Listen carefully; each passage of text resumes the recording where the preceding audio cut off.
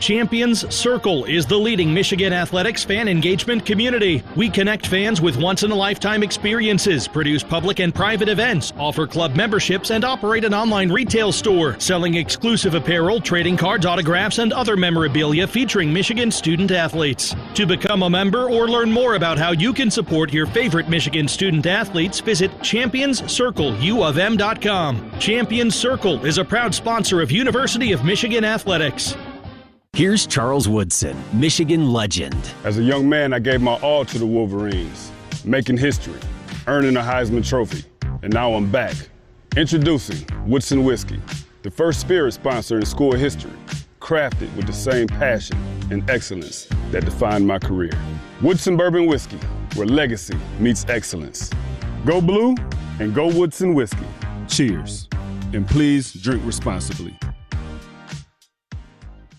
The excitement, the passion, the tradition. Hand off to Kalel, and he's piled up at the line of scrimmage. Breaks a tackle. 40, 25. Kalel Mullings outside the numbers at the 20, and he's knocked out of bounds at the Ohio State 15-yard line. This is Michigan football from Learfield. It's time to think forward first. Right now, check out the 2025 Ford Bronco Sport Big Bend at your Southeast Michigan Ford dealers. Easy Plan customers who trade in their current vehicle can lease a 2025 Bronco Sport Big Bend for $359 a month for 36 months, with only $359 cash due at signing. Payment includes waived security deposit, excludes title, taxes, and license fees. Not all buyers will qualify for low-mileage Ford Credit Red Carpet Lease. Payment includes $1,000 RCL cash, $1,000 open trade assist, and $400 AXZD BFG bonus cash. Offers are only valid on package 200A. Take new retail delivery from an authorized Ford dealer stock by November 3rd. See dealer for qualifications and details. So take advantage of this great offer and lease a Bronco Sport Big Bend for $359 a month for 36 months. Only at your Southeast Michigan Ford dealers. Think Ford first.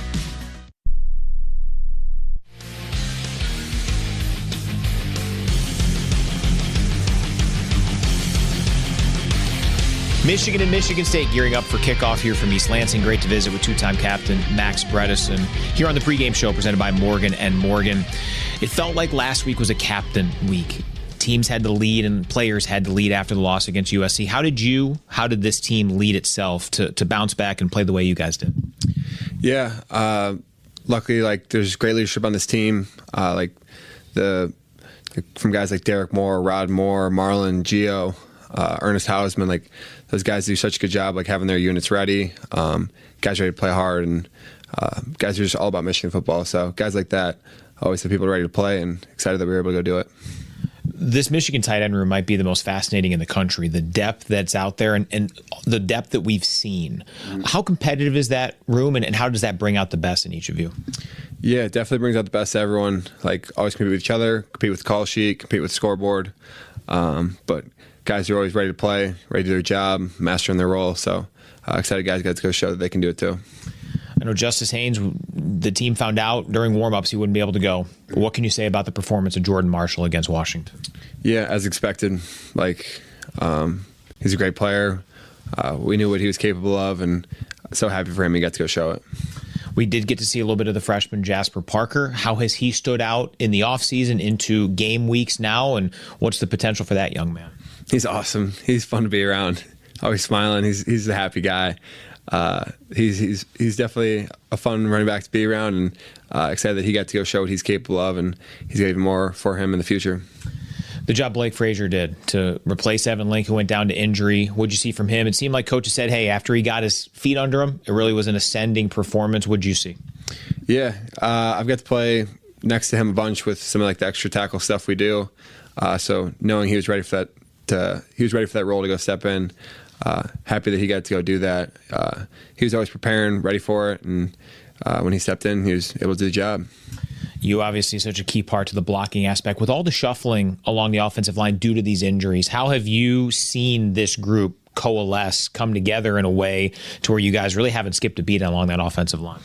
Yeah, guys just banking reps together. Some of those game reps mean so much more than the practice rep. So when they bank those reps and guys, like 5 guys playing as one, like when they all play together, a lot of good things can happen. Much was made about you rooming with Bryce during camp. Now you've seen him be the starting quarterback for 7 games here at Michigan. How has he grown as a person, as a leader, since you guys were in a hotel room after some 3-hour practices to now? The growth is crazy each week. It's like he's a new guy each week and just getting better and better. The way he can command the huddle, the way he can be like just one of the guys in the huddle, it's pretty special to see for him to be able to step in here and do what he's been able to do. You like talking about other guys, but I'm curious, how do you feel you have done this season through 7 games? Yeah, we've had great offensive performance. Happy to always be a part of that. Been just doing whatever I can do to help Michigan win, and happy with how that's gone so far. And obviously, this is a game that's very important. It's one of the goals you guys set at the start of the year. First off, just the rivalry in this game. How would you describe playing in this game? Yeah, special game, like the in-state rivalry. It's like state championship. This rivalry games always mean more. So being a part of a rivalry like this, is why you come to Michigan, playing the ones like this. For the guys who are younger, and there's a lot of young players getting opportunities, do the captains, do the coaches kind of help educate what this rivalry means? You pick up some of it on recruiting trails and conversations, but in that game week, is there some of those conversations? Yeah, definitely. That's kind of like one of your jobs as like a leader on the team, is to have guys like that ready to play. There's guys who are in-state kids who've got to see it before, but like it's your duty as a leader to have people up to as much knowledge of the game as possibly can, because there's nothing like once you step into that game, you got to experience it to really know what it's about, but doing everything you possibly can to have them ready for it. It's your job. I'm sure you studied them plenty at this point. So thoughts on Michigan State defensively? What do they do well? What will be important in this game? Yeah, like a Big Ten defense, like a team that wants to like dominate the line of scrimmage. They want to make the big play. A defense that's built in the right stuff, and definitely a true solid Big Ten football defense. Well, good luck, Max. Appreciate the time as always, and go get them. Thank you. Appreciate it. Go Blue. There's Max Bredesen. Much more to do on the pregame show. Jack Miller and Jason Vaught share their thoughts from East Lansing next as you listen to Wolverines football from Learfield. Hey, Wolverine fans, it's college football season, and SeatGeek is the official ticket marketplace of Hail Marys and walk-on heroes. SeatGeek makes it easy to find tickets so you can be a part of all the action this season. Whether you're buying or selling tickets to Michigan football games or to any other live event in your area, SeatGeek is the place to do it. SeatGeek is the official ticket marketplace of the Michigan Wolverines. Let's go, Wolverines! SeatGeek.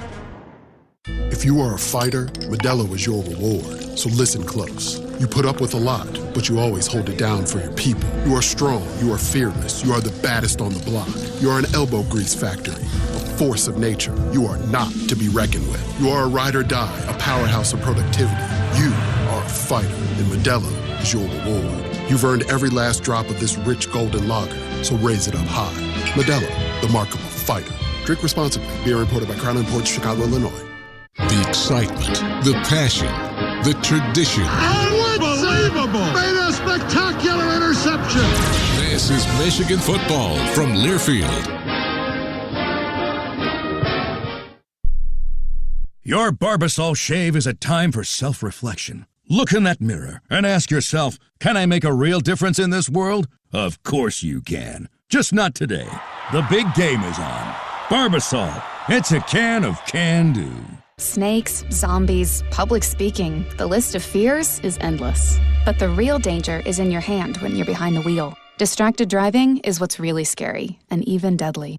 Eyes forward. Don't drive distracted. Brought to you by NHTSA and the Ad Council. Wolverine fans, it's not a Michigan game day without a Michigan-made beer. Founders Brewing Company, your official craft beer of Michigan athletics, has the perfect beers for your game day traditions. Founders has been brewing up high-quality, highly rated beers like All Day IPA, MI Pilsner, and their Mortal Bloom Hazy IPA right here in Michigan for over 25 years. Whether you're at the game, tailgating, or watching from home, there's nothing like enjoying a Michigan-made beer from Founders Brewing Company.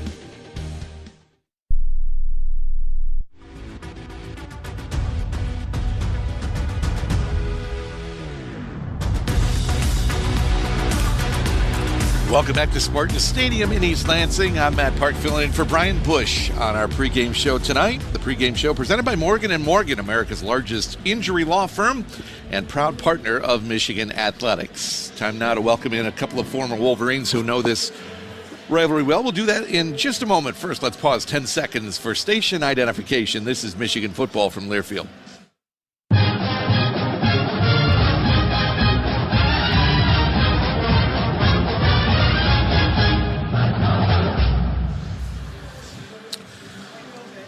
All right, let's talk emotions as we get into this rivalry game today. Rivalry games are full of them. They can be galvanizing or destructive. Let's go down to the field for the first time tonight with Jason Avant. Jason, what are you sensing down there tonight in terms of the emotions for both teams as we approach 40 minutes now to kick off on this Saturday night? Always destructive. I think in this rivalry, you see more grimacing and people talking trash the entire time. I was just in front of Aiden Childs, and he was giving it to the fans here. And this rivalry means a lot because a lot of these players know each other. That's the thing that you can sense and you can see when you're down here on the sideline. You can see players go up to the Michigan players go up to the Michigan State guys because they were high school teammates or they had communication at some point. So this game means a lot. This is bragging rights amongst the players, but also amongst our alumni and our fan base as well. I think the best way to put it is that this game is personal. It means a lot. It means a lot to the state. It means a lot to the alums, the guys on the field, like you said, Jason. A lot of them played together in high school. And whether you're talking about people in your neighborhood, your family, your spouse, your kids, there's a lot of connectivity between these two schools. And the ability to win this game and have bragging rights for the next year means a lot. It's always chippy. It's always personal on the field. That's what makes this game different. For both you guys, when you're playing in this game, and they talk about playing to the echo of the whistle, is that what we're going to see tonight? That we're going to see the blocks go a little bit further down the field, and they're just going to be extended an extra second or two after a play is over, just because guys are so physical and this game means so much to them. Yeah. Go ahead, Jack. I think so. I think that's part of what makes this game special is because it's personal like that, you want to have that extra oomph and you want to set the tone, particularly early in the game, about who's in charge and what's going to happen. Particularly being on the road for Michigan tonight, you don't want the crowd to get into it. You want to go out there, set the tempo early, block through the whistle, finish plays through the whistle. Nothing dirty, nothing out of line at all, but you want to play a physical, violent game of football and let the other team know what you're about and who's in charge. I would say that it's a little bit dirty, just a little bit. You know what? You want to play this game like your name is John Runyon. Everyone know who John Runyon is. I played with him in Philadelphia. This guy will play right until the end of the whistle. He will finish a guy every single time, and it will get the crowd going crazy. And these types of games, you want to impose your will, and you want to have the mindset of a John Runyon in this type of a game. Jason, let me ask you about that crowd out there tonight. As I look down, I'm seeing a fair amount of maize and blue that is dotting the stands. You're always going to see some of that at a Michigan State game, but what are you sensing from the crowd down there tonight? Is it still going to be a Spartan crowd, or do you think there may be more Wolverine influence? Well, it's going to be a Spartan crowd because we're here in East Lansing, but there's a lot of Michigan fans, and I was out in the town today, going to restaurants or Meijer or whatever it may be, and getting a sense from the fans, they don't think that they have a shot from the fans' perspective. So we need to jump on their neck, just like Jack said, in order to kind of confirm that doubt in their mind. So it's definitely more Michigan State, but Michigan is represented well. Yeah, I think any time that you're the favorite and you have the opportunity to go on the road when it's close and just 45 minutes away, you're going to get a good fan base here. But nevertheless, Michigan State, this is huge for them. This is their biggest game of the year every single season. No matter what else happens in the year for them, this game has a different meaning. It carries differently. And Jonathan Smith and this program is in trouble right now. If he's able to come out of here and do something special, that could save his season, could save his time being at Michigan State.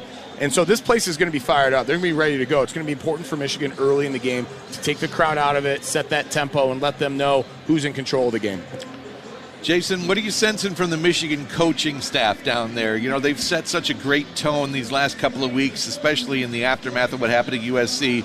great tone last week to be ready for Washington. What are you sensing from the coaches and the staff around the players down there tonight to try to set the tone for this game for Michigan? Yeah, they're all positive, always upbeat. They're always coaching extra. A guy like Juan Castillo, like these guys are always coaching guys. But you can also see that laser-like focus because the goal is the college football championship, the playoffs, right? So they realize that they can't have any mistakes going forward. So, and this is a rivalry game. They talked about it in the locker room at the end of the game last week. You don't need to be encouraged to play in this game. This is why you come to Michigan, to beat the Spartans, and I think that they'll do that today. Yeah, and you don't have to, like you said, Jason, you don't need another reason to be fired up. It's a rivalry game. That carries enough weight itself. But every game here and going forward, it started last week with Washington, keeps going tonight. It will go the rest of the year. It is a playoff game. To accomplish their goals and do the things that they set out to do, you have to win. So that, on top of the fact of the rivalry and what this means, I think the team will be ready to go. Talking about emotions, Jack, what about for coaches? How do they manage their emotions to be what they need to be for these players who may have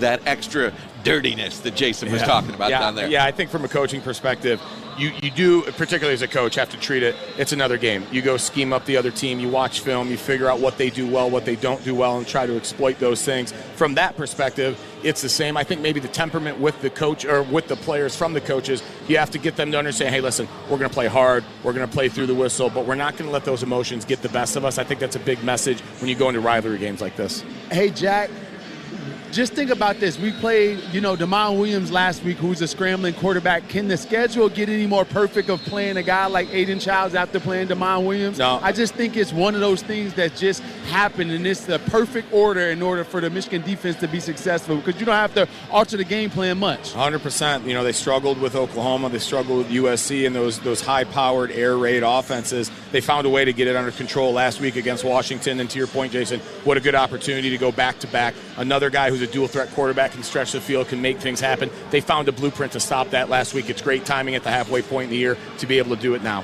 All right, I asked you earlier in the pregame, Jack, back in our pre-network portion, when do the juices start flowing for players? Yeah. Are they flowing now? Oh, yeah, I can promise you that. They're flowing now. I was down there walking around about 20 minutes ago, and you can tell there's laser-like focus. These guys are ready to play. Rivalry game, contested, be a hostile environment, under the lights, all that goes into it. Jason, I'm sure you can talk about what it feels like down there. It seems like these guys are locked in and ready to go, and you wait all day, and you have that pent-up energy, and it's about go time. Yeah, I'm excited down here. That's the best part about being on the sideline. You get to feel the emotion and see what the players are doing and what they're saying. I was right in front of the Michigan State Spartans players while they were warming up, and they were talking trash. They were looking confident, and I just want to see them keep their same energy when the whistle is blown because I know Michigan will be ready. Jason, let's talk with you down on the field there. Conditions could not be more perfect for this evening.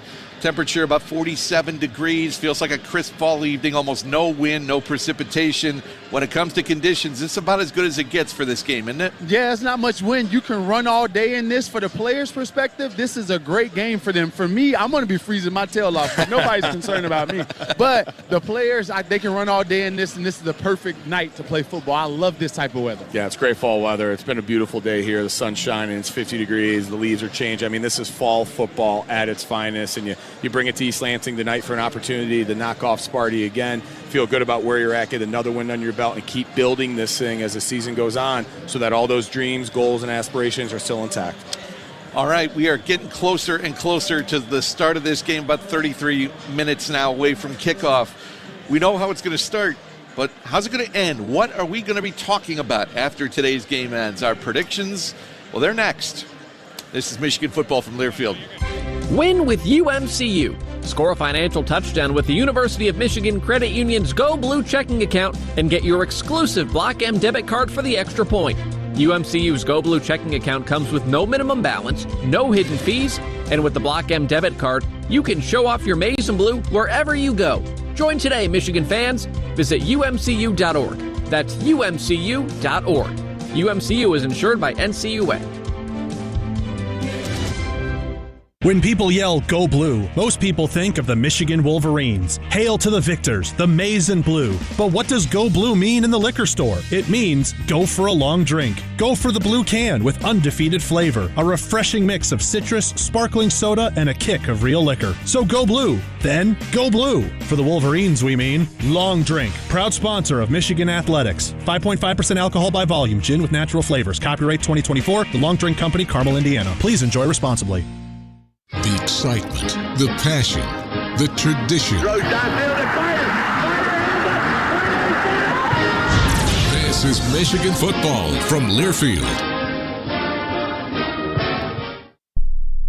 Introducing Celsius, the energy you need for Michigan football. Pop open a can of Celsius and experience a refreshing taste made with proven ingredients, zero sugar, and essential vitamins, helping you keep up with every play and celebration. Whether you're in the big house or cheering from your couch, Celsius keeps you energized for every quarter. Find Celsius at a retailer near you or at Celsius.com. Celsius. Live fit.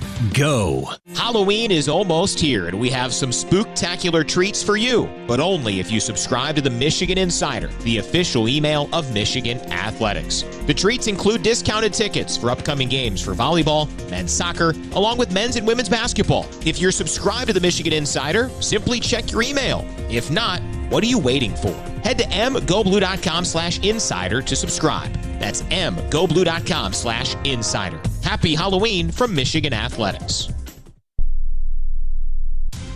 Michigan and Michigan State, the Wolverines and the Spartans renewing their rivalry for the 118th time. Paul Bunyan. What does he mean, Jack? Paul Bunyan, the trophy. You carry it off the field, but you just want Paul home, right? You do, and you've had him home for a couple years now. That's where he belongs, in Ann Arbor.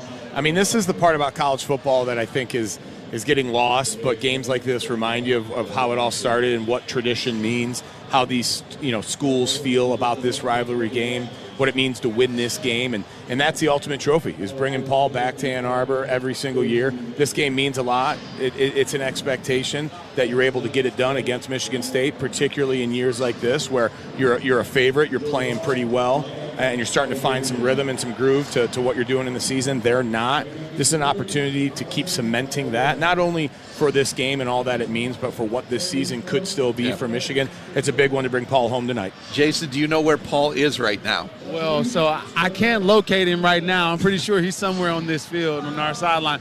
But I will say this about it. That's the ugliest trophy in college football. And it has nothing to do with the trophy's appearance. It has to do what it stands for. And we just don't like this team in green, and they don't like us. And that's what this is about. A quick note about the game. The field is coming up pretty easily. The grounds crew is constantly going back, trying to put patches of grass back in place. So it's coming up pretty easily on the field. All right, interesting.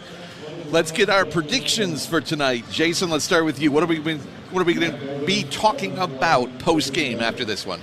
I'm going to say that it's going to be similar to last week. When the defense came out and they became laser focused, I think they're going to be encouraged by their together performance of last week. And when you're dealing with a left tackle that is hindered, maybe injured, may not even play, in Stanton Rumo, right? So, and their offensive line is bad as is. So I think this is a game of turnovers for the University of Michigan. So I'm looking at a good 2 or 3 interceptions for the Wolverines. So I'm going to say defense. Prediction from you, Jack. Yeah, I think we're going to be talking about the running game for Michigan. I think this is a great opportunity to continue to get that offensive line to gel and find some momentum, carry it from last week against Washington. Justice Haynes, game time decision. Looks like he's out there. Looks like he's going to be able to go tonight. I think finding him again, being able to spell him with Jordan Marshall, control the line of scrimmage, get that run game going. Looks like they found something last week with Washington. If they're able to keep doing that, all good things lead for Michigan being able to run the ball. All right, coming up, Rob Joyce back in our studios. He'll have a scoreboard update, and then we'll hear from head coach Sharon Moore as we continue to count you down to kickoff here in East Lansing. Michigan and Michigan State, the Wolverines, headed back to the locker room. This is Michigan football from Learfield.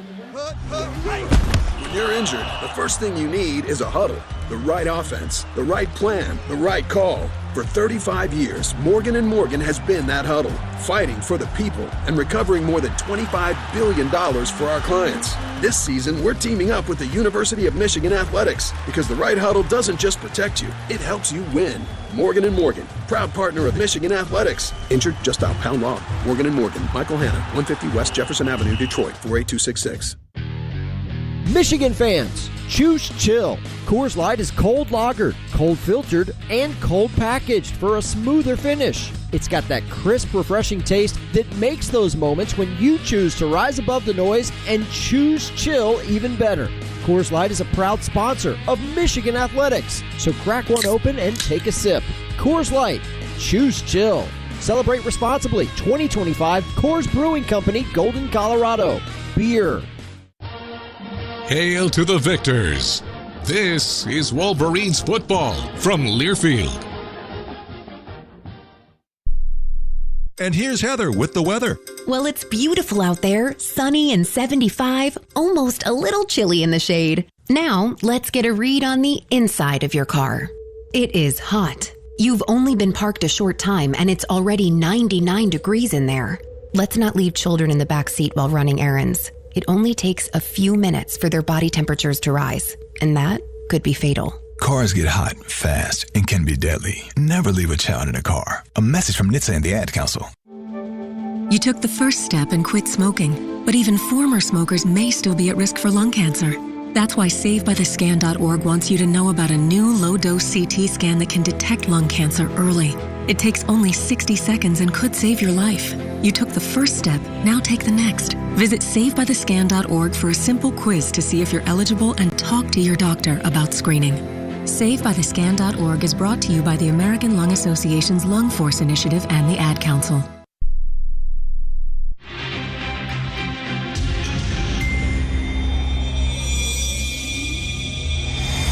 As the Wolverines get set to battle Michigan State for the Paul Bunyan Trophy, let's check in with Andy Hetzel from Blue Cross Blue Shield of Michigan. It's a big game, Andy. Are you ready? Hi there, Doug. I'm always ready for this one. It's among the best rivalry games in college football, and it has been since 1898. Andy, a win today would keep the Paul Bunyan Trophy at home in Schembechler Hall, and it would be a big step towards even bigger goals for the Wolverines. Let's talk about a big step we all can take towards better health and more affordable health care. Doug, as we've shared with Wolverines fans in our weekly talks, preventive care services are so important because they allow us to live our best, healthiest lives. Preventive care also plays an incredibly important role in keeping health care affordable. Andy, we think of preventative care like making sure a visit to your doctor every year for a wellness exam is something we can control that keeps health care problems from happening, or if they are happening, it keeps them from getting worse. It starts with staying up to date on checkup, screenings, and tests. It's so important, Doug. We have a lot of information on the importance of preventive care and tips on when and where you should seek it online at mibluedaily.com/affordability. Doing our part to stay on top of our health by having open dialogue and working with our doctor has obvious benefits, but it also contributes to keeping the cost of health care lower for all of us. That's true, Doug. Each one of us, multiplied millions of times over, contributes to the expense of our healthcare system. And there's no better way to promote affordability within that system than each of us taking the steps to stay as healthy as we can be. Thanks, Andy, for the information you've shared with Michigan fans this season, not only here on the pregame show, but on that great site, mibluedaily.com/affordability. Thanks, Doug. Go Blue. We're counting it down to Michigan and Michigan State, 7:45 the kick from Spartan Stadium. Rob Joyce with you in the network studios with a look around the rest of college football. Not a ton going on right now in the Big Ten. Most of the day's action is done.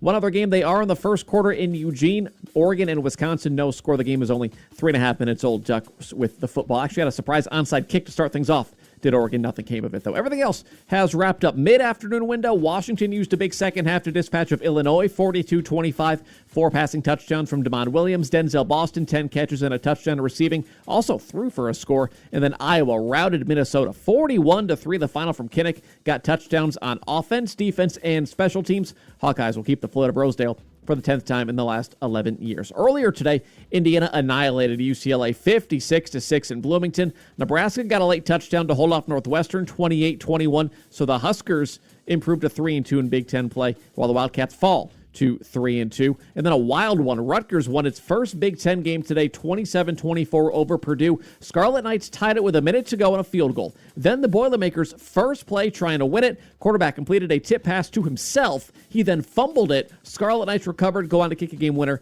to win by 3. So that's the end of the Big Ten. Nationally, top 25 going on right now. A handful of games. Number 14, Texas Tech all over Oklahoma State, 42-zip in the fourth quarter. Number 21, Cincinnati up on Baylor, 41, 22 minutes to go in Cincinnati. Number 22, Texas in trouble, trailing at Mississippi State, 38-28. 8:02 to go in the fourth. Bulldogs have lost 16 straight SEC games. And then early on, Stanford, a 7-0 lead at number 9, Miami.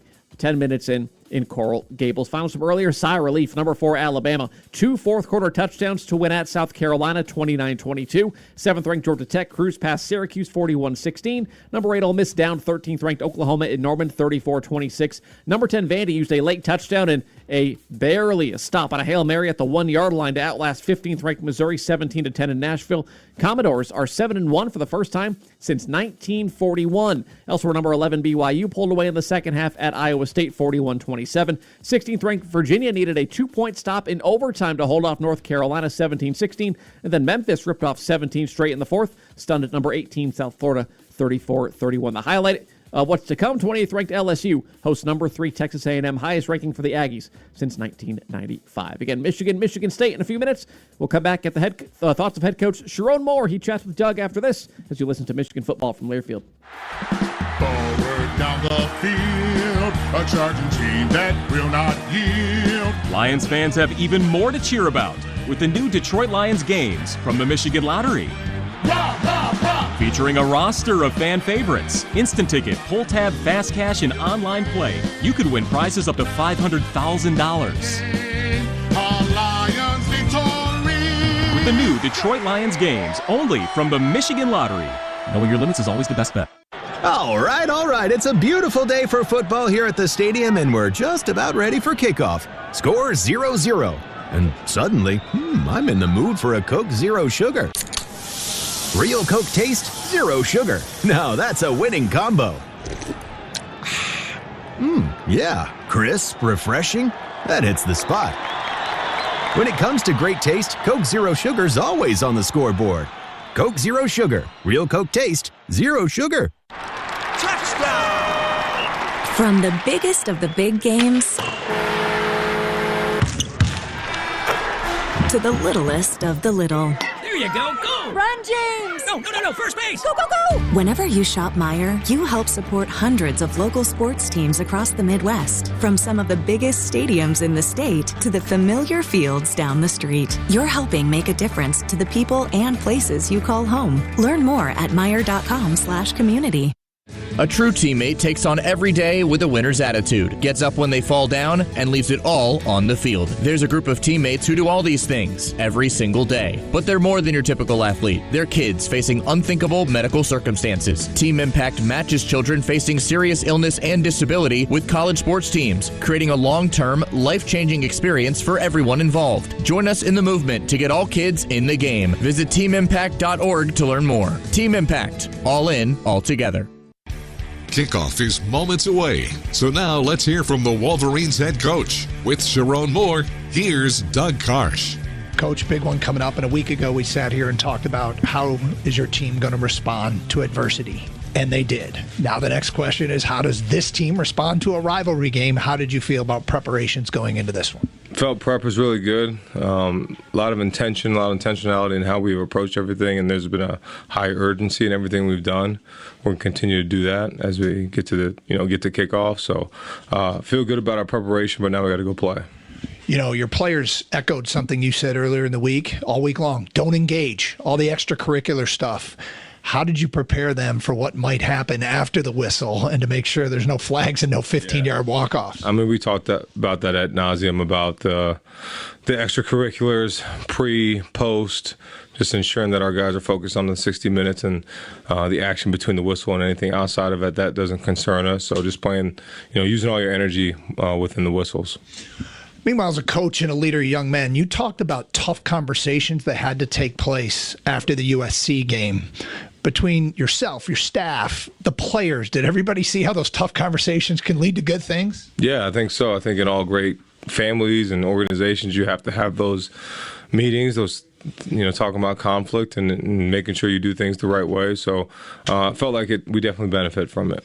All right, let's talk about your quarterback last Saturday. Was that a sign of him being at the poised to take his game to the next level? I think so. He played really well. Obviously, there's some things that we think he can still get better at, and we'll continue to do that. But played his best game, his most complete game, and obviously from a completion percentage, it was. So we'll look for him to continue to take those steps. All right, your offensive line, another new configuration with Blake Frazier going in at left tackle. Blake's preparation for this game, how has he looked? Been good, really good. He's had a strong week. He knows everything about this rivalry and what it's all about with his dad playing here and him living this for his whole life. So this means a lot to him as it does to all of us. But he's taking it the right way and hasn't practiced like a redshirt freshman. Well, you mentioned redshirt freshmen. You now have 3 of them on the offensive line, all playing in this game.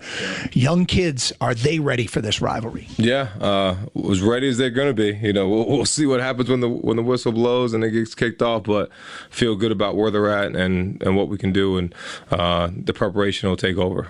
All right. What stands out about the Spartans defense? I think they're physical, run to the ball well. They do a lot of things. They're multiple looks. I think normal downs, base 2 high shell, they'll play quarters and cover 3, but they'll blitz you a good bit. He's playing a little bit more man than he has in the past, and we've got to do a really good job of winning our one-on-ones when we get your chance. You've had some guys banged up offensively. Anybody coming back for this one tonight? Look for Justice Haynes to get on back and get rolling. Feel good about that. Marlon Klein as well. To get those 2 guys back will be huge for our offense. In the meantime, is there anything better than watching guys down the depth chart step up and make plays at tight end and running back? No, the next man up mentality, watching Zach Marshall and Deacon Tonelli really warm the heart up a little bit, and to watch those guys and how much hard work they've put into this point made a lot. Obviously they made a difference in the game and had great games. Well, more with Coach when we continue. Michigan and Michigan State. You're listening to Michigan Football from Learfield. We asked our team, why did you choose to work for Michigan Medicine? Here are some of their answers. Being able to interact with patients, offer them hope, and hopefully giving them care that they couldn't receive anywhere else is the biggest thing. Because it's the best of the best. We have great benefits, we have great leadership. I love what I do. This is a place where you want to be if you're looking to make change. To our team, we say, thank you for choosing us. We shape the future of healthcare together at Michigan Medicine.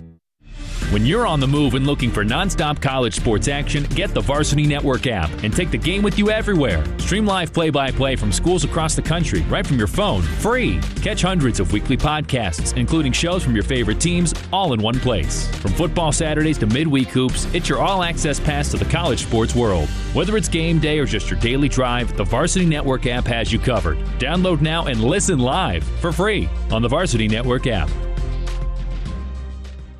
Michigan fans, kickoff is right around the corner, and Buddy's, the original Detroit-style pizza since 1946, has the best corners in the game. With its iconic square shape and crispy, crunchy corners, Buddy's is a proud partner of Michigan Athletics. Handcrafted daily with Wisconsin brick cheese, fresh toppings, and sauce on top. Whether you're tailgating at the Big House or watching from the best seat in your house, start game day off right with Buddy's. Get 10% off your order right now at buddyspizza.com with promo code 10OFF.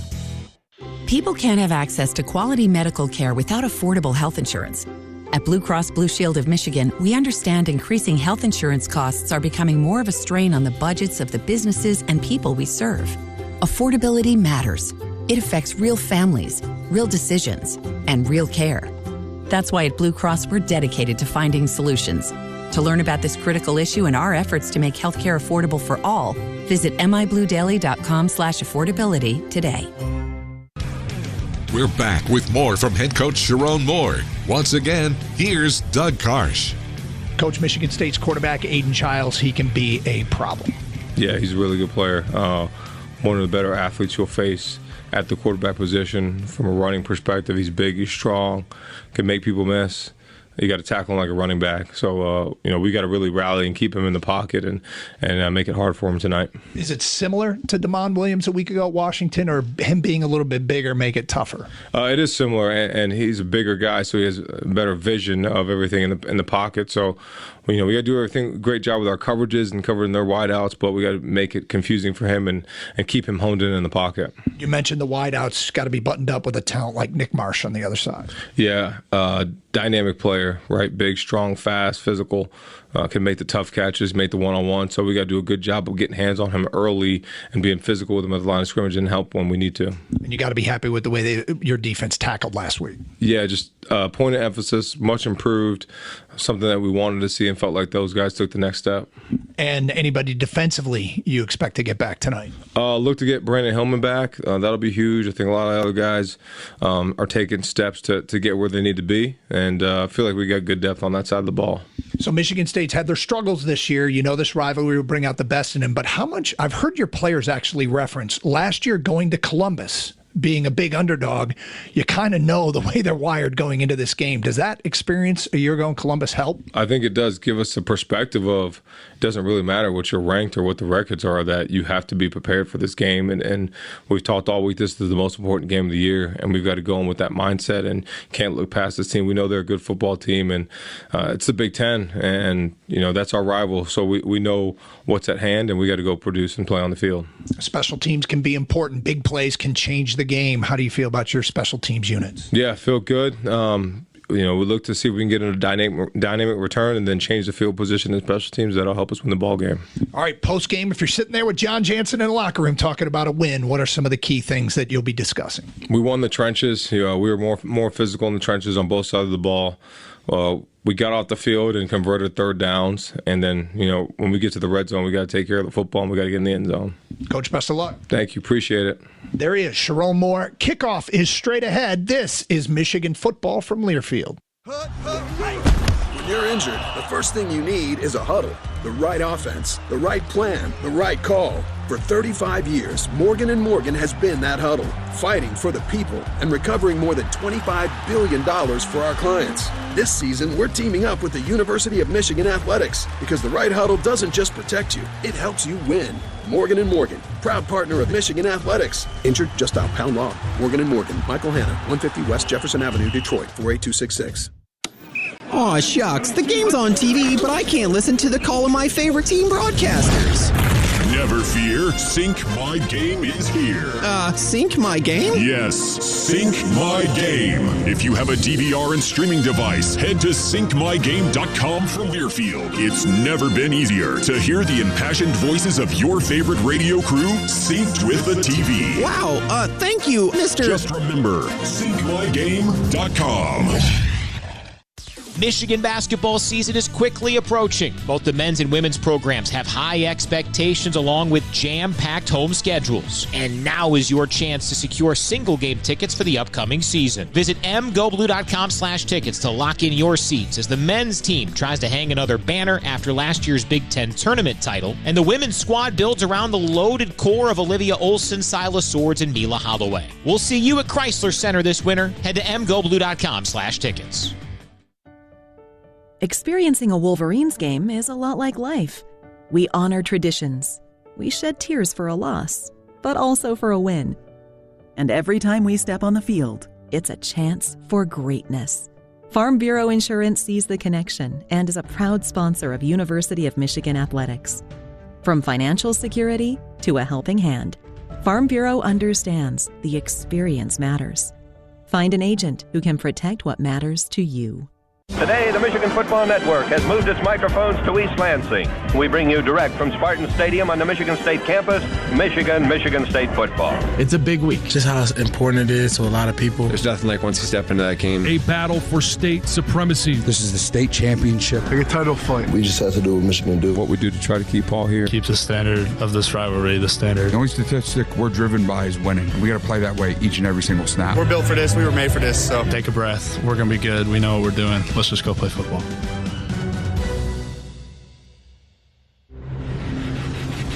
Michigan Football is brought to you by Morgan & Morgan, America's largest injury law firm and proud partner of Michigan Athletics.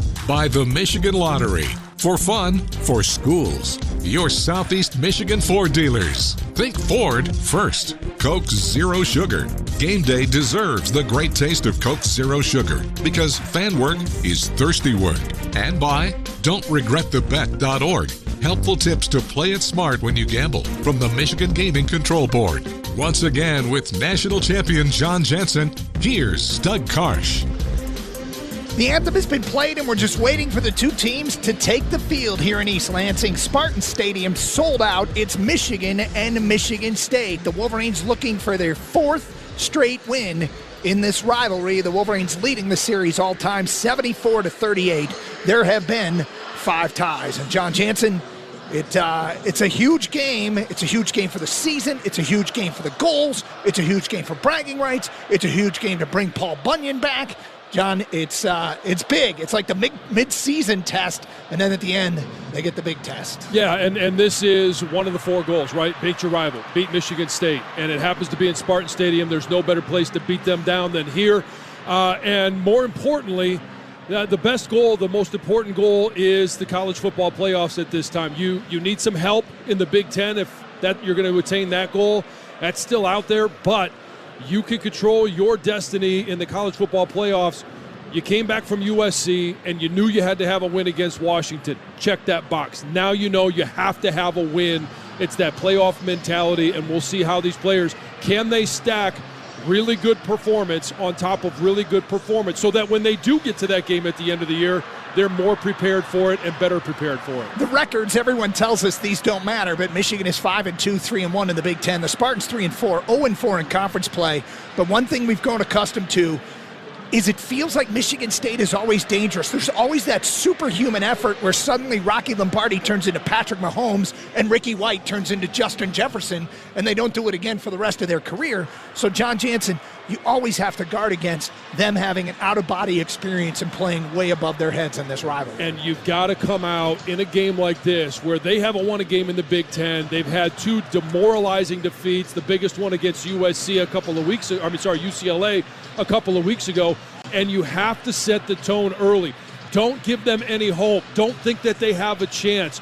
You kick them, and you keep kicking them throughout the entire game.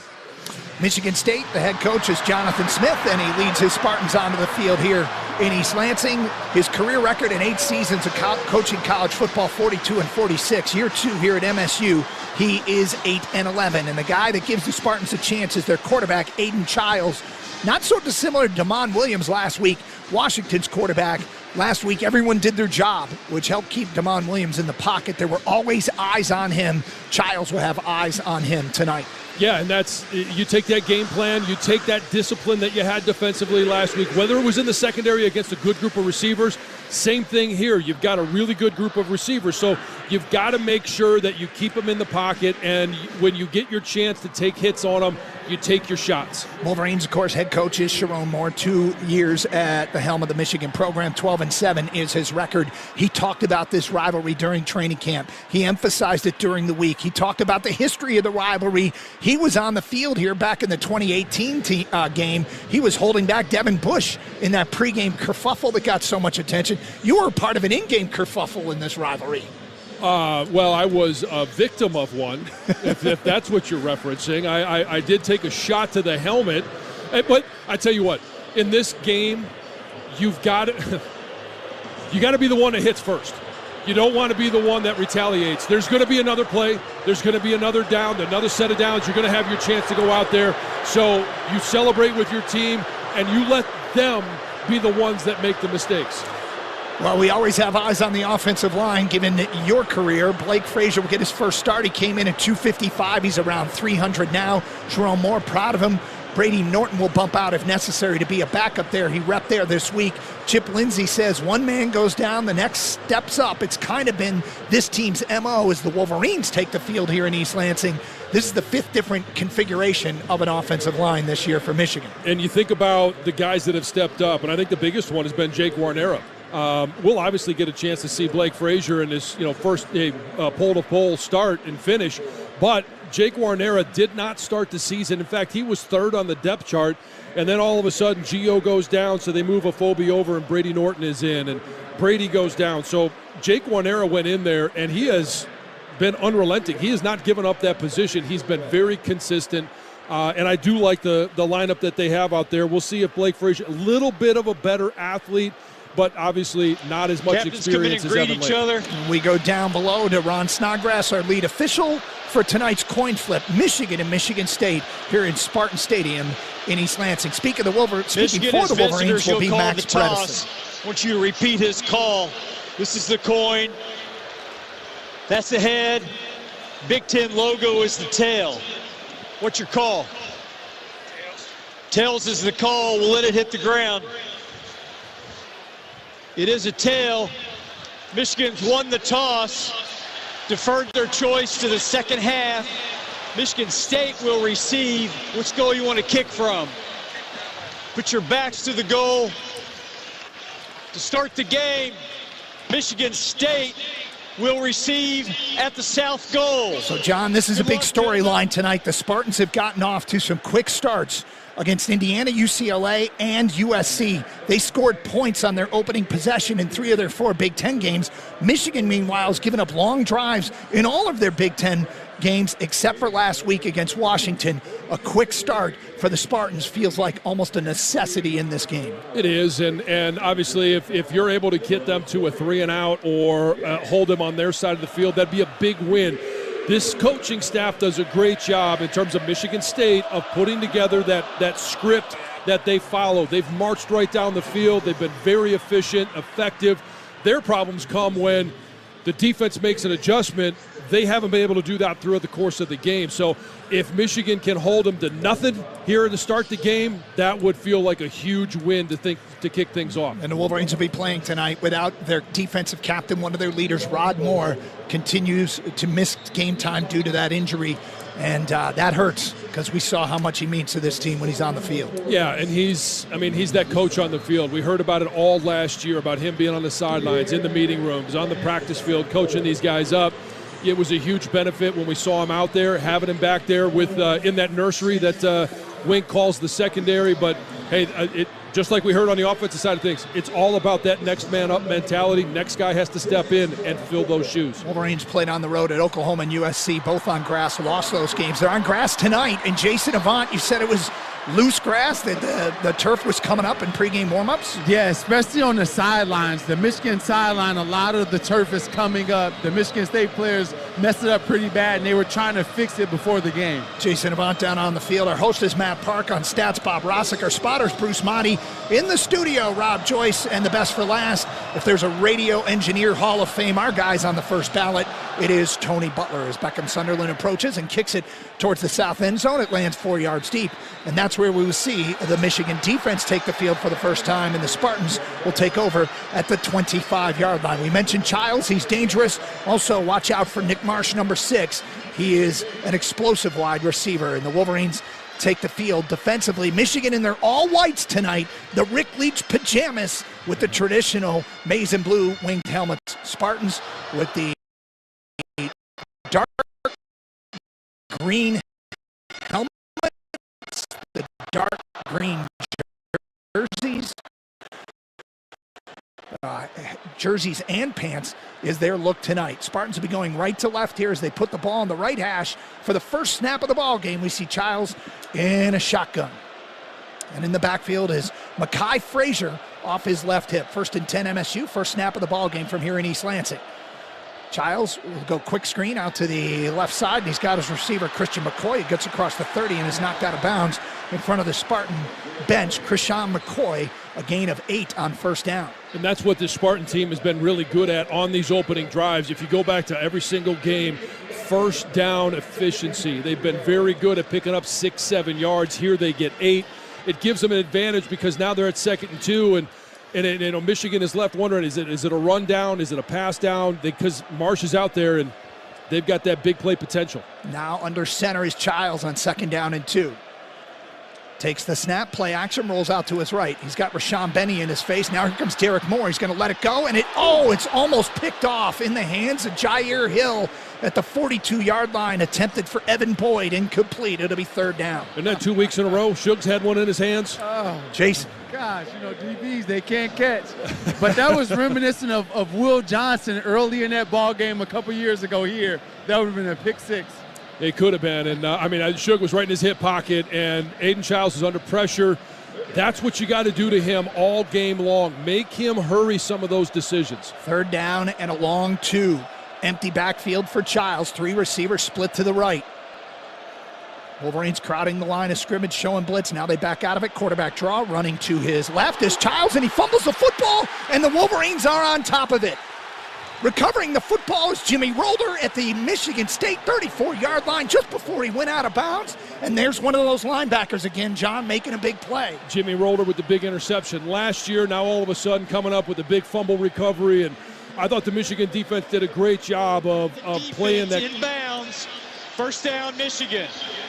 Confirmed that he was in bounds when he recovered it, and we're going to get a chance to see it on film. Yep, both cheeks in bounds. So we got a chance to start off with great field position, but I love the awareness of the defense that Aiden Childs is that mobile quarterback, called quarterback run, and they were not surprised at all.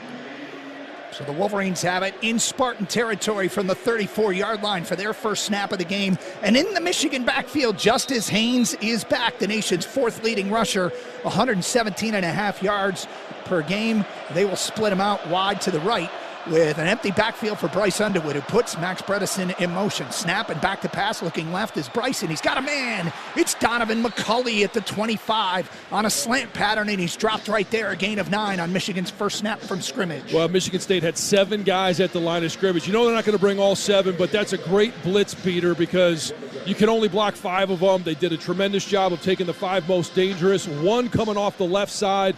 It wasn't able to get home. Bryce saw it. He knew who the unblocked defender was going to be and got rid of the ball. Second down and 1 for the Wolverines. Underwood in a shotgun handoff to Justice Haynes. He's got the first down across the 24 and down to the 23-yard line. He's tripped up a short gain, but enough to move the chains. Ben Roberts on the stop for the Spartans. Boy, it sure feels good to know that Justice Haynes is in the backfield. I think Jordan Marshall did a tremendous job. Had a career day last week, but that big play potential, just that threat of him, of Justice being on the field, really keeps that Michigan State defense honest. Now Samaj Morgan in the backfield to the right of Bryce Underwood. To the left is Justice Haynes. Max Bredesen put in motion, snap, and a spinning handoff to Justice Haynes, who gets it down to the 20-yard line for a gain of 3. They faked to Samaj out of the backfield running left and handed it back to Justice Haynes running right. Short gain. It'll be second down. Last week I was talking about the ball handling skills of Bryce Underwood, and it's so intricate of being able to get that ball in the belly of Samaj, spin around and hand it off to Justice. A lot of things could go wrong as he's spinning around. It's really nice to see him working on that skill. From the Spartan 20, second down and 7 for Michigan. Underwood takes the snap, looking to his left, delivers, and he's got Andrew Marsh at the 15, and he's dropped immediately. But a good gain there. Joshua Eaton in coverage. And it'll be a 3rd and short following that completion to the freshman. Yeah, Andrew Marsh has really been that very security blanket for Bryce Underwood. He's done a tremendous job of running really good routes, and there it's just a quick out. He knows he's going to be a little bit shy of the first down marker, but it gives Michigan a 3rd and 2, very easy to convert. And coming off of that turnover, this is one where you really feel like you get a huge advantage, momentum, and just in this game about scoring on this opening drive. We have an injury on the field. It's Ben Roberts, defensive tackle for the Spartans. As they attend to him, we'll take a break. Scoreless here early in East Lansing. Wolverines knocking on the door. This is Michigan football from Learfield. Touchdown! From the biggest of the big games to the littlest of the little. There you go, go! Run, James! No, first base! Go, go, go! Whenever you shop Meijer, you help support hundreds of local sports teams across the Midwest. From some of the biggest stadiums in the state to the familiar fields down the street. You're helping make a difference to the people and places you call home. Learn more at Meijer.com/community. Pumpkin picking is here at Soaring Eagle Casino and Resort, and this patch is packed with prizes. Every Friday in October from 5 p.m. to 11 p.m., 4 lucky guests will step into the pumpkin patch for their chance to win. Pick the perfect pumpkin and win up to $1,500 in premium play. Pumpkin picking is here at Soaring Eagle Casino and Resort. It's all treats, no tricks this October. Only at Soaring Eagle Casino and Resort. Your getaway reimagined. Visit SoaringEagleCasino.com for complete rules and details. People can't have access to quality medical care without affordable health insurance. At Blue Cross Blue Shield of Michigan, we understand increasing health insurance costs are becoming more of a strain on the budgets of the businesses and people we serve. Affordability matters. It affects real families, real decisions, and real care. That's why at Blue Cross, we're dedicated to finding solutions. To learn about this critical issue and our efforts to make healthcare affordable for all, visit mibluedaily.com/affordability today. He's got the speed. He's got room. He's going to score. No one gets you closer to the game than Sirius XM College Sports Radio. For the win. Got it. Let's go. Tune in for news, talk, and analysis from the offseason through regular season and into the postseason. We've got your team covered anywhere you go. Deep to center field. Oh, it's gone. Get a free trial at SiriusXM.com/College Sports Radio 2025. The presenting sponsor of the 2025 Michigan football season, a proud supporter of hundreds of local sports teams across the Midwest. It's 3rd down and 2 for Michigan. Ben Roberts taking off the field for the Spartans, defensive tackle. By the way, we mentioned some of the players that returned for Michigan from injury. One of them is the safety, big number 6, Brandon Hitman Hillman. He's the one that forced the fumble by Aiden Childs on the Spartans' initial possession, and the Wolverines have it 3rd and 2 for the Spartans' 15-yard line. See Marlon Klein, he's back from injury. He's in there for Michigan, the tight end. Snap, handoff, Justice Haynes, and he fights forward close to the first down. This is going to depend on the spot, and I don't think they got a very good spot there. No, that's a terrible spot. I mean, a terrible spot. We'll have to see when his knee hit the ground. I think this is one where Sherrone Moore's going to go for it. I almost think you kind of have to. I don't want to just come away after that turnover with just 3 points. And they're certainly not going to show the replay in the stadium. It's a full yard.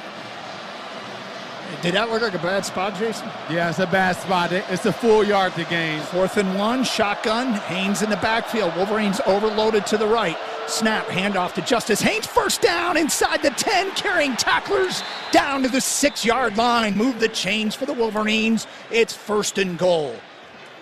Yeah, that's an attitude block right there. If you can't gain a yard, then I'm not sure this is the game for you. This offensive line has been really good. I like the fact that they're going gap blocking in that one. They brought Max Bredesen in motion and got him blocking on the end of the line of scrimmage. That's an attitude play right there. 1st and goal for Michigan from the 6. Underwood brings Channing Goodwin in motion.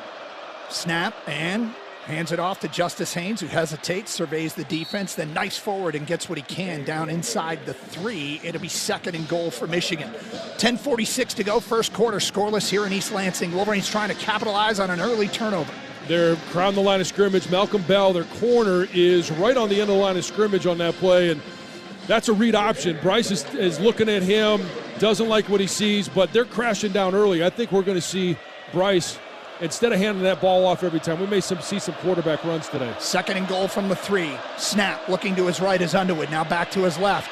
Nobody open, rolls out to his right. Throw it away, Bryce. He's in trouble. Back of the end zone, delivers incomplete over the head of Samaj Morgan and lived to play another down. Yeah, that's a nail it or sail it, and there was no way that no one was going to be open for him to hit, so he sailed one out of the back of the end zone. And Doug, in the last couple of games, we've seen him take sacks or run out of bounds shy of the 1st down. You start to see some of those moments, especially here in the red zone, where you like to see him throw the ball away. That was the old tight end fall down, but Marvin Klein couldn't get out. He was delayed a little bit too long. Okay, he was looking to throw back to the left. 3rd and goal from the 3. Underwood takes the snap. Back to pass. Here comes the rush. Going to deliver back of the end zone, incomplete. Looking for Donovan McCulley. And the Spartans had forced a 4th and 3, and Sherrone Moore's going to choose to take the points. Yeah, I take the points on this one. They just brought an extra guy off the end of the line of scrimmage. And just like we saw earlier, this time it was Dontavius Nash They're really crowding the line of scrimmage. They are being aggressive defensively. We've seen them bring Malcolm Bell from the corner position, Dontavius Nash from the safety position. This will be a 21-yard field goal for Wolverine kicker Dominic Zavada. Greg Tarr will snap it. Beckham Sunderland will hold it. Snap is good. The ball's placed down. The kick is up, and the kick is good. Michigan on top, 3-0. Michigan football sponsored by Blue Cross Blue Shield of Michigan. Whole health includes body and mind, and Blue Cross covers it all. From mental health resources to exercise routines, Blue Cross is ready to help. Learn more at bcpsm.com. Let's pause 10 seconds for station identification. This is Michigan football from Learfield.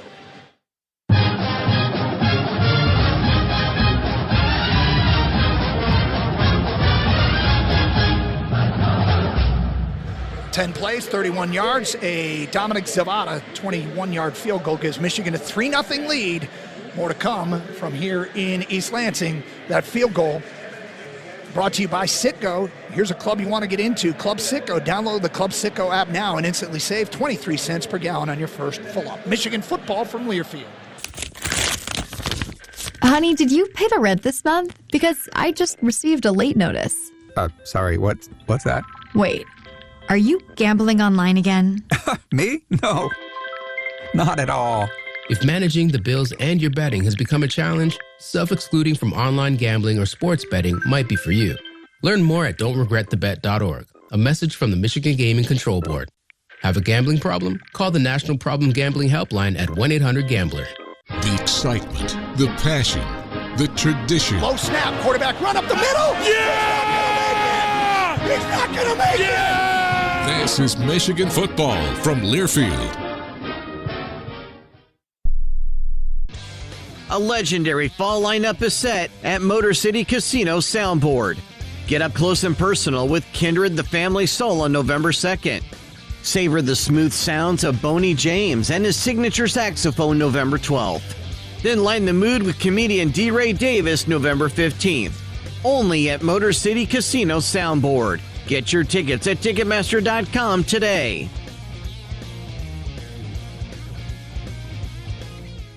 Hi, I'm Rick Germain for Germain Lexus of Ann Arbor, official partner of Michigan Athletics. Whether you're tailgating or headed to the big house, Germain Lexus of Ann Arbor has the perfect vehicle for every fan. New or pre-owned, our team has a large inventory of vehicles ready for you today. And a special offer for Wolverine fans, receive a $1,000 discount and 3 years of maintenance on any new Lexus purchase when you mention this ad. Stop by Germain Lexus of Ann Arbor or get started at lexusofannarbor.com.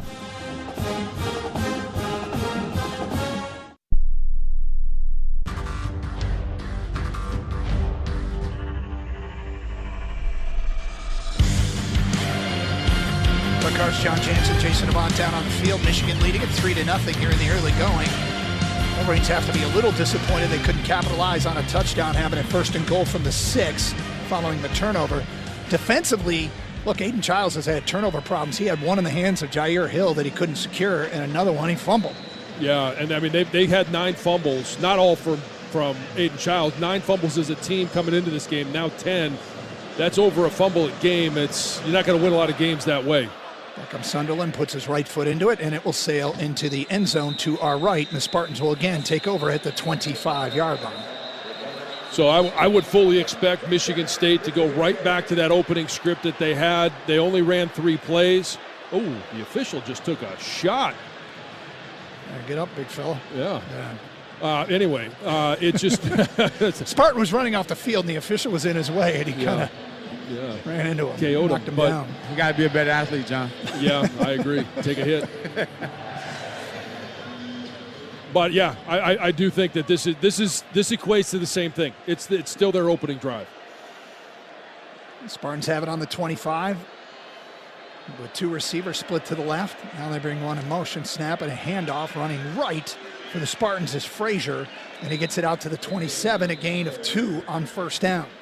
And Oetta leading the Michigan tacklers. They want to do the same thing with Aiden Childs. They're running a lot of read option. He's reading TJ Guy on that play. He ends up handing it off, but TJ did a nice job of staying backside, discipline. His eyes never left Aiden Childs. That's going to be a very big key of this game, is whether it's TJ Guy, Derek Moore, even Jay Shaw Barham when he's on the edge. Got to have your eyes on Aiden Childs. Childs now up under center on the 2nd down and 8. Now he'll shift everybody out wide and drop into a shotgun, empty backfield. 5 receivers as Childs barks some commands, now takes the snap, back to pass, over the middle, delivers, incomplete. Looking for a wide receiver. Spartans want a flag, they're not going to get it. Ernest Hausman in coverage there on Rodney Bullard. It'll be 3rd and long for MSU.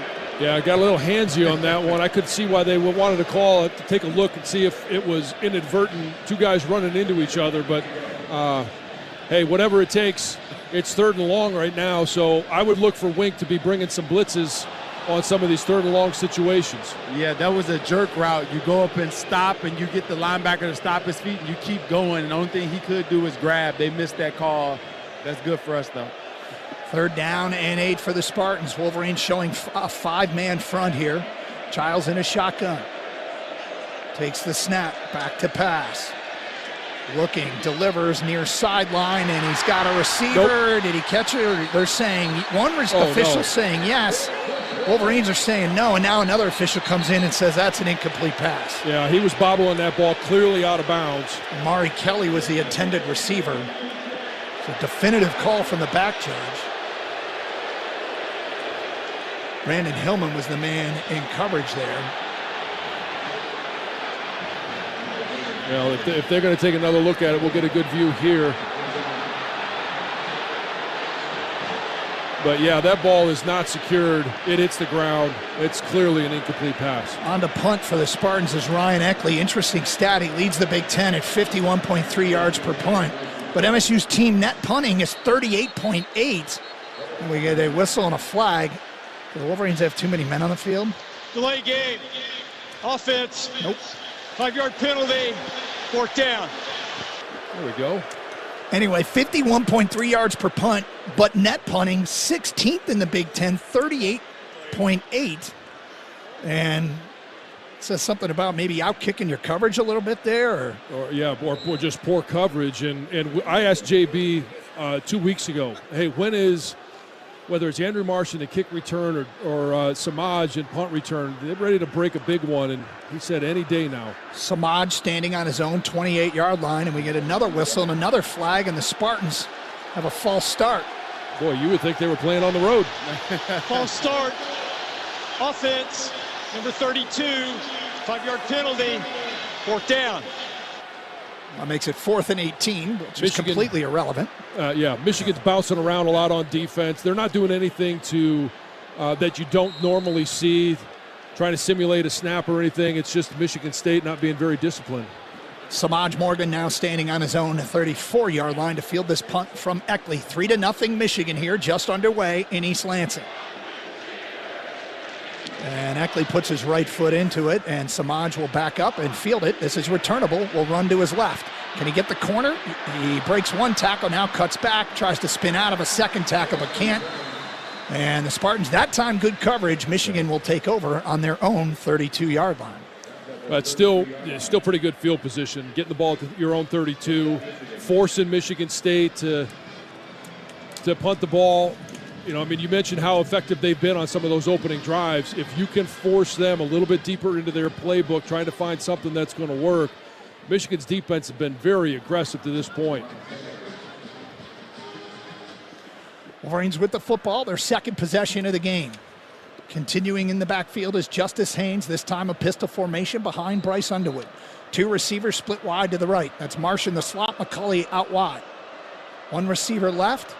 Snap and fake handoff rolling out. Bryce to the right. It's going to deliver downfield. Andrew Marsh has it at the 50, goes to the air, brings it down and drops at the Spartan 46-yard line.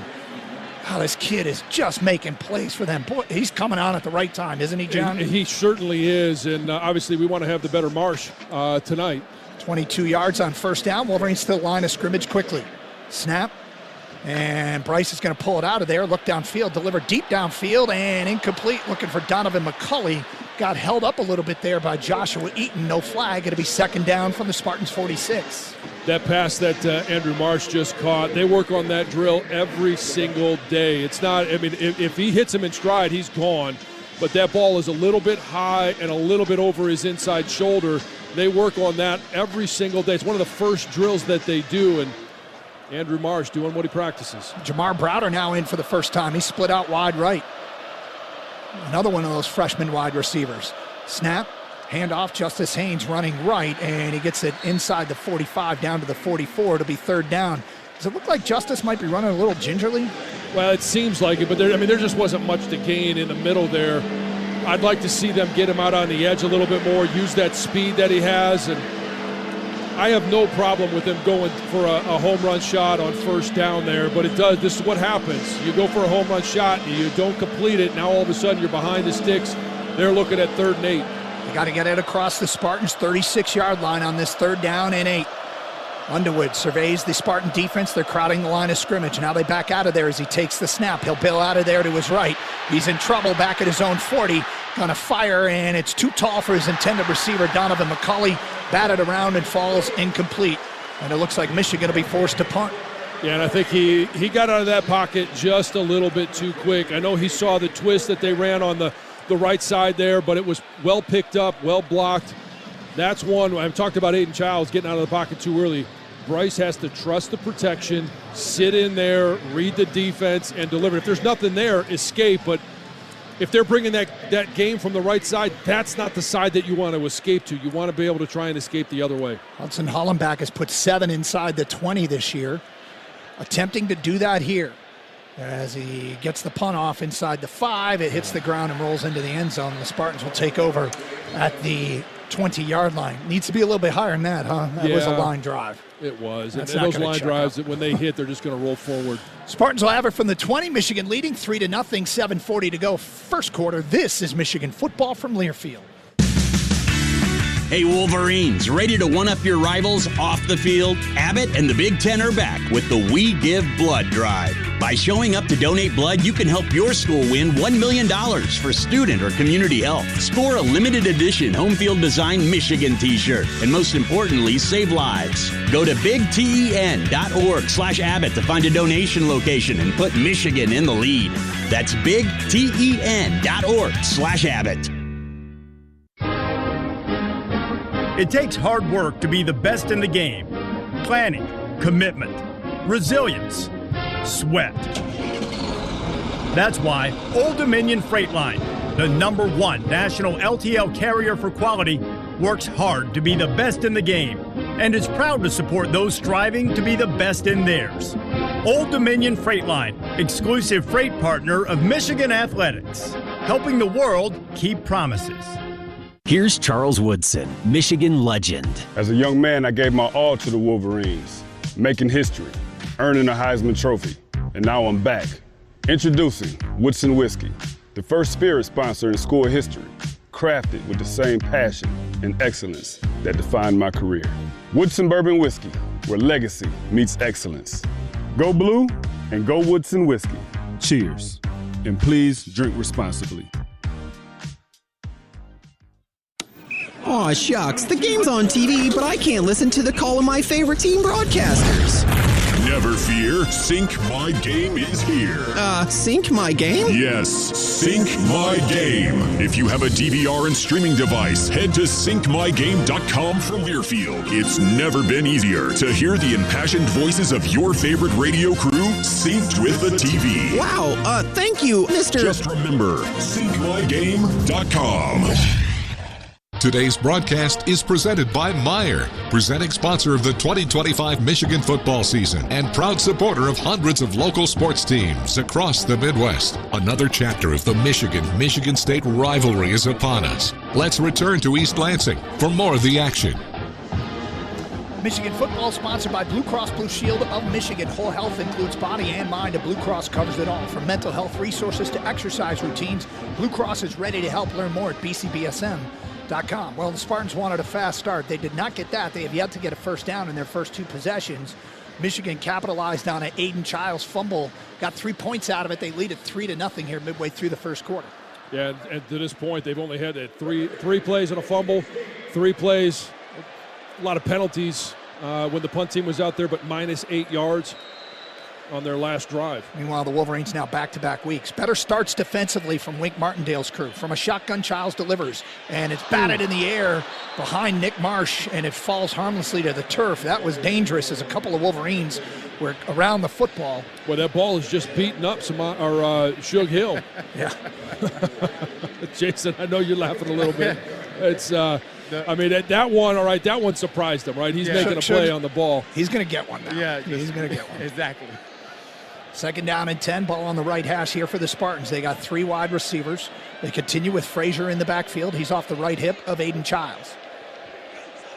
Childs takes a snap, back to pass, tries to let it go down the right sideline and delivers incomplete. Ooh, good coverage there from Jair Hill in phase with Nick Marsh, stride for stride. It'll be 3rd and long for MSU.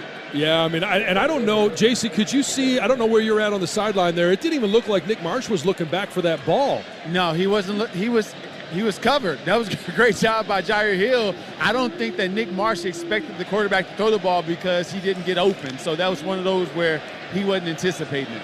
Yeah, because I thought if he was going to look back, Jair would have looked back at some point, but neither of them thought the ball was coming their way. 3rd down and 10 for MSU. They're 0 for 2 on 3rd down so far tonight. Back to pass is Childs. Here comes the Wolverines rush. He flushed out of there to the right. Now will deliver for Marsh. Incomplete, and it's another 3 and out for MSU. Wow. Is that Jaden Mangum out there in coverage? Jaden Mangum in coverage, obviously coming back to where he started his college football career, but it was good pressure on the quarterback. At that time, it was applied by J. Sean Barham. You hate to punt when you have the ball in positive territory. Sharon Moore chose to, and the defense rewarded him with a 3 and out. Michigan will get the football back. Eckley standing on his own 5. Samaj on his own 30 to field this Spartan punt. As Eckley puts his right foot into it, this one is a low-line drive. Samaj telling everybody to get away from it, and it'll take a bounce to the left and stop at the Michigan 37-yard line, and that's where the Wolverines will take over for their 3rd possession of the ball game. 43 yards on the punt. Now, this is a Michigan State defense that has given up over 130 yards on the ground in every game that they've played. That's their average. Michigan needs to get back to, I'm fine with them taking some shots. They haven't been able to connect on some of them other than the one to Andrew Marsh. Pick up a couple of first downs, start controlling the line of scrimmage, then you can throw in some play-action passes, then you can throw in a couple of those shots down the field. But I think this is really important that they start to set the tone that line of scrimmage belongs to Michigan. Jordan Marshall went for 133 yards last week on the ground. He is in there now, a pistol formation behind Bryce Underwood. Snap, and Marshall will carry it, running left. He's met in the hole, gets what he can as he dives forward to the 40-yard line. A gain of 3 on 1st down. I don't know what happened to Kripp on that one, but he ended up about 3 yards back in the backfield, and that's where Jordan Marshall kind of had to bubble around, wasn't able to hit his landmark. 3-0 Michigan here, 6:53 to go, running clock, 1st quarter. Wolverines with the football, 2nd down and 7. Bryce Underwood in a shotgun, takes the snap. Back to pass, looking downfield, will deliver far side. Going up for it is Donovan McCulley. Flag flies in. Spartans are going to get a PI here around the 40-yard line. Talk about acting school right there. That was a great job by Donovan McCulley. Yeah, and I mean, all he did was he jumped up, turned around. Pass interference, defense, number 14, 15-yard penalty. 1st down. And Malcolm Bell ran right into him. Yeah, no, it was definitely pass interference, but he looked like Patrick Beverly out there. Falling on the floor. Hey, you do what you got to do to sell it. Malcolm Bell, the offender. They put the football at the Spartans' 45-yard line. 1st and 10 Michigan. Their 3rd possession, their 3rd trip into Spartan territory. They started one drive in MSU territory following the Childs fumble. Bryce takes the snap. They go reverse to Samaj Morgan. Out there leading the way is Jordan Marshall. He gets his block, and Samaj takes it inside the 40 down to the 39, a gain of 6. He'll take that on 1st down. Well, I like the fact that they brought Andrew Marsh in motion, and with the speed that he has, the defense has to honor that, thinking that maybe he might get that reverse handoff. Then Bryce fakes the throw. You got a lot of things going on in the backfield there, allowing Samaj to pick up 6. 2nd down and 4 for the Wolverines. Marshall off the right hip of Bryce Underwood.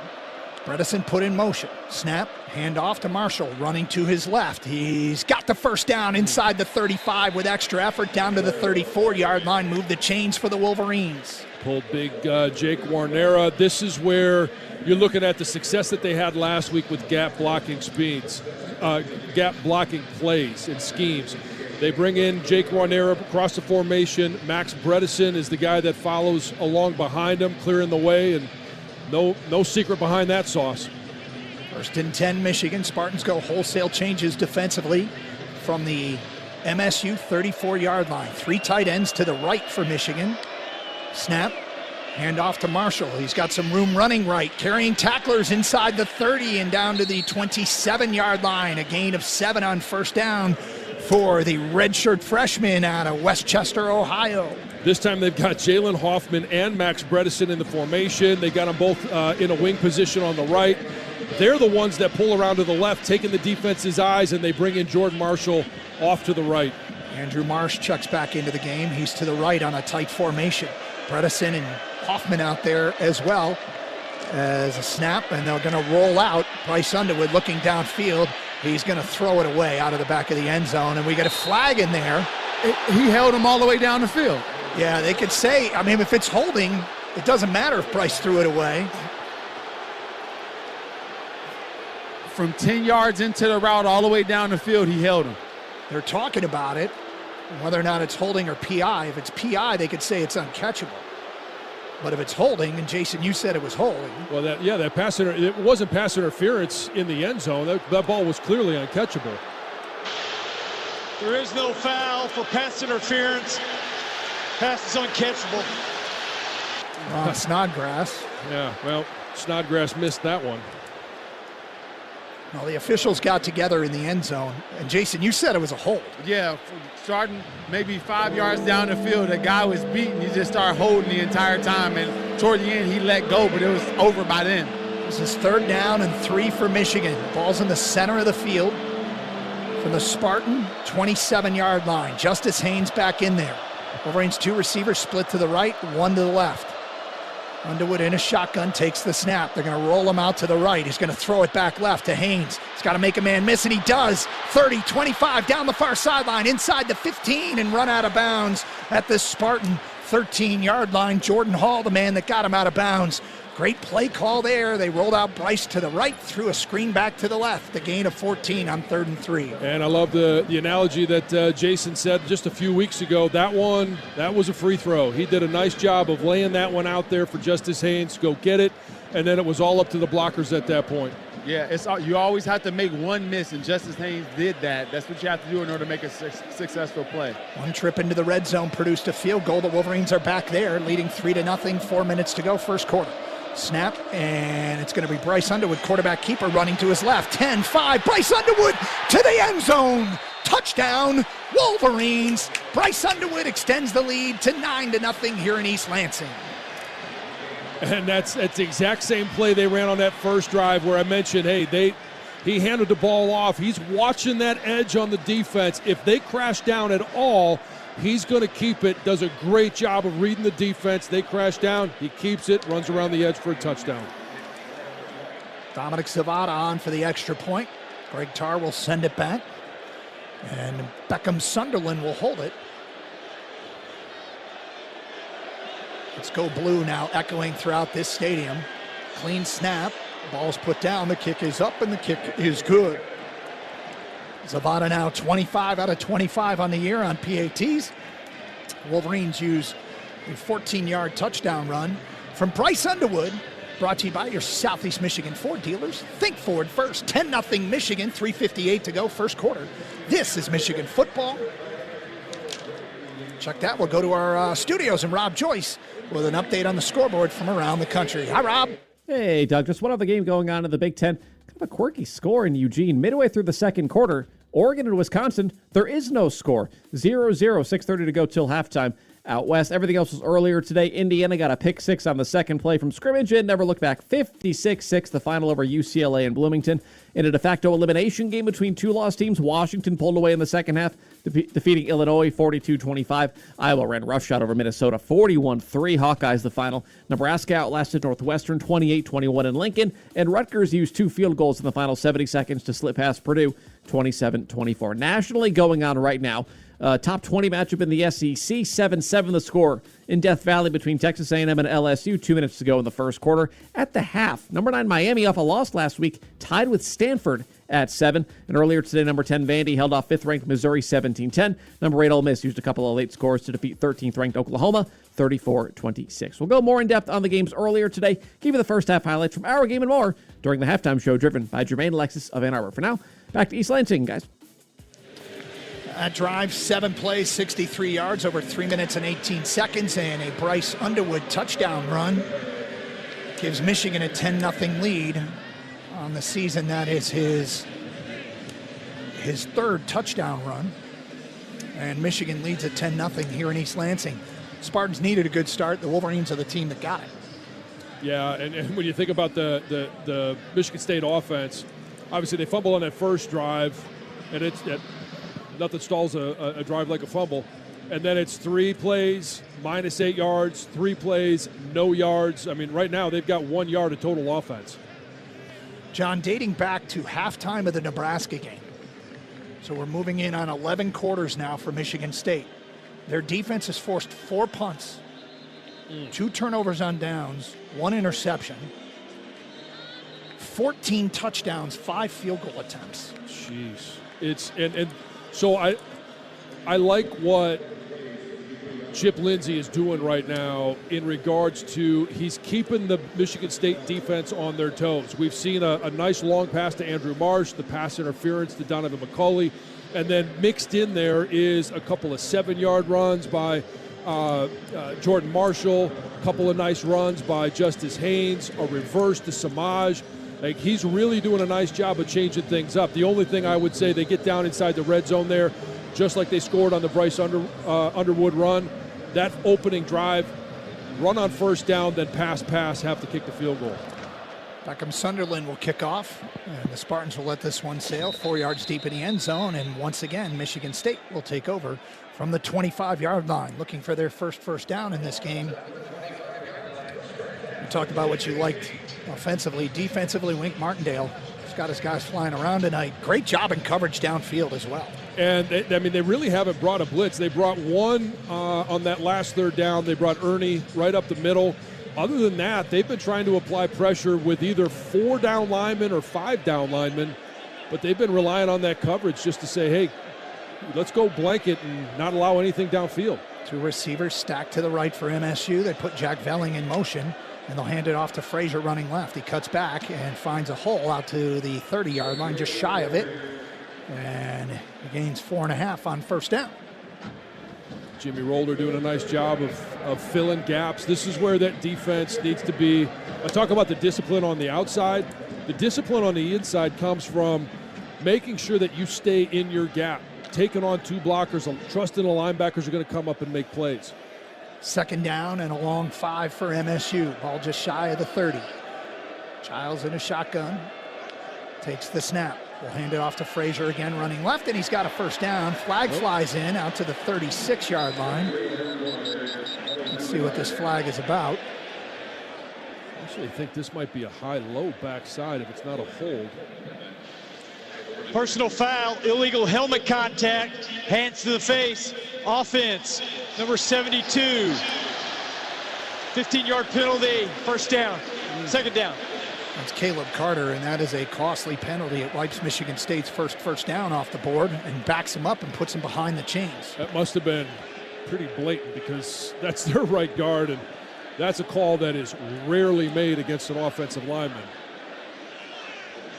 Did you ever get that one called on you? Well, yeah, he had a full grip on Trey Williams' face mask. I'm sure I had it at some point. Falsely accused at that. As always? Yeah, as always. It wasn't me. 2nd down and 20 for MSU.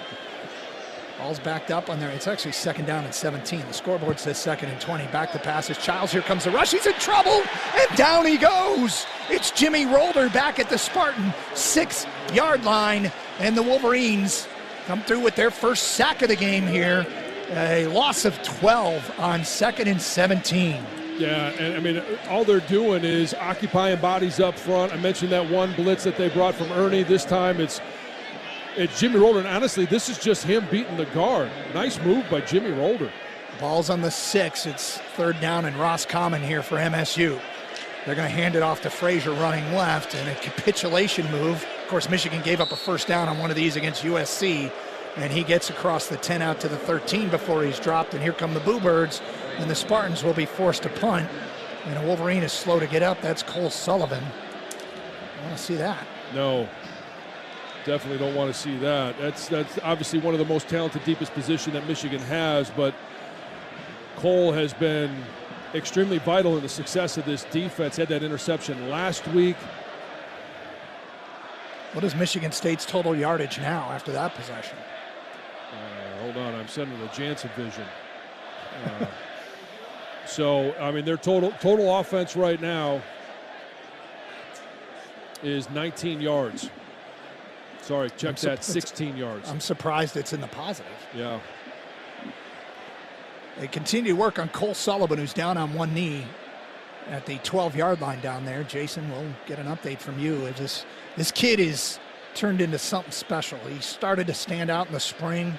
Jerome Moore mentioned that he made an interception in a practice, just went high and pulled it out of the sky, and he said, who was that? And it's this redshirt freshman linebacker out of Pittsburgh who eats, drinks, and breathes football. Yeah, and I mean, he is as natural a linebacker as you're going to find, and it's so great that because he is just a younger version of Jay-Sean. We've seen them use Cole on the edge like they use Jay-Sean, and you know, to have that talent at the linebacker position and as deep as they are.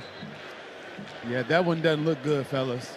They're kind of holding his arm for him as he walks off the field. Like that. Andrew Marsh is deep for Michigan to return this punt. The freshman standing on his own 37-yard line. It's 10-0 Michigan. We're inside of 2 minutes to go, first quarter.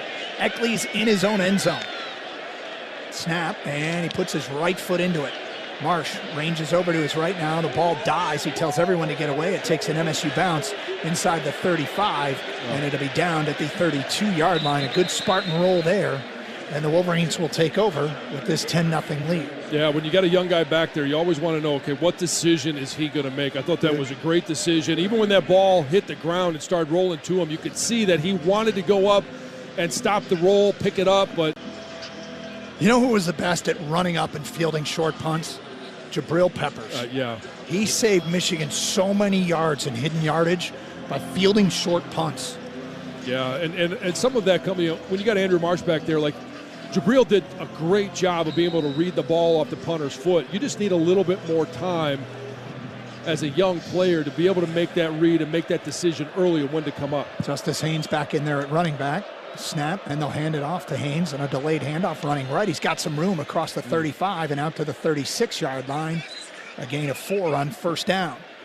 Minute 30 to go, first quarter, 10-0 Michigan. Wolverines with the football again. Boy, I tell you what, they are really setting themselves up for some nice play-action passes because that offensive line is firing off the ball right now. They're getting good push.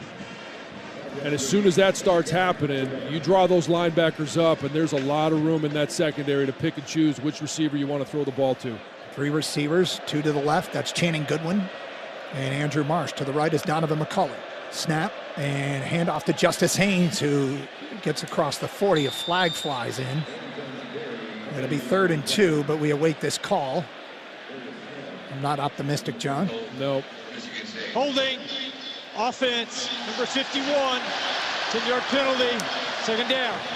Greg Crippen. Cripps had his struggles in there early on here. We saw him get pushed back a little bit in a couple of drives ago. That one, when you get out of position, you get off balance, the first thing you're going to do is grab, thinking maybe at the center position, there's enough bodies in there, you might be able to get away with something, and that's a vet trying to make a vet move.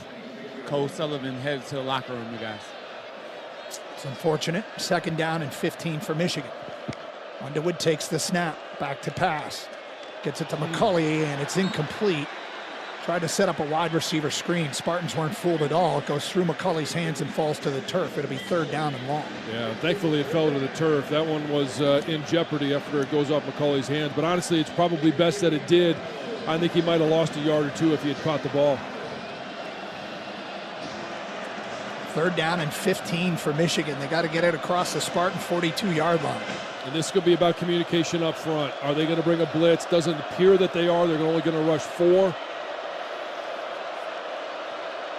Underwood takes the snap, hands it off to Justice Haynes across the 30, and he slips as he gets back to the original line of scrimmage, the 32-yard line, and Michigan will be punting it back to MSU. That was a very safe call. We got hit for 26 or 40, 49 at USC with a very safe call. You That's never true. know what happened. That was a 3rd down and forever. Yeah, 3rd and 26, wasn't it? Yep. Hudson Hollenbach will punt. His first punt sailed into the end zone. Amari Kelly standing on his own 27-yard line as Hollenbach gets off a good punt, backing Kelly up inside the 20, and he fields it at the 15, across the 20, and he's tripped up by Elijah Dotson as he gets across the 25 out to the 27, and that's where the Spartans will take over, as that also brings us to the end of the first quarter. It's 10-0 Michigan here in East Lansing. Spartans with the football back when we continue. This is Michigan football from Learfield. Experiencing a Wolverines game is a lot like life. We honor traditions. We shed tears for a loss, but also for a win. And every time we step on the field, it's a chance for greatness. Farm Bureau Insurance sees the connection and is a proud sponsor of University of Michigan athletics. From financial security to a helping hand, Farm Bureau understands the experience matters. Find an agent who can protect what matters to you. This is your home for the Hometown Call, the Michigan Sports Network from Learfield. In sitcoms, when someone has a problem, they just blurt it out and move on. Well, I lost my job and my parakeet is missing. How was your day? But the real world is different. Managing life's challenges can be overwhelming. So, what do? We get support. The Huntsman Mental Health Institute and the Ad Council have mental health resources available for you at loveyourmindtoday.org.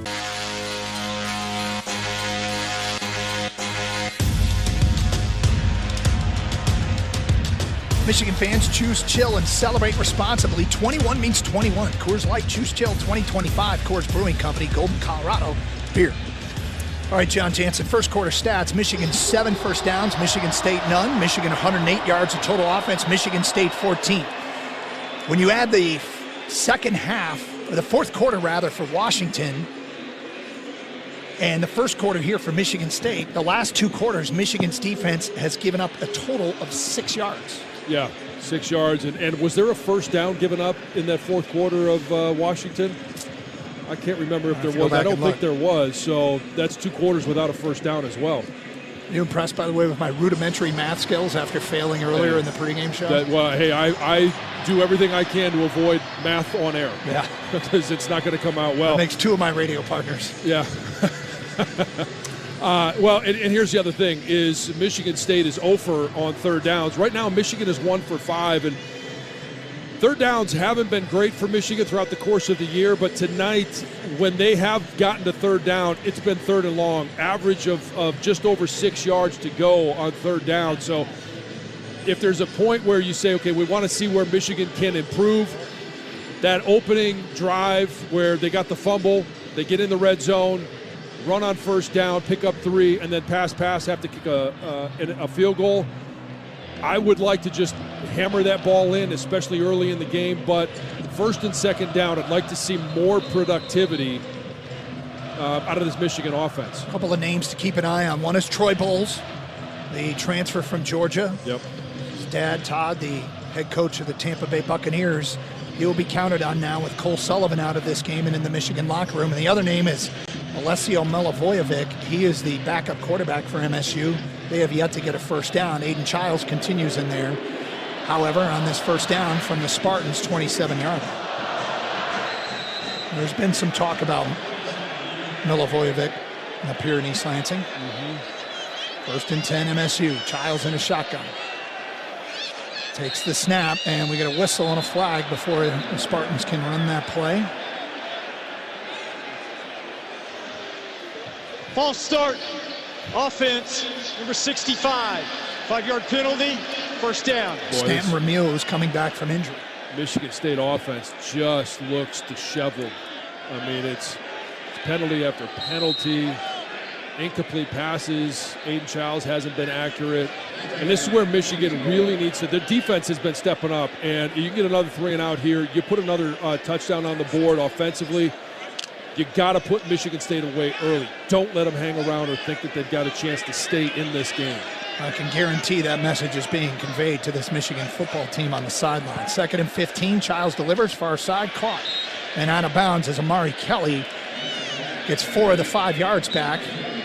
At the Spartan 26 is where he goes out. 10-0 Michigan, second quarter just underway. And I wouldn't be surprised at all to see Michigan State go with what we just saw. They're back to the original line of scrimmage, 2nd and 10. Some of those quick passes.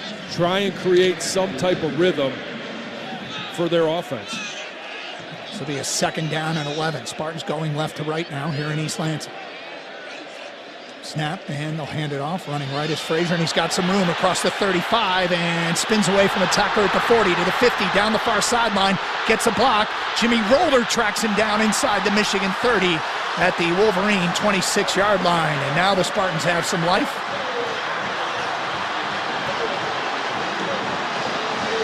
A lot of running room to the right there. Yep, and that's what I'm talking about. You can't let them out of jail. You do a great job. You force them to have a procedure penalty. 49 yards for Mekhi Frazier.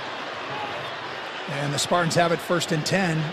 Good job by Jimmy Roller tracking down the running back downfield. Ball on the Michigan 25-yard line.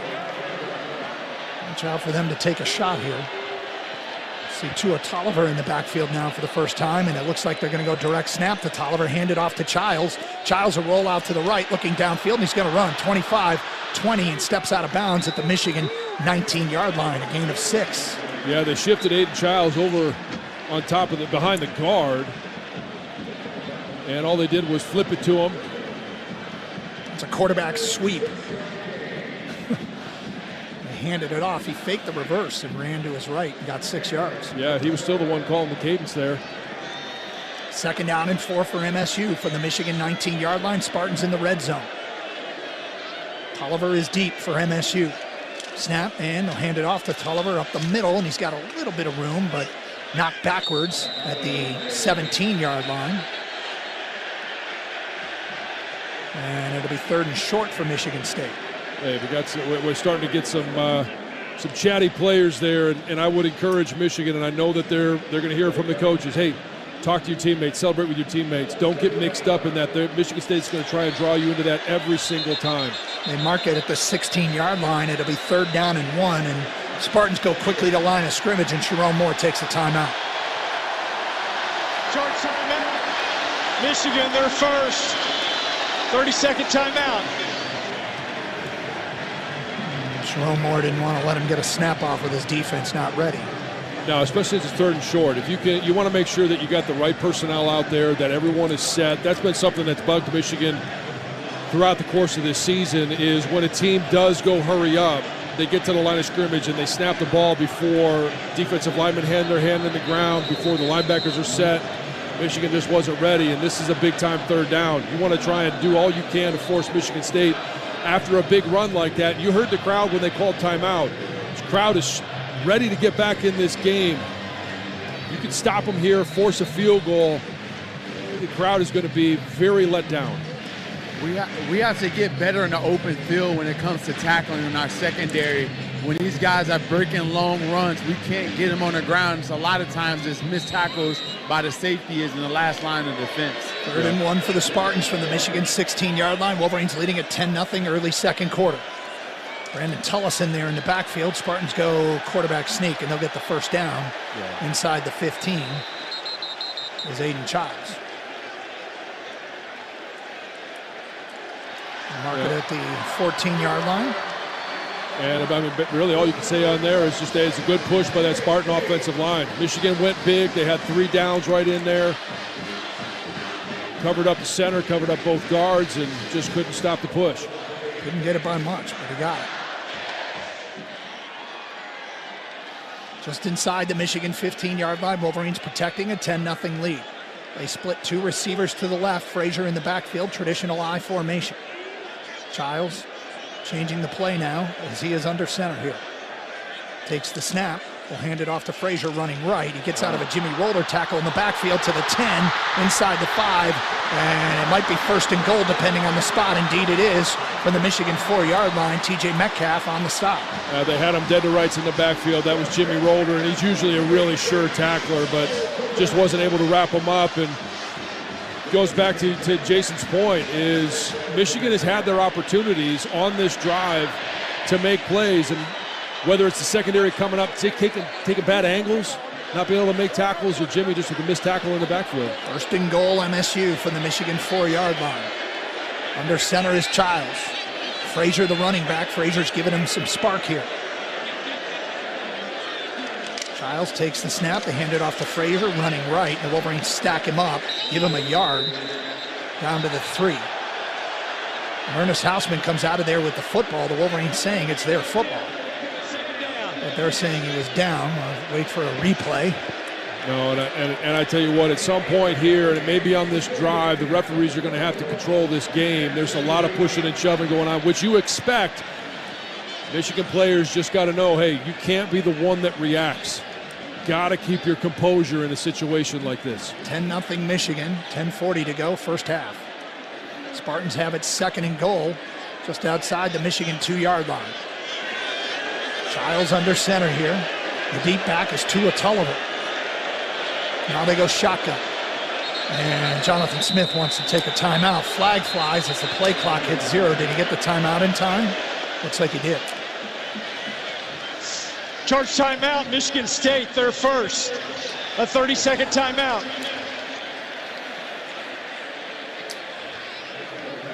Well, John, the Spartans have gotten off the mat here early. Yeah, and it all goes back to that 49-yard run by Frazier. This has not been a team that has been effectively moving the ball on the ground. They've relied a lot on Aiden Childs. And you allow one of them to bust out there. Now it's on the 2-yard line. It's 2nd down and goal from the 2. You got to find a way to take a stand. It's never too late.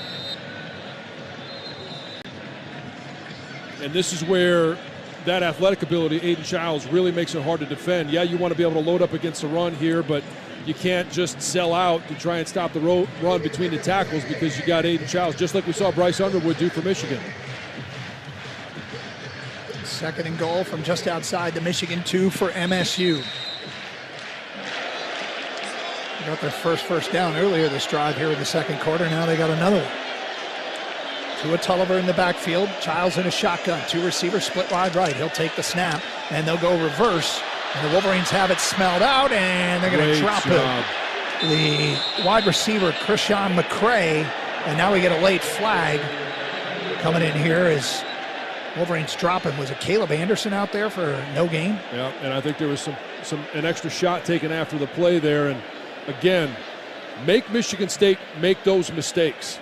I don't know which way this one's going to go. I think it's against Michigan State, but a great job by Jair Hill of being disciplined, staying backside, knowing he can't do anything if that ball goes away from him. Great Ron Snodgrass on the call. Big call here. Personal foul, unnecessary roughness, offense, number 4, 15-yard penalty, 2nd down. I just saw it. Tua Tulliver behind the play as it ended, laid out Trey Pierce. And that is after the play. So it's going to be 3rd down and back up the Spartans 15 yards. Yep. Wow. And hey, Doug, what did I say? I thought on this drive there was some pushing and shoving. Yep. The officials they're going to take a stand. They got to get control of this game before it gets out of hand. It's a 6th penalty on the Spartans. Michigan has one penalty for 10 yards. Well, they didn't change the down marker yet. Are they saying it's still second down? Was it after the play? Well, if it's second down, it's 2nd and 17. Okay, it is 2nd and 17, not a dead ball foul. Frazier in the backfield. Back to pass is Aiden Childs looking to his left. Going to float it into the end zone, and we're going to get a flag. TJ Metcalf got locked up there with McCray in the end zone, and he'll get a pass interference, and the ball will go right back to the 2-yard line where it was 2 plays ago. Yeah, it was first down. That was great coverage. Didn't have to do it at all. Pass interference, defense, number 13, number 7, 15-yard penalty, first down. I was in the end zone, so it's not. I mean, I guess it is essentially 15 yards. Yeah. PIs in the end zone go to the 2-yard line. Oh, they would have had him in 3rd and forever. 1st and goal, Michigan State. Tolliver continues in the backfield. Childs in a shotgun here. He'll take the snap, QB run up the middle, and he battles towards the goal line. And it doesn't look like he got in. They're going to mark him just shy. Spartan quarterback on that first down run. At about the half-yard line. Michigan was bringing a corner blitz on that one, thinking that maybe they were going to throw the ball, see if they could get after Aiden Childs. Inside 10 minutes to go first half. Still 10-0 Michigan for now. Spartans half a yard to get into the end zone. Wolverines bring in the heavy set package, and they got some big boys in there. Oh, yeah. Childs will take a snap from under center. I formation with Tullis deep. Childs will go quarterback sneak. Wolverines stack him up and push him backwards. It depends on the spot. Michigan's saying they held him, and I think they did. That's what the officials are saying. I don't know, from up here I thought maybe that ball would have crossed the goal line. It'll be 3rd down and short. The official on my sideline has it way short, but the official on Michigan State sideline has it maybe 2 inches. Yeah. This is a 3rd down and goal from inside the 1. Yeah, it's literally like 2 inches there. Well, wonder if they'll go right back to the quarterback sneak. Childs under center here, I formation, Tullis deep. 3rd and goal for the Spartans inside the Michigan 1. Childs takes the snap. Wolverines stack him up. 2nd effort. Does he get in? Michigan is saying no. Here come the officials. Touchdown. And we're going to get a flag on Michigan State on the celebration. Looked to me like 77 took a shot, but it'll be after the play. Michigan State, for now, has made it a 10-6 game.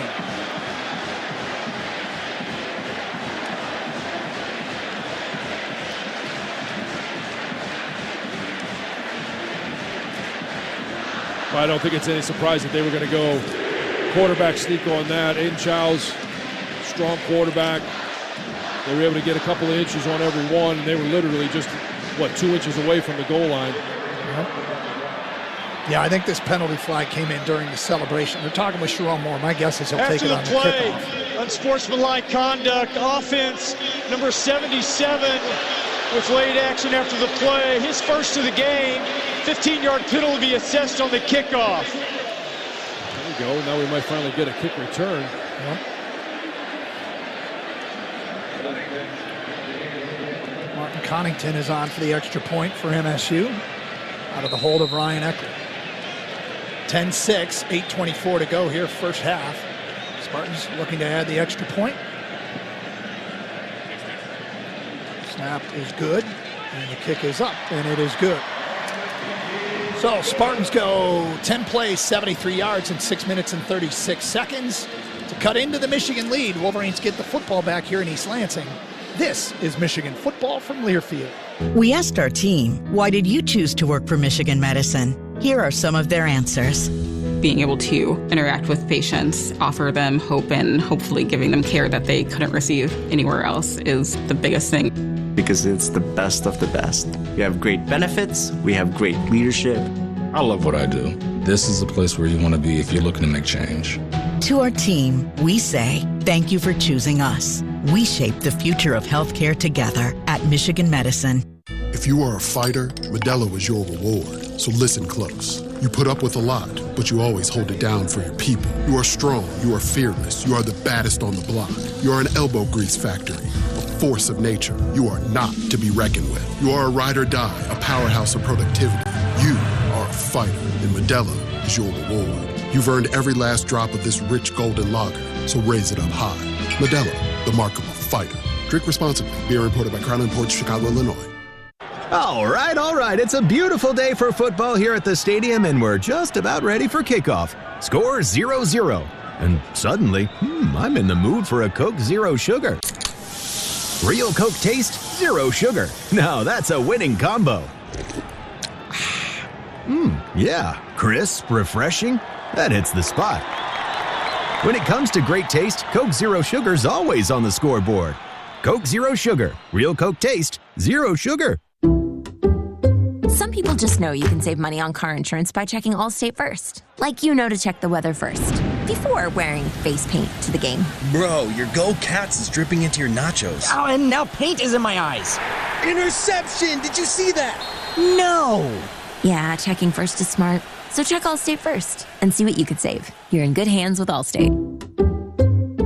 Potential savings vary, including based on how you buy, subject to terms, conditions, and availability. Allstate North American Insurance Company and affiliates, Northbrook, Illinois. What's that? Our cars, John Jansen, Jason Avant down on the field. Michigan leading Michigan State 10-7, 8:24 to go, second quarter. Spartans showing some life.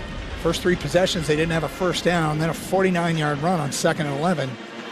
Really pump some energy into the Spartan bench, the Spartans on the field, and the Spartan Stadium here in East Lansing. Yep, they're going to have to find a way to tighten things up defensively. They've been really good to start the game, and I don't want to sit here and say just because they gave up one drive and honestly one big play to Mekhi Frazier that they haven't had a good first half, but you got to play every single down. Yeah, and do not let Michigan State believe that they have a chance. Yeah, that drive was aided by the Michigan Wolverines. 2 missed tackles on the long run, missed tackle down on the goal line there, and then a pass interference in the end zone. You basically gave Michigan State a touchdown on that drive. Chance to get good field position here, however, as Connington will kick off from his own 20 following the personal foul. Andrew Marsh standing on his own 15-yard line as Connington approaches the football. We'll get off a kick that takes Marsh over to the 10-yard line where he signals for a fair catch. Come on. I mean, that looked like it was headed out of bounds. It's a freshman mistake, and that is hidden yardage that they won't get. Yeah, I mean, even if he's going to catch it, like, I don't understand the fair catch. Yeah, he's on the 10. He's going to get 15 yards. At least. Because, the coverage wasn't even at the 40 yet. Yeah. From this angle, it looked like it was headed out of bounds. I was saying, like, let that one go, let that one go. Yeah. Got to be a little loud. Jason, I know you like to be right where the ball is, so next time stand right next to him, will you? No, and then I'll get yelled at by coach. Wouldn't be the first time, would it, Jason? No, it wouldn't. Two Wolverine receivers split wide right. That's Marlon Klein and Andrew Marsh. Split to the left is Zach Marshall and Donovan McCulley. Shotgun here for Bryce Underwood, who hands it off to Justice Haynes, who hesitates and gets about 3 out to the 28 before he's stacked up. Not much running room up front for Michigan. Michigan State's run defense has been pretty bad in 3 of their last 4 games, but they're doing a decent job here bottling up Michigan. Yeah, and hey, 3 yards on first down is not a bad deal. I'll go ahead and take that. I'm used to 75-yard runs from the 25 for Justice Haynes. 2nd down and 7. Snap, play action, rolling out to his right. It's Bryce Underwood. Looking downfield, now he's going to run 30 and dives just shy of the first down. He went forward, so they're going to put it at the 34-yard line. It'll be 3rd and 1. You thought he should have put his head down? Well, no, I don't think he should have put his head down, but I do think that he felt like he was going to get hit before. There wasn't a threat there. I think he could have cut back inside and at least picked up the first down. Wolverines go quickly to the line of scrimmage. They've got a 3rd and 1. Apparently Michigan substituted because the Spartans are being allowed to substitute. 3rd and 1, 10-7 Michigan. Big play here, 7:15 to go, first quarter. Spartans have everybody jammed up tight, and the snap goes over Bryce Underwood's head, and he falls on it back at the 17-yard line. Come on, Crip. That ball, that was a rocket high right over Bryce Underwood's head. I don't think anybody was going to catch that ball. Loss of 16. Yeah, Bryce is 6 feet 4 inches tall, but yeah, that one came back at 100 miles an hour. And that sometimes that happens when when the center knows he's going to have to come off the ball. He's trying to come off low and hard, and that ball just comes out of there way too hot. Hudson Hollenbach will punt for Michigan, standing inside his own 5. And this punt will sail into Spartan territory, where a fair catch will be singled for and made by Amari Kelly at his own 37-yard line. And that's where MSU will take over from here in Spartan Stadium when we continue. 10-7 Wolverines following the 45-yard punt. 6:22 to go in the half. Michigan State football. You're listening to Michigan football from Learfield. Attention, Michigan drivers. Are you paying too much for auto insurance? Visit insuringmichigan.com now for a quote in less than 5 minutes that could save you hundreds. Whether you're navigating Ann Arbor's streets or cruising through Traverse City, Pioneer State Mutual has the coverage you need, combined with the personal service of a local agent. Don't wait. Head to insuringmichigan.com and see how much you can save. That's insuringmichigan.com, your go-to for auto insurance in Michigan. The excitement, the passion, the tradition. For Braylon, up in the air. Touchdown, Michigan! Do you believe this comeback? This is Michigan football from Learfield. It's time to think forward first. Right now, check out the 2025 Ford Bronco Sport Big Bend at your Southeast Michigan Ford dealers. Easy Plan customers who trade in their current vehicle can lease a 2025 Bronco Sport Big Bend for $359 a month for 36 months, with only $359 cash due at signing. Payment includes waived security deposit, excludes title, taxes, and license fees. Not all buyers will qualify for low-mileage Ford Credit Red Carpet Lease. Payment includes $1,000 RCL cash, $1,000 open trade assist, and $400 AXZD BFG bonus cash. Offers are only valid on package 200A. Take new retail delivery from an authorized Ford dealer stock by November 3rd. See dealer for qualifications and details. So take advantage of this great offer and lease a Bronco Sport Big Bend for $359 a month for 36 months. Only at your Southeast Michigan Ford dealers. Think Ford first.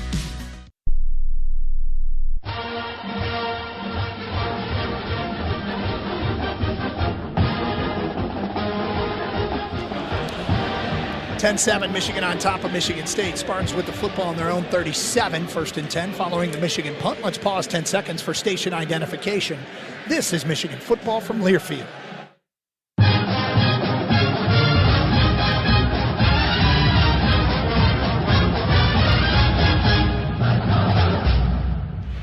Michigan following the 3-and-out. John, that really felt like a blown opportunity. First, Bryce Underwood looked like he could have scrambled for the first down, but he dove just shy, and then you don't want your quarterback taking hits, but... No, you don't want your quarterback taking hits, but then I also don't understand, if you're going to hustle to the line of scrimmage and try and snap the ball, then you don't sub. Yeah. Because as soon as you sub, then Michigan State's going to do what they do. They're going to walk some guys off, they're going to walk some guys on, and then it's 3rd and 1. Asking your center to come off low and hard is called upon, but you can't ask him to shotgun snap in that situation. Kai Frazier in the backfield, and he'll take the handoff, running right. Hesitates, tries to bounce outside, but the Wolverines have this one swarming under Frazier. They had it smelled out, and it's maybe a yard for Frazier. Yeah, nice job of Damon Payne standing up at that defensive tackle position, and then was it Derek Moore on the front side there? Did a great job of containing it, not letting it get to the outside. 2nd down, and they're going to give him 2 yards out to the 39, where Damon Payne is fired up. Yeah, well, do something with it. Let's go. And their center is Childs here. 2 receivers split to the left, 1 to the right. Now it looks like Childs wants to change the play. Takes the snap, hands it off to Frazier, running right across the 40 and out to the 43-yard line. It'll be 3rd down. You know, they ran right at Damon Payne, too, and he got knocked back. Sean Benny and Derek Moore in on that stop. Now you got an opportunity. It's third and 3? Yep. And Michigan State right now, 2 of 6 on third downs. This is where Michigan's got to find a way to get off the field. Hold them to a 3 and out. You can reset offensively. Spartans just got a third down stop. Can the Wolverines return the favor? 3rd and 3 from the Spartan 44-yard line. Childs takes the snap, looking left, fires, and incomplete. And coverage there is Zeke Berry, and the Spartans want a flag. They won't get it. Good timing as he arrived at Evan Boyd right when the ball got there, and it's 4th down for Michigan State. Jason, do you have a good view of that play? What'd you see? Perfect view. The ball was 3 yards behind the guy. He's not getting that call. Yeah. It was a bang-bang play, but he was 3 yards. The ball was 3 yards behind the guy. Spartans will send out the punter, Ryan Eckley. That'll be cognizant of a possible fake here. It's 4th and 3 from the Spartan 44-yard line. Eckley standing on his 29. Samaj Morgan on the Michigan 11 to field this punt. Eckley has the snap, puts his right foot into it, and gets one way up the elevator shaft. Samaj backing up will make a fair catch at the 5. You gotta be kidding me. You let that one go, Samaj. Some hidden yardage. The Wolverines have given some back. 53 yards on the punt, and Michigan will have it 1st and goal at the 5-yard, or 1st and 10 from the 5-yard line, their own 5. Boy, moments like that are so frustrating. Whether it's Andrew Marsh with the fair catch or Samaj backing up, you don't back up and fair catch it. When you're out of town and want to keep up with live college sports, be sure to download the free Varsity Network app, available for both Apple and Android. Listen to college sports live with the Varsity Network app. And now's your opportunity. If you are listening, wherever you are, tweet us at MGoBlueRadio. Where are you listening to this one tonight? We'll give you a shout out if we get the opportunity later in the broadcast. MGoBlueRadio. 10-7, Michigan on top, 4:48 to go in the half. This is Michigan football from Learfield. People can't have access to quality medical care without affordable health insurance. At Blue Cross Blue Shield of Michigan, we understand increasing health insurance costs are becoming more of a strain on the budgets of the businesses and people we serve. Affordability matters. It affects real families, real decisions, and real care. That's why at Blue Cross, we're dedicated to finding solutions. To learn about this critical issue and our efforts to make healthcare affordable for all, visit mibluedaily.com/affordability today. We are Laurentide Winery, founded by Michigan alums Susan and Will Bramer, and proud to bring you amazing wines made in Leelanau from 100% Michigan-grown grapes. This season, our award-winning wines are the house wines at the Big House. Laurentide is grateful to be part of your celebrations, dinners, and game day traditions. Each purchase helps support our Engineering Scholarship Fund. So go blue and visit our tasting room or explore our wines at shop.laurentidewinery.com. Thank you, and go blue.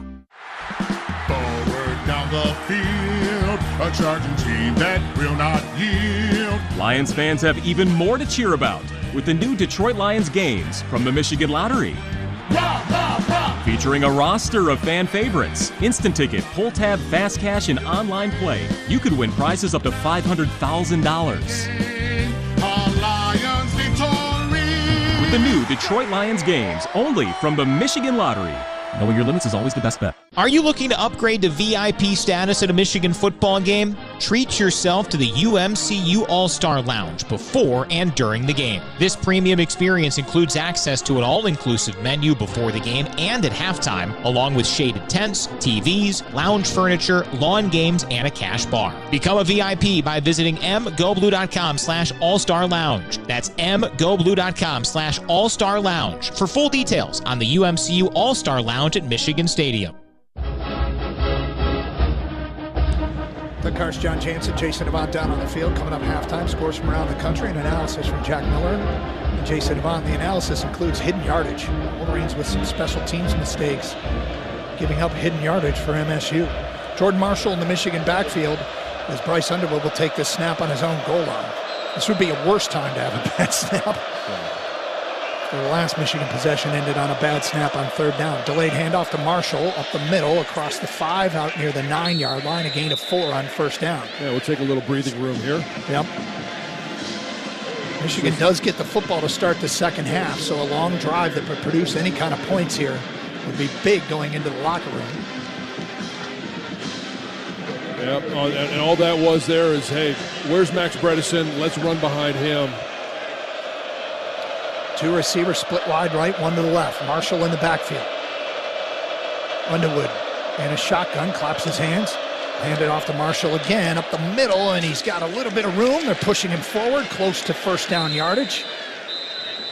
And he'll be 2 yards shy. It'll be 3rd down and 2 for Michigan. 4 minutes to go, first half. Big play coming up. Yeah, just ran that one just a little bit righter. That first one was right up the gut. This one just off left tackle. Been able to get some good yardage now, but this is a big-time 3rd down conversion. If they can find a way to move the sticks on this one. I don't hate the QB keeper here in that zone read. Yep. 3rd and 2 for Michigan. Underwood in a shotgun with Marshall off his right hip from their own 13-yard line. Snap and a handoff to Marshall up the middle, and he's got the first down out to the 17-yard line as he knifed under the Spartans defense, moved the chains for Michigan. 3:20 to go first half. And that might be what they just have to do to get this offense back on track is, hey, 3 runs right up the middle, reestablish dominance of that offensive line. John, they didn't have numbers right there at all, but they just willed their way to a first down. Yeah, I mean, it's all about being able to win at the line of scrimmage. If you can get some push up front, even if you don't have numbers, you're going to gain some yards. Underwood looking at a 6-man box, takes the snap, back to pass, looking to his left, floats it down the sideline for Donovan McCulley, who goes up, incomplete, can't pull it down. Good coverage there.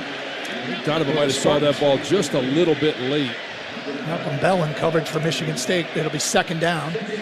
Clock stop, 2:49 to go first half. Wolverines up 3. Protection was really good, though, and I've obviously got an eye on our new starting offensive lineman. Blake Frazier there is doing a nice job with his sets, nice job with his hands.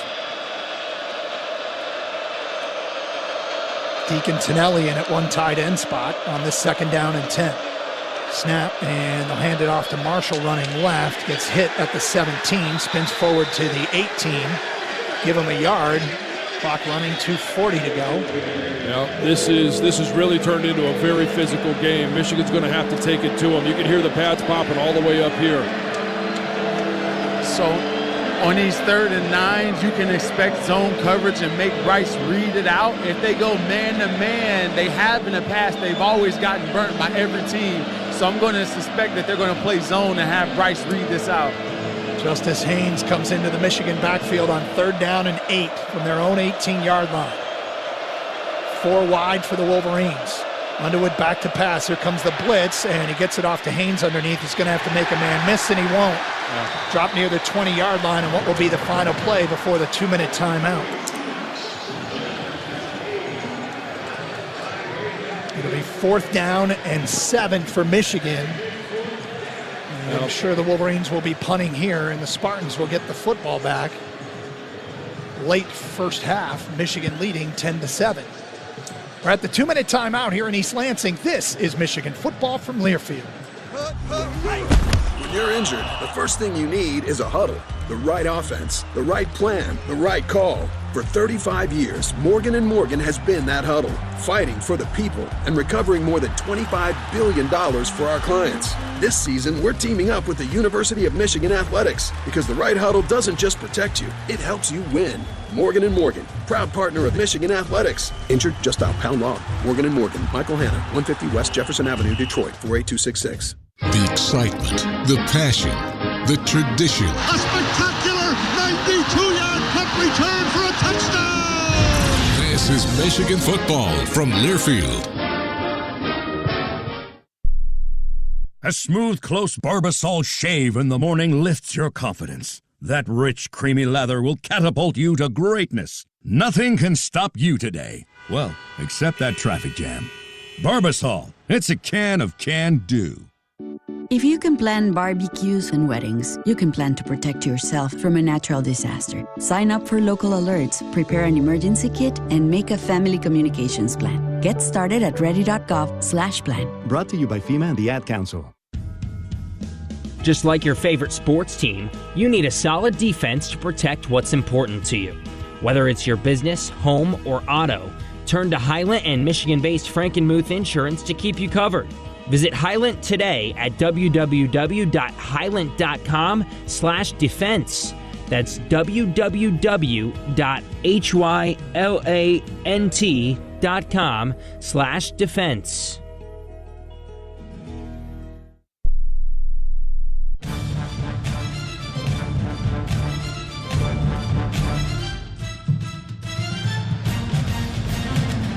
Every day is game with the Michigan Lottery. Choose your favorite way to play with a Detroit Lions instant game, fast cash, pull tab, and online game with chances to win up to $500,000. We got D Zizzle 94 listening down in Adrian.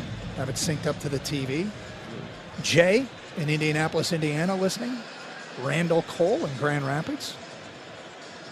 I know there's a couple of girls softball players down in Peoria, Illinois, that are listening on the app as well. Is that right? That's where Ellie is playing this weekend. Parker in Cincinnati, Ohio is listening.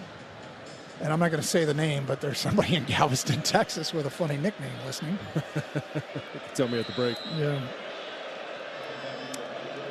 Wolverines will punt it away. Hudson Hollenbach standing on his own 5-yard line. Clean snap. Spartans don't rush, trying to set up a return. Fair catch is signaled for and made at the 34-yard line by MSU's Amari Kelly.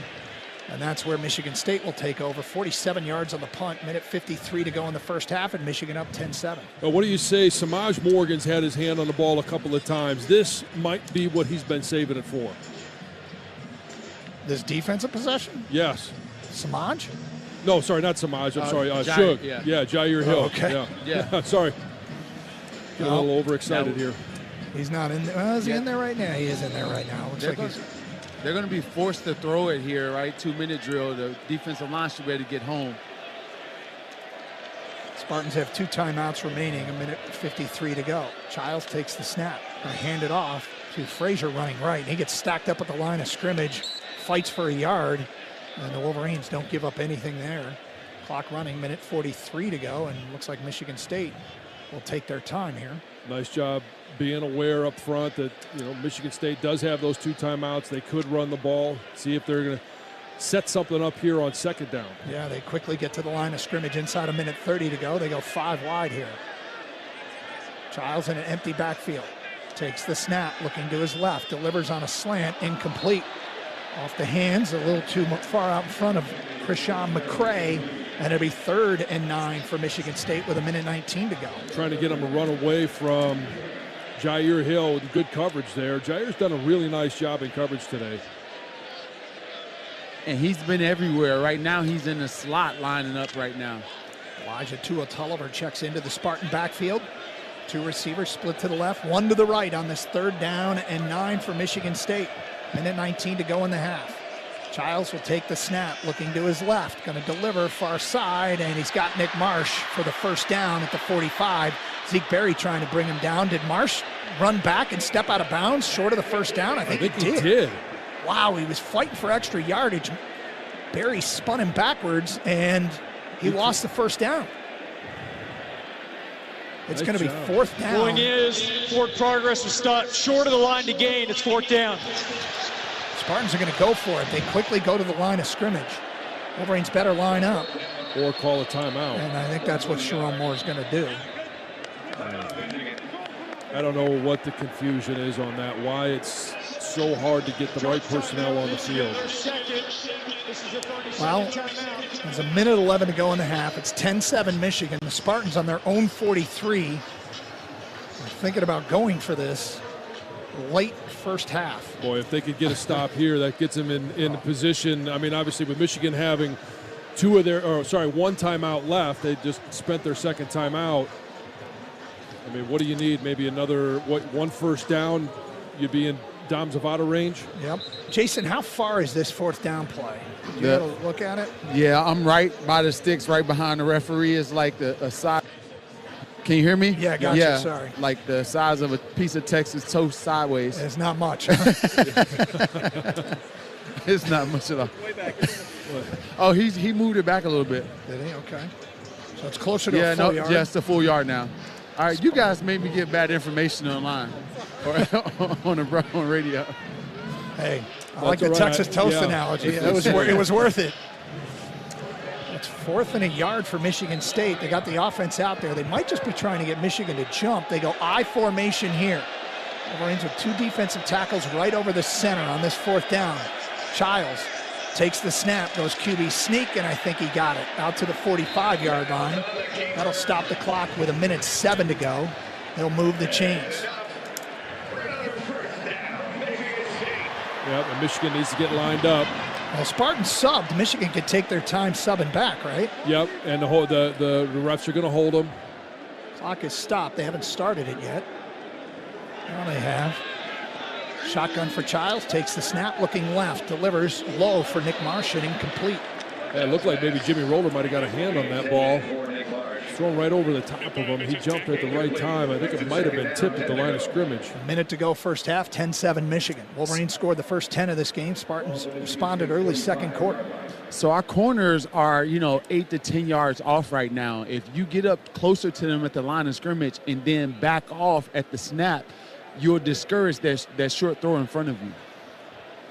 Wolverines with 3 corners in there right now. Jair Hill playing in the slot. Zeke Berry and Jaden Sanders, the true freshman, split out wide. Childs back to pass, looking downfield. All kinds of time. Now he rolls to his right and will dump it underneath to his running back, who steps out of bounds just across the 50-yard line at the Michigan 49. That's Tullis on a check down with 52 seconds to go in the half. A gain of 6. Jair did a nice job of taking them on at the line of scrimmage. I think that's where Aiden Childs wanted to go originally with the ball, and then as the play developed, Shug ended up trying to put pressure on Childs and just dumped it off. Big play here, 3rd and 4. Frazier in the backfield, Childs in a shotgun, bunch formation and an arrowhead to the left for the Spartans. One receiver split wide right. Childs back to pass. Here comes the rush. He's in trouble, and he tries to get rid of it, and down he goes, and there's an immediate flag thrown.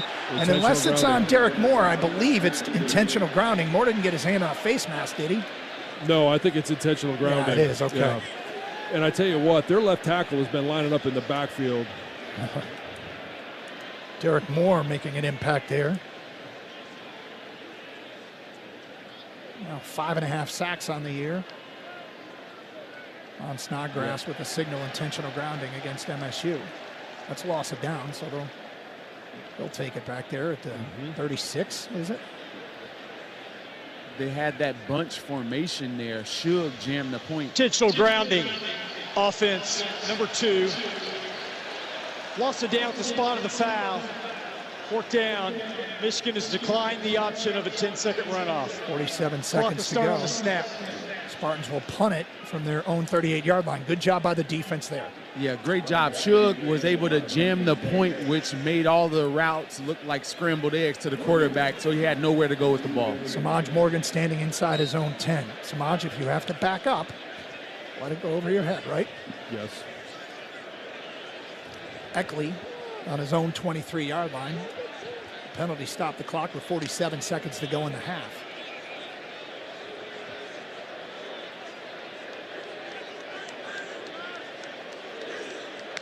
Snap back to Eckley. Wolverines trying to set up a return. He kicks it right up the elevator shaft. Samaj comes running up and will make a fair catch. Ooh, catches it and gets bumped into by his own man. That was Channing Goodwin, but Samaj, that might be his best catch of the season, because that would have been a disaster. He held on to it. 47 yards on the punt, and Michigan will take over on their own 15-yard line with 39 seconds to go. 39 seconds and 1 timeout, so we're going to have to take some shots downfield. We'll see how aggressive they're going to be. I just saw a replay of that. John, that was an incredible catch by Samaj Morgan. Yeah. Well, glad he came down with it. The return game has not been a strength tonight. No.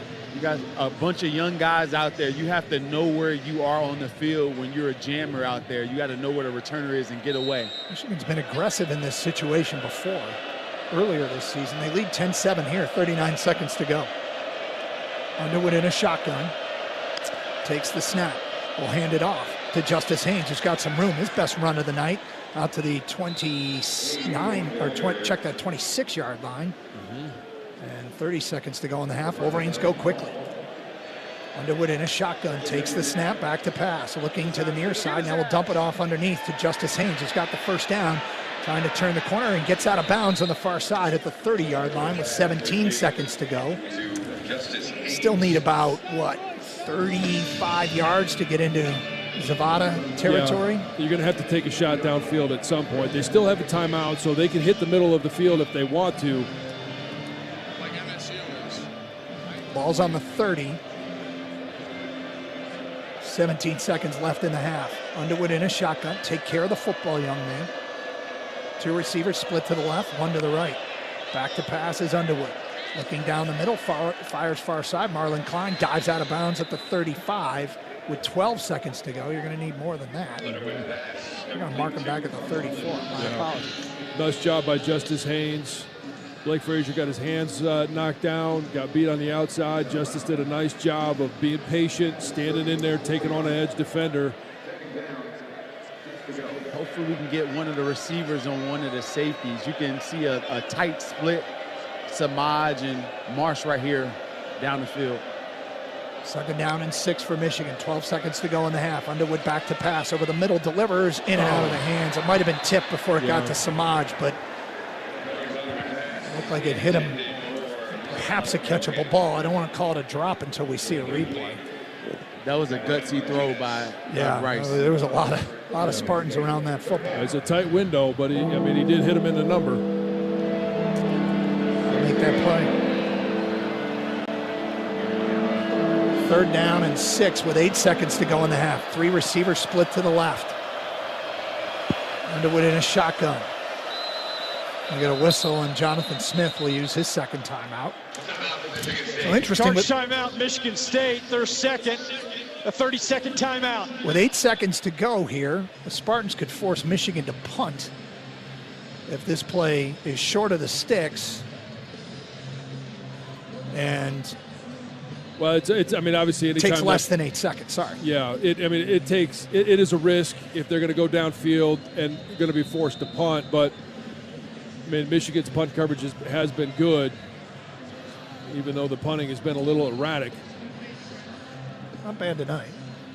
But I still think that everything is open, right? You could still take a shot down the middle of the field. Might be a chance to hit.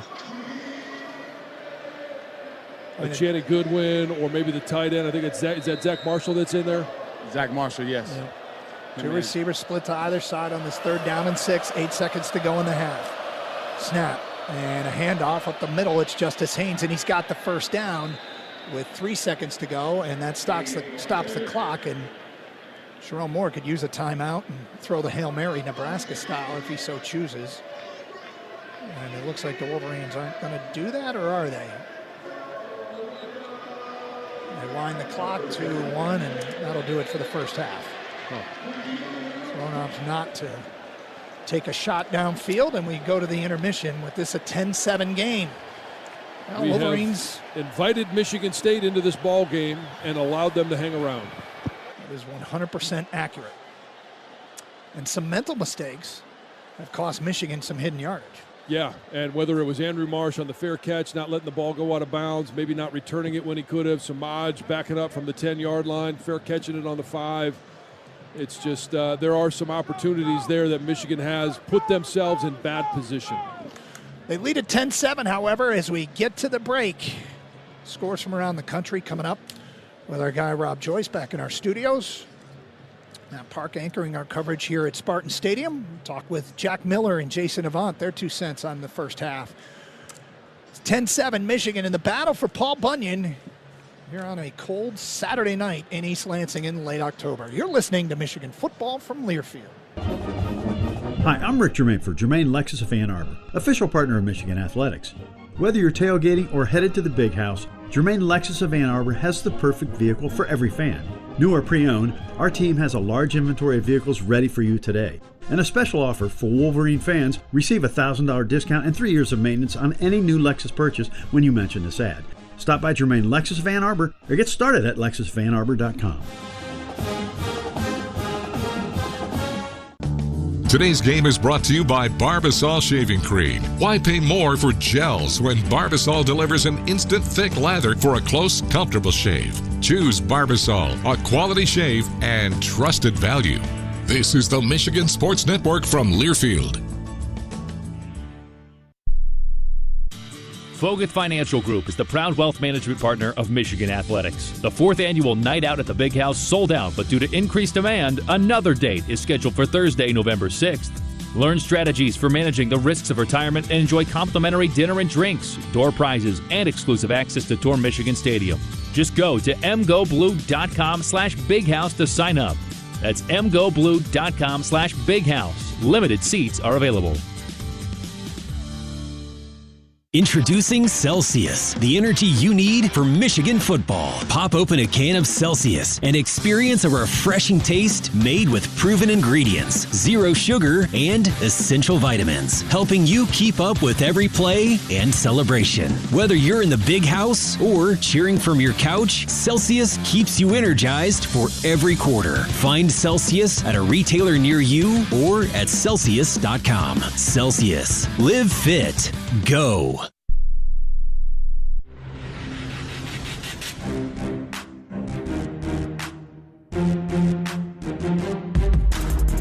Let's break down the first half of action.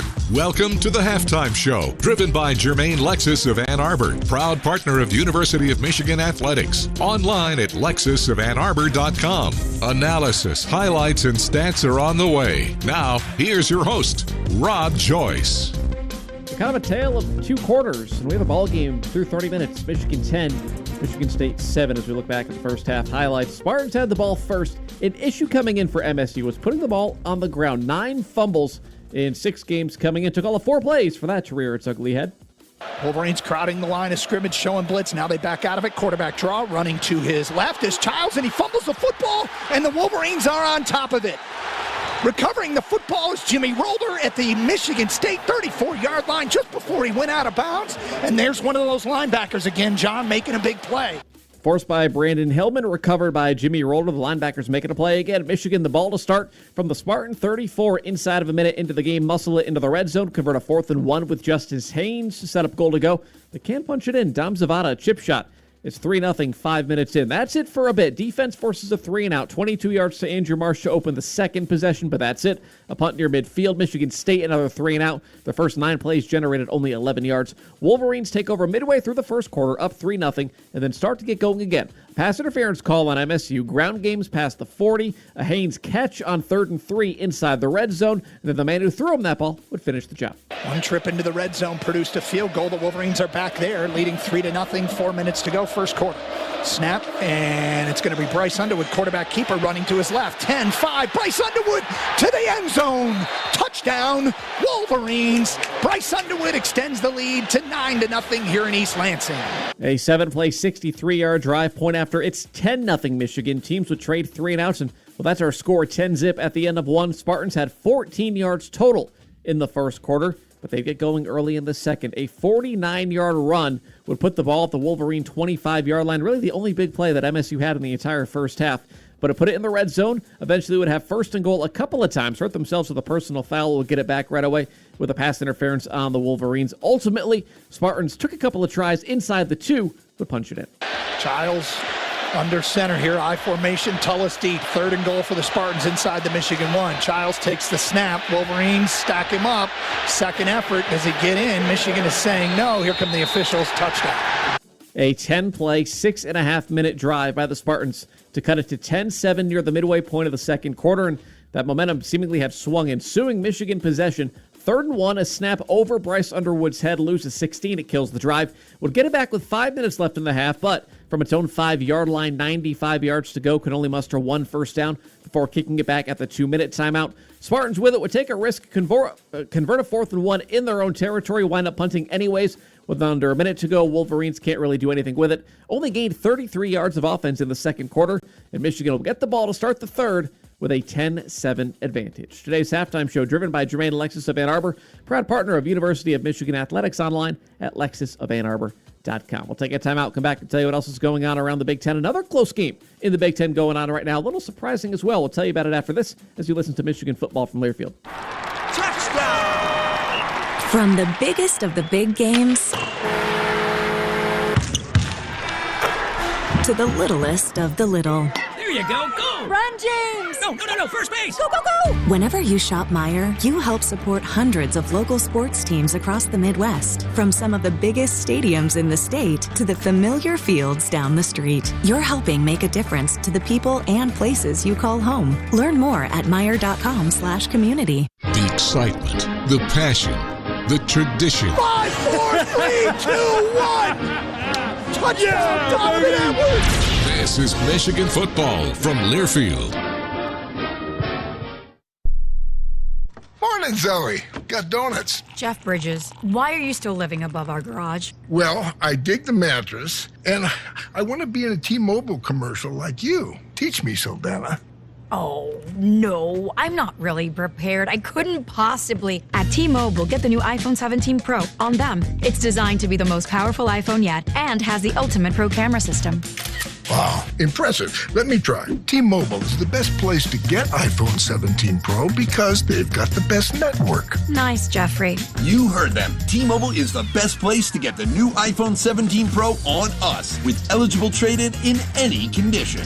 So, what are we having for lunch? Dude, my work here is done. The 24-monthly bill credits on experience beyond for well-qualified customers plus tax and $35 device connection charge. Credits end and balance due if you pay off early or cancel. Finance agreement iPhone 17 Pro, 256 gigs, $1,099.99 and new line minimum $100 plus a month plan with auto pay plus taxes and fees required. Best mobile network in the U.S. based on analysis by Ookla Speed Test Intelligence data 1H 2025. Visit T-Mobile.com.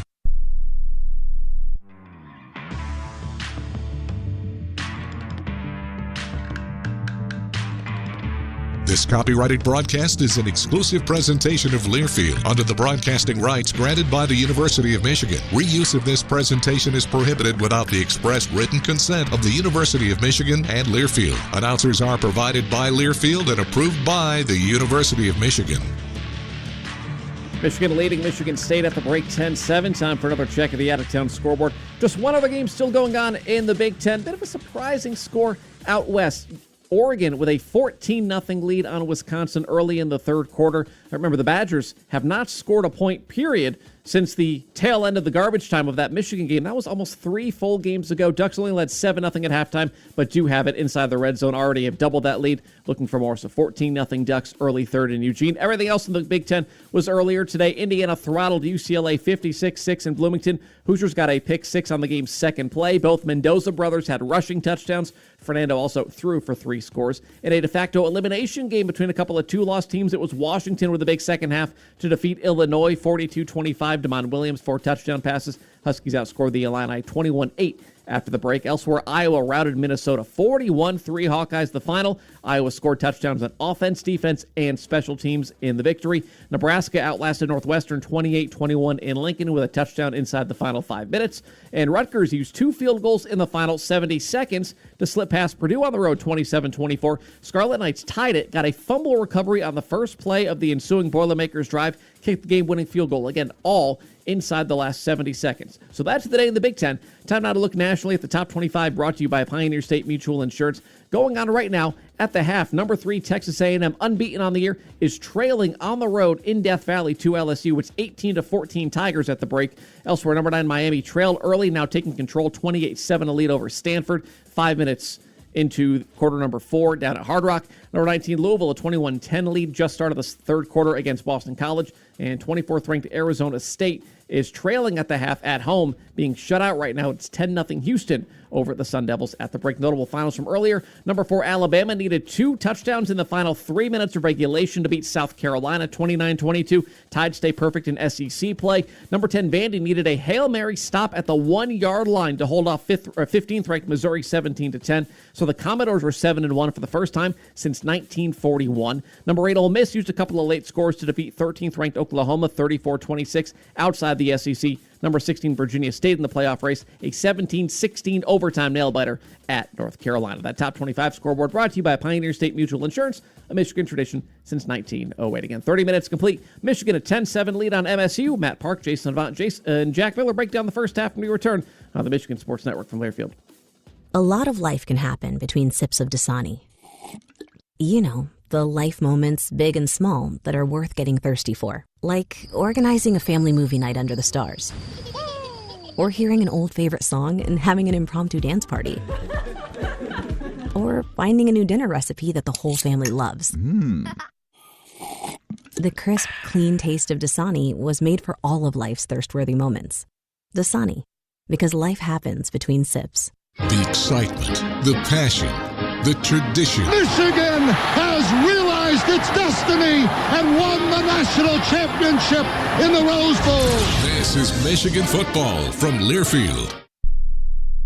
My name is Ariel. I moved to the U.S. at 19. I spoke no English and I struggled finding job opportunities. Everything I have, I owe to the Adult Literacy Center and getting my high school diploma at age 22. It was an honor helping you achieve your greatness. Now you're helping others achieve theirs. It inspires me.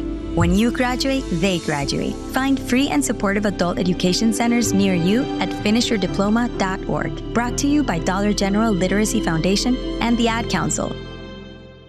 Adoption of teens from foster care is a topic not enough people know about, and we're here to change that. I'm April Dinwiddie, host of the new podcast, Navigating Adoption, presented by Adopt US Kids. Each episode brings you compelling real-life adoption stories told by the families that live them with commentary from experts. Visit adoptuskids.org/podcast or subscribe to Navigating Adoption, presented by Adopt US Kids. Brought to you by the U.S. Department of Health and Human Services Administration for Children and Families and the Ad Council.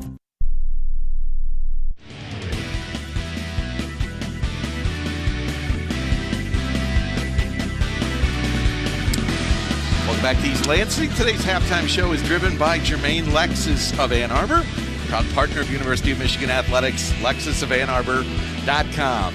Matt Park, Jack Miller, Jason Avant. After a disjointed first half, how's that for a word?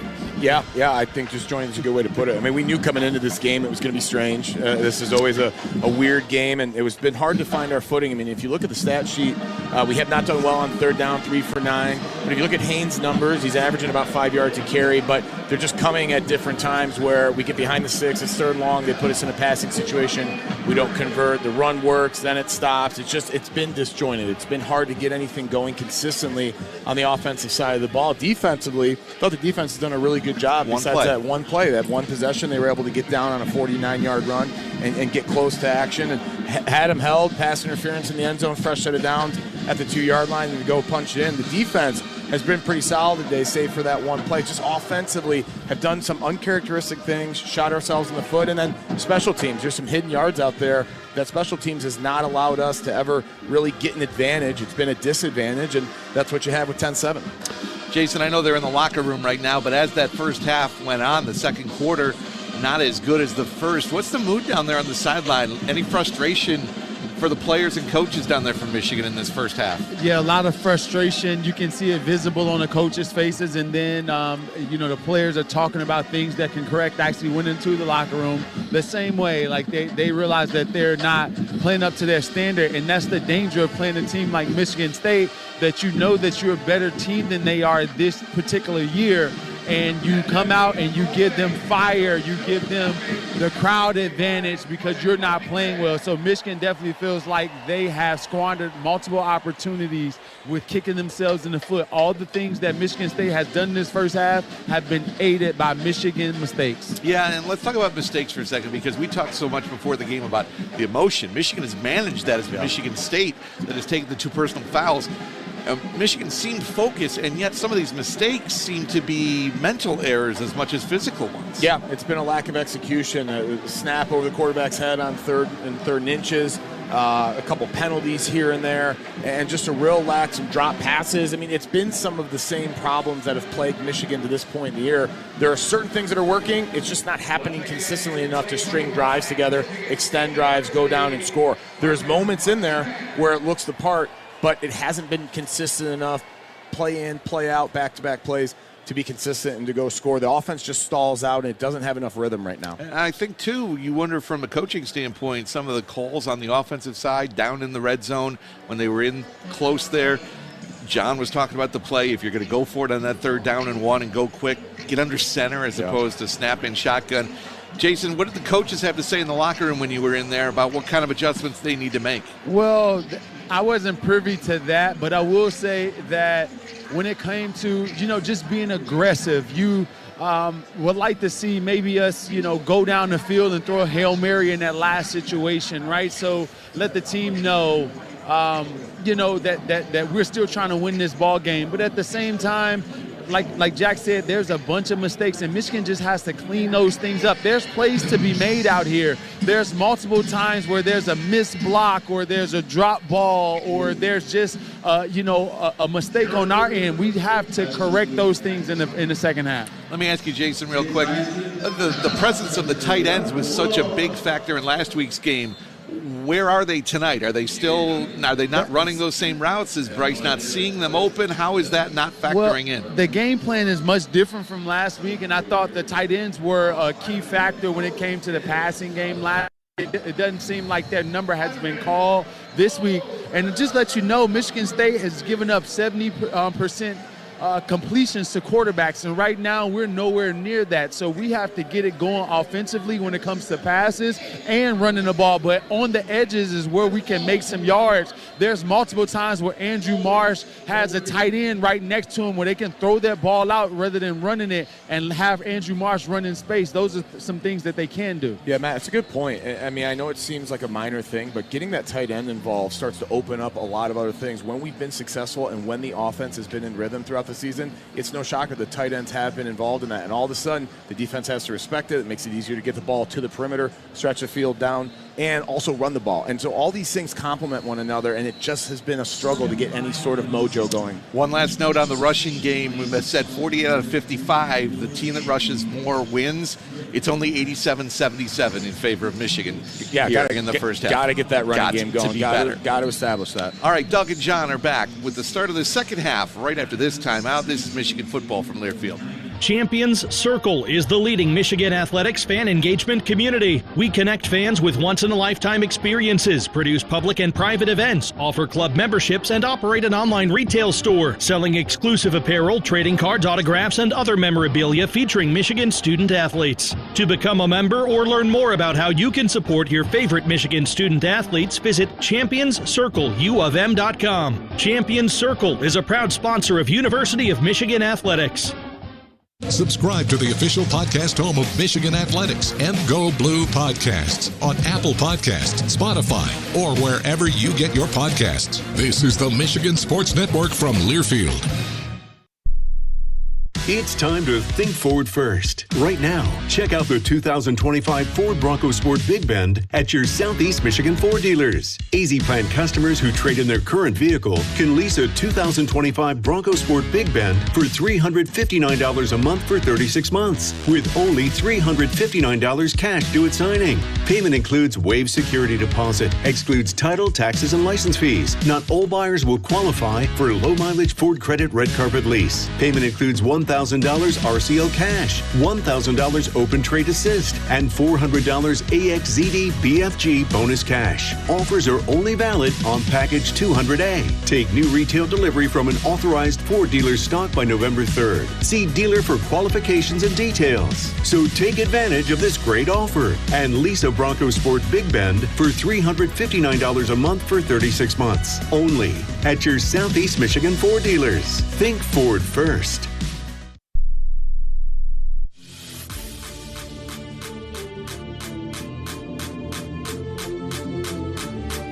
Today's broadcast is presented by Meijer, presenting sponsor of the 2025 Michigan football season and proud supporter of hundreds of local sports teams across the Midwest. The Wolverines are at Spartans Stadium for this classic in-state rivalry. Now, once again, here are the voices of Michigan football, Doug Karsch and John Jansen. 10-7, Michigan on top as we get you set for the second half. First, let's go down to the field. For the coach's comments from the locker room, Jason Avant, brought to you by Founders Brewing Company. What did Sharon Moore have to say to his team? To the offense, let's get our energy and swagger back. We need to run straight ahead and at them. There are plays to be made and had in the passing game. To the defense, beware of the quarterback runs. Watch the trick plays in the red zone. They will try to run more counters. That's their only effective play. Tackle, no extra yards. Team, we get the ball to start. Let's make a statement. Give it all you have for the next 30 minutes. Let's finish the game. Welcome back. Brought to you by Founders Brewing Company. It's not a Michigan game day without a Michigan-made beer. Founders Brewing Company, proud sponsor of Michigan Athletics. Welcome to Craft. Well, the numbers in this first half, not gaudy offensively, but Michigan's defense one heck of a job with the Spartans. The Spartans have one run for 49 yards. The other 32 plays have netted 54 yards. Yeah, and this may come down to that same stat. Who wins the rushing battle wins the game, because neither quarterback right now is lighting it on fire. Well, let's see if Michigan can get it going here in the second half. Your old coach Lloyd Carr used to say football is not a game of perfect, and that first half was far from it. As Andrew Marsh will field this kickoff inside the 10. Running to the far side, he's got some room across the 15, out to the 20, and he just gets tripped up as he crosses the 25-yard line and is down at the 28-yard line, and that's where Michigan will take over. Decent return there. Looked like it could have been more, John. Yeah, and I mean, we know that he's got that great game-breaking ability, and I'm just happy to see them allow him the opportunity to catch and run and not just come up with a fair catch. Wish they would have done that in the first half, but we'll take it now. Ball marked at the 29, Justice Haynes in the Michigan backfield. 3 receivers split wide to the right. It's Samaj, Marsh, and split out wide right, Donovan McCulley. The Indiana transfer, former quarterback. Marlon Klein, tight end left.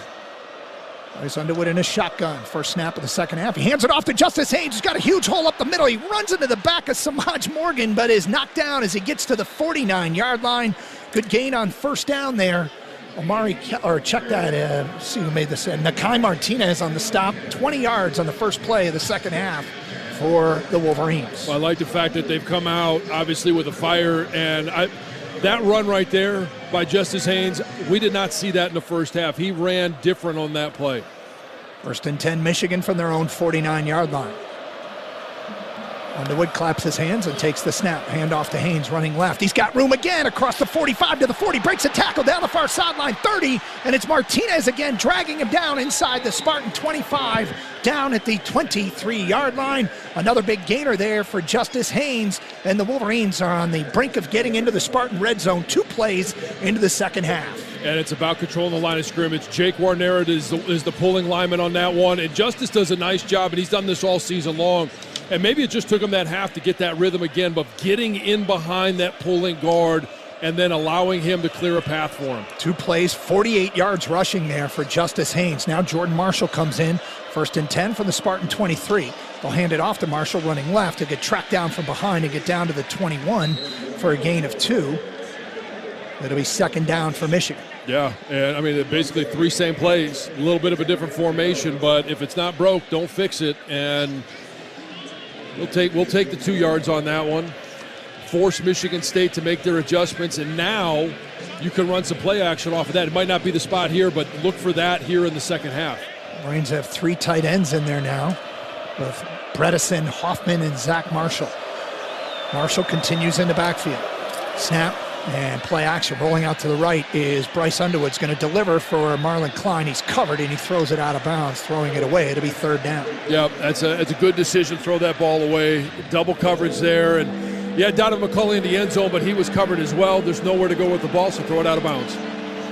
3rd down and 8 for Michigan. They got to get inside the Spartan 13-yard line. Ball's at the 21, well within Zavada makeable field goal range. No, but this is where you need, if you're going to throw the ball, you need a receiver to win in one of these situations. Underwood in a shotgun with Marshall in the backfield. 2 receivers split to either side from the left hash. Spartans showing blitz. Snap, back to passes Underwood. Here comes the rush. The ball's out as he gets hit when he throws it, and the Spartans pick it up. And returning it across the 40 out to the 42-yard line. Back. Flag down. He was offsides. Yeah, it looked like a player might have jumped in the neutral zone. Are you sure there's a flag? Yeah, there's a flag down right on the 20. The ref is standing next to it on the 22-yard line. Okay. Yeah, the blitzing corner was Malcolm Bell, and he was trying to anticipate the snap. Otherwise, it'd be Spartan football on their own 42-yard line as Underwood got hit as he threw. He kind of threw that one in secret. I mean, I could tell that he was offsides at the snap of the ball, and you'd wish he'd throw it up in the air so everybody could see it. Yeah, I just saw the replay. Offside. He was offside. Defense, number 14, 5-yard penalty, 3rd down. Wow, now it's a 3rd and 3. That is a huge penalty. Yep.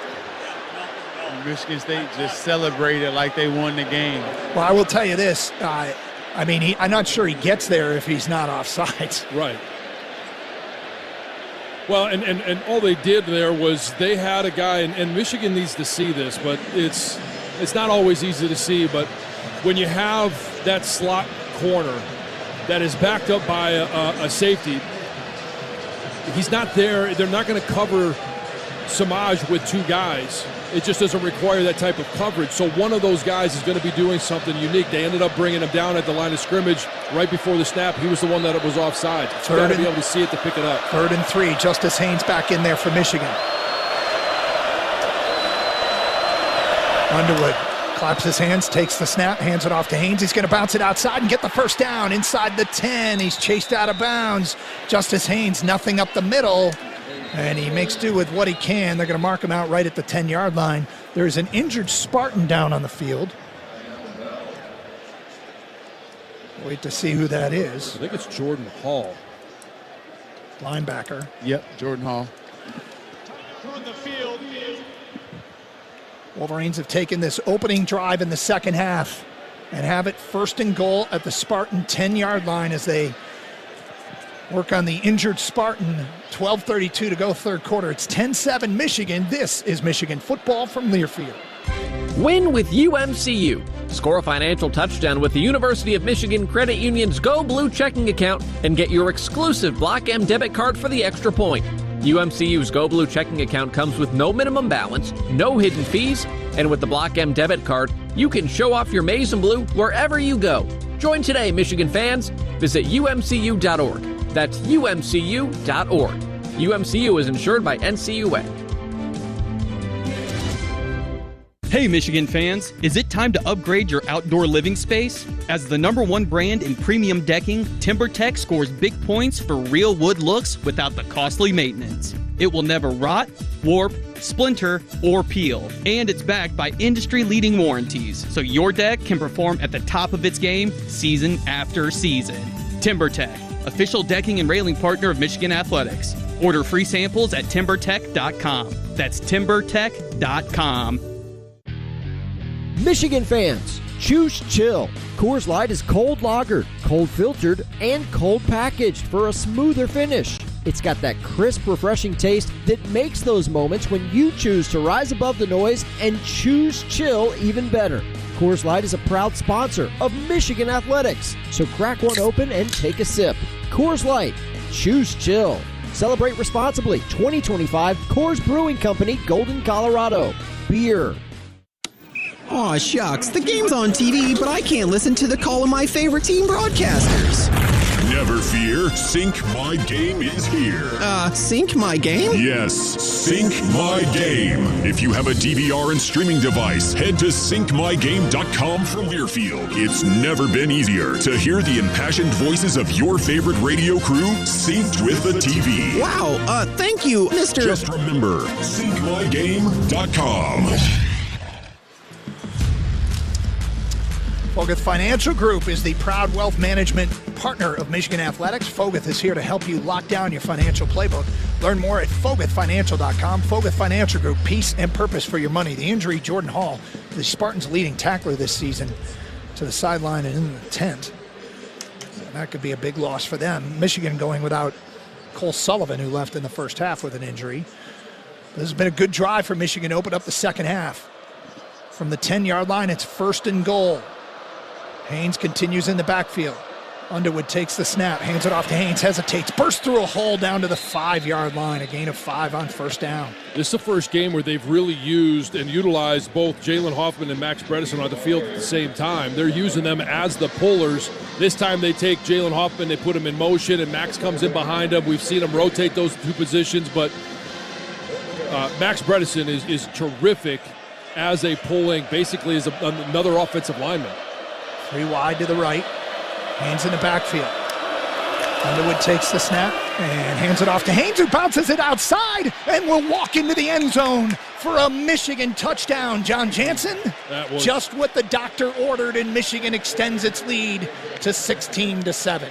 Yeah, and I tell you what, I mean, you go back to what Sharon Moore gave to Jason coming out of halftime about being able to control the line of scrimmage, establish the run game. There is more there in the run game, and you start with a 20-yard run, you follow it up with a 28, and then when you get down there, don't mess around. Just give the ball to Justice Haynes, trust that offensive line, and punch it in the end zone. Dominic Zavada on for the extra point. Good snap from Greg Tarr. Good hold from Beckham Sunderland, and the kick is good. And the Wolverines open up the second half with a 7-play drive, 71 yards in 3 minutes and 2 seconds. And Michigan leads it 17-7 here in East Lansing. That 5-yard Justice Haynes touchdown run brought to you by your Southeast Michigan Ford dealers. Think Ford first. This is Michigan football from Learfield. Hey, Wolverine fans, it's college football season, and SeatGeek is the official ticket marketplace of Hail Marys and walk-on heroes. SeatGeek makes it easy to find tickets so you can be a part of all the action this season. Whether you're buying or selling tickets to Michigan football games or to any other live event in your area, SeatGeek is the place to do it. SeatGeek is the official ticket marketplace of the Michigan Wolverines. Let's go, Wolverines! SeatGeek. The excitement, the passion, the tradition. Is that intercepted? Holy cow! Jordan Lewis! This is Michigan football from Learfield. Here's Charles Woodson, Michigan legend. As a young man, I gave my all to the Wolverines, making history, earning a Heisman Trophy, and now I'm back. Introducing Woodson Whiskey, the first spirit sponsor in school history, crafted with the same passion and excellence that defined my career. Woodson Bourbon Whiskey, where legacy meets excellence. Go blue and go Woodson Whiskey. Cheers, and please drink responsibly. Fogut Financial Group is the proud wealth management partner of Michigan Athletics. The 4th annual Night Out at the Big House sold out, but due to increased demand, another date is scheduled for Thursday, November 6th. Learn strategies for managing the risks of retirement and enjoy complimentary dinner and drinks, door prizes, and exclusive access to Tour Michigan Stadium. Just go to mgoblue.com/bighouse to sign up. That's mgoblue.com/bighouse. Limited seats are available.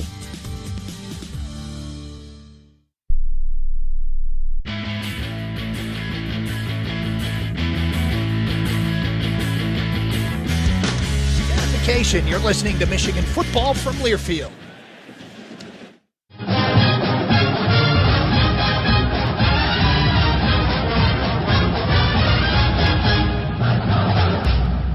John Justice Haynes now 16 carries, 114 yards, 7.1 yards per rush.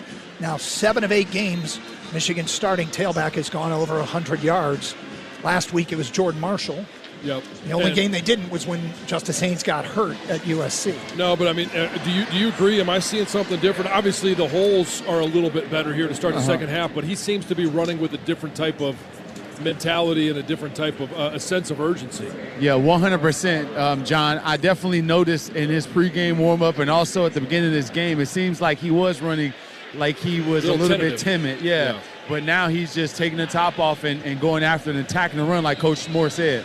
Frazier, El Hadi, Crippen, Guanera, and Sprague did a great job that drive. You mentioned the tight ends as well, John Jansen. Open up holes for Justice Haynes.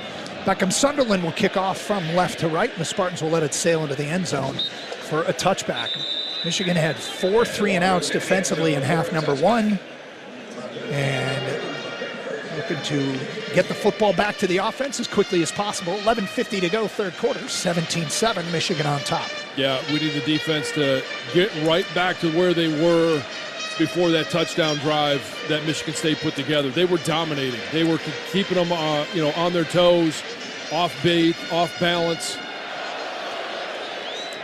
Kai Frazier in the backfield next to Aiden Childs. He's got the big run, the big offensive play for Michigan State in the first half that led to their touchdown. They'll hand it off to Frazier up the middle, and the Wolverines stack it up, give him maybe a yard and change, if anything, and that'll be second down.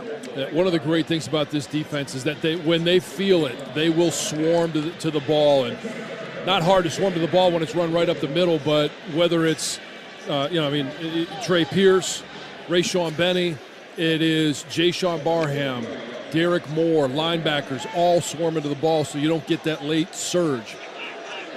Empty backfield here for Childs. Wolverines showing a 5-man front.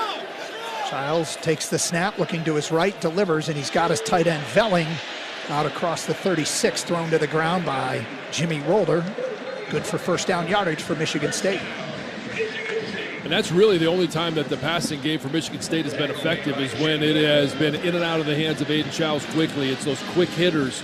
And what Jason said right before we went to half, I think that's where Michigan really needs to make a change, is at least showing some aggressive coverage, and they can back off right when the ball is snapped. Childs under center on this 1st and 10. Frazier, the lone setback. Childs takes the snap.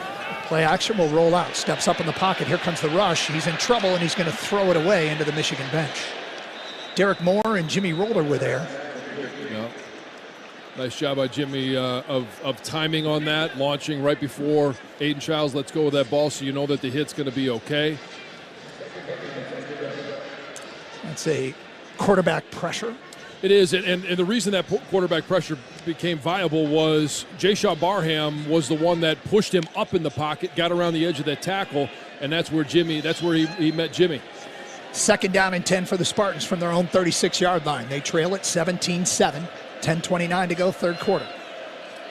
Bunch formation to the left. Childs is going to go QB run right, and not much room there. Derek Moore, the first to meet him, give him a yard, maybe 2. Going to be 3rd and long for MSU. A lot of times that back, you just can't account for him. That's Derek Moore. He does a nice job of crashing down because there's no fake of anything coming back around.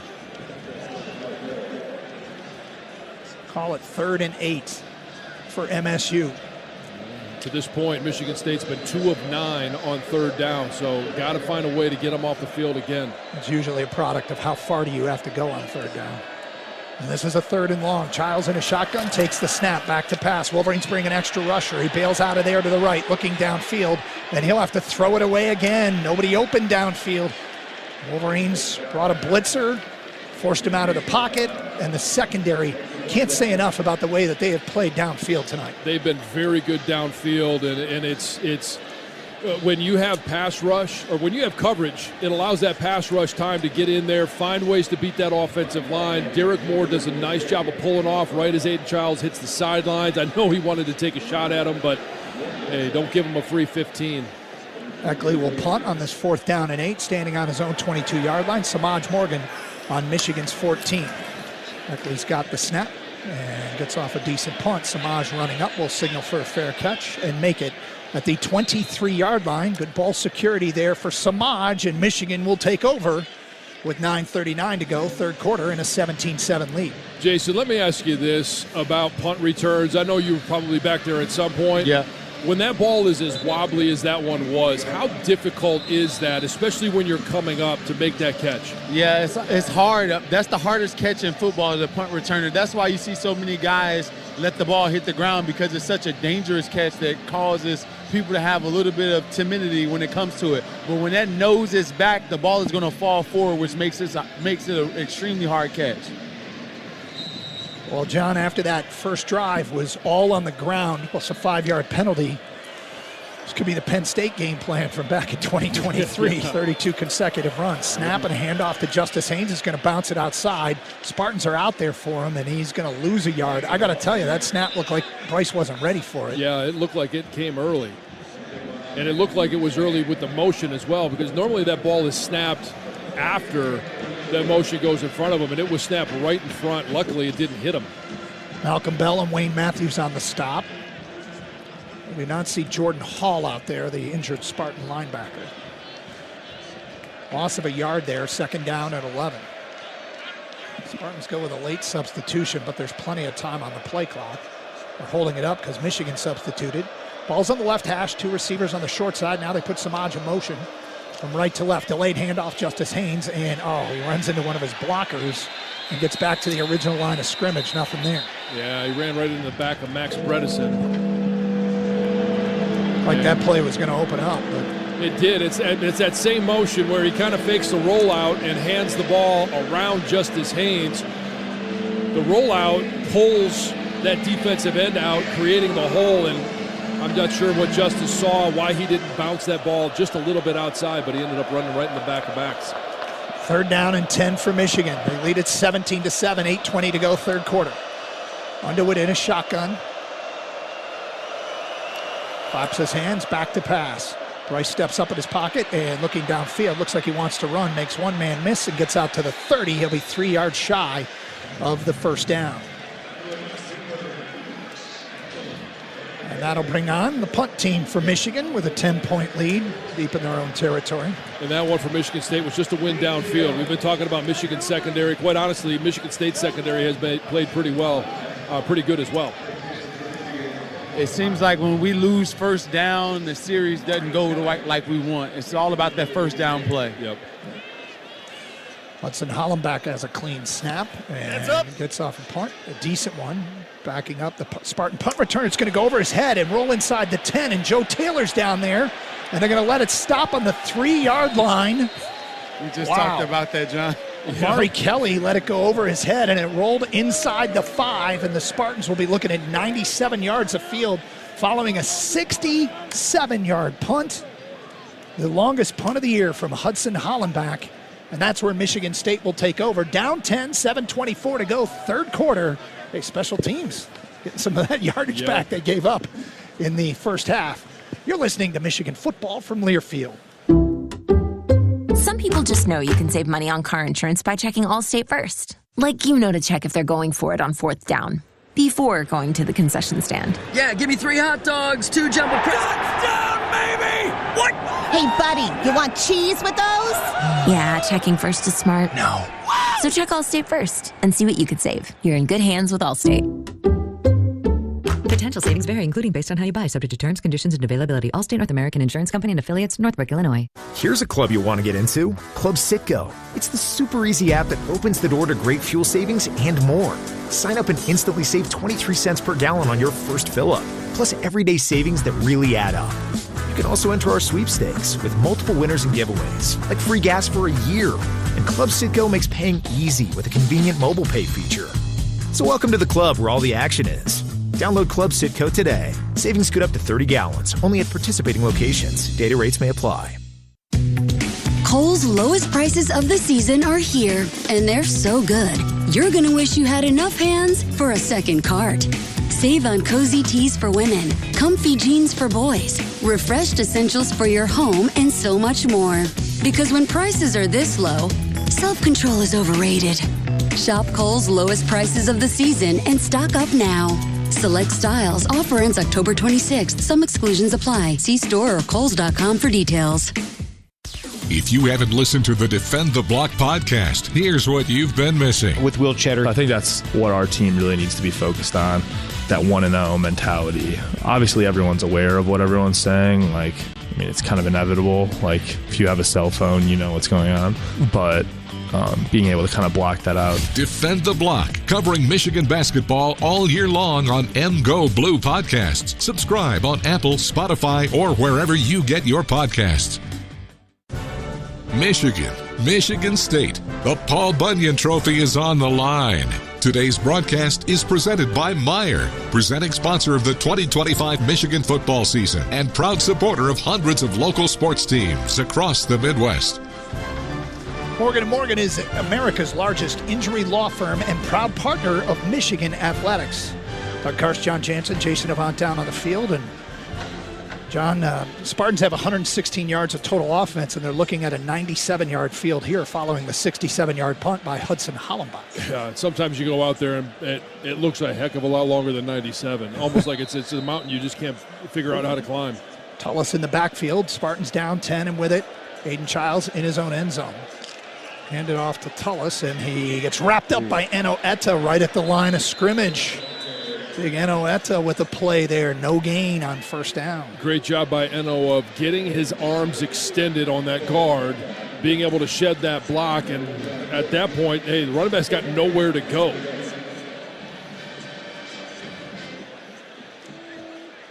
Wolverines' start to the second half is definitely quieted down Spartan Stadium. This is where you could completely remove this crowd from the game. Second down, call it 9. They gave him a yard there. Childs in the end zone takes the snap. We'll hand it off to Tullis again. No, he'll keep it. And the Wolverines saw it coming, and they string it out, and they drop him for a gain of 1 out to the 5. Aiden Childs gets a yard.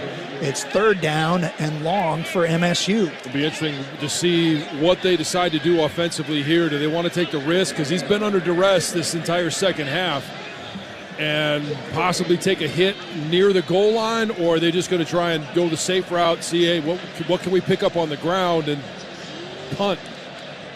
Jair Hill forced Childs back towards TJ Metcalf, who got the stop. 3rd down and 8. Ball on the Spartan 5. Childs standing on the goal line. Big play here. And he takes the snap back to pass in his own end zone. Looking, and he'll dump it out short of his intended receiver. Tolliver out of the backfield. He tried to check it down. Incomplete. It's 4th down. A timely 3 and out. And John Jansen, another elite job by the Michigan secondary. Yeah, I mean, great job by the special teams to set them up with that field position, and then the defense being able to come away.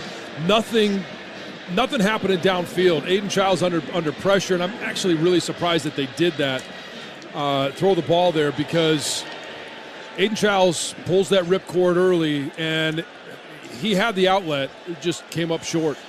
Samaj Morgan standing on his own 47-yard line. Eckley with his feet just inside the back of the Spartan end zone. He'll get the punt away, and Samaj will field it at his 47. It's returnable. Running to his left, cuts upfield and takes a hit. Hangs on to the football. It was a big hit out at the 48. So it'll be good field position for Michigan here with a 10-point lead and 5:46 to go. Caden Schickel on the stop for MSU. 48 yards on the punt. Yep. We get a timeout on the field. Wolverines up 10. Let's go back to our studios and our guy Rob Joyce. Hey, Rob. Hey, Doug. Still just one other game in progress in the Big Ten. Oregon, even with a backup quarterback, leads Wisconsin 21-0 early 4th quarter. Dante Moore left the game after he took a shot to the head, has not returned, but Ducks in firm control against a Wisconsin team trying to avoid a 3rd consecutive shutout. Everything else earlier, Indiana blasted UCLA at home by 50. It was 56-6 Hoosiers the final. Washington pulled away from Illinois in the second half to win 42-25 behind 4 DeMond Williams touchdowns. Iowa pounded Minnesota 41-3 to keep the Floyd of Rosedale for the 10th time in 11 years. Nebraska nicked Northwestern 28-21 and hands the Wildcats a second league loss. And Rutgers notched its first league win of the year, using 2 late field goals to edge Purdue 27-24. Nationally going on right now, the big one in the SEC. Texas A&M, the 3rd-ranked team in the country, trailing at the half, have since scored 2 third-quarter touchdowns to have a 28-18 lead at LSU. 5:40 to go in quarter number 3. That's your check of scores. We'll run through the entire day in college football, get to the highlights of our game, and get post-game reaction all on the SeatGeek post-game show, guys.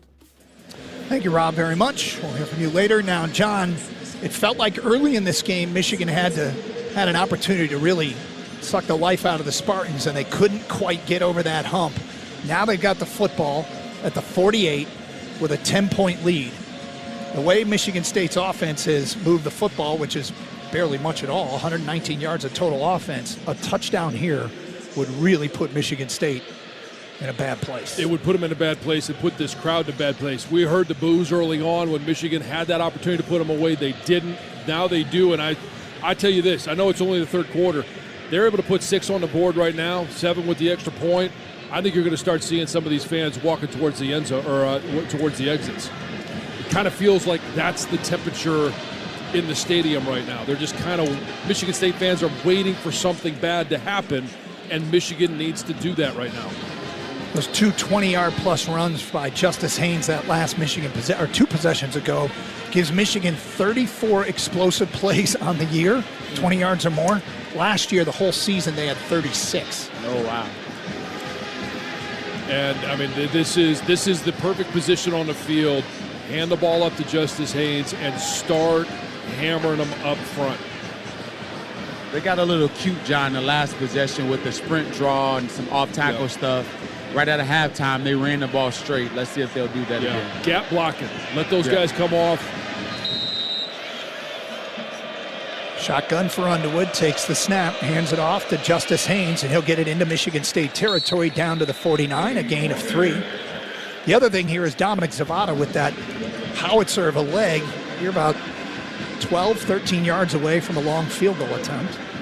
Yeah, it's nice to know that you can get in a position to get points, but if you want to take this crowd out, you want to really give doubt to this Michigan State football team, you got to put 6 on the board. Well, I'm not trading a touchdown for a field goal. Yeah, I know I'm that. just but saying. Second down and 7 for Michigan. Snap, handoff. Justice Haynes, big hole across the 45 and down to the 44 of the Spartans.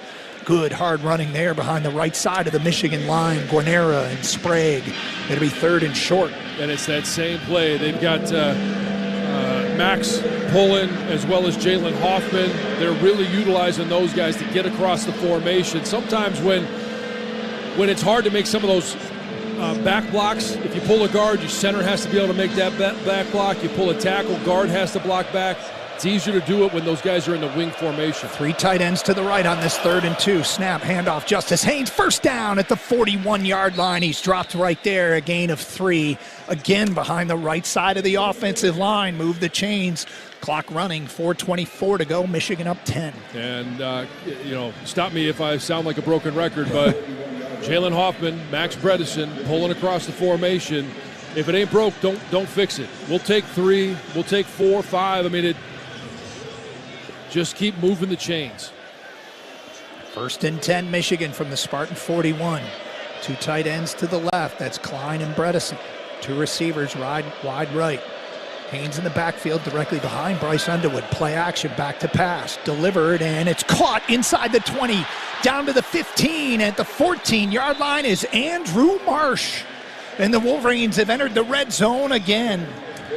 Andrew Marsh seems to really have a great feel for how the defense is playing him. One, to be able to get open, make the catch, but then he knows where the pursuit is coming from. Does a nice job of being able to spin back inside, and the defender just can't stop in time to make that play, and he runs right by him. 27 yards to the freshman. And the Wolverines now have it at the Spartan 14-yard line, late 3rd quarter already, leading by 10. Haynes in a shotgun, takes the snap, hands it off to Justice Haynes, who's going to bounce it outside to the 10, to the 5. Justice Haynes will stroll into the end zone. His 2nd touchdown of the game, and Michigan has extended their lead to 23-7. Wow. What a drive. Boy, he can really hit that red button, can he? The acceleration when he gets to the edge, and he gets there and he's got leverage on the defense. There is absolutely no one on this field that's going to catch Justice Haynes. John, they're heading to the X's right now, buddy. I'm telling you, you knew it was going to happen. You could see it. They're flooding the aisles.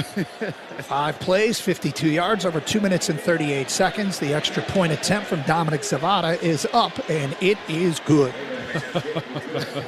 It's crazy how quickly this fan base is ready to bail.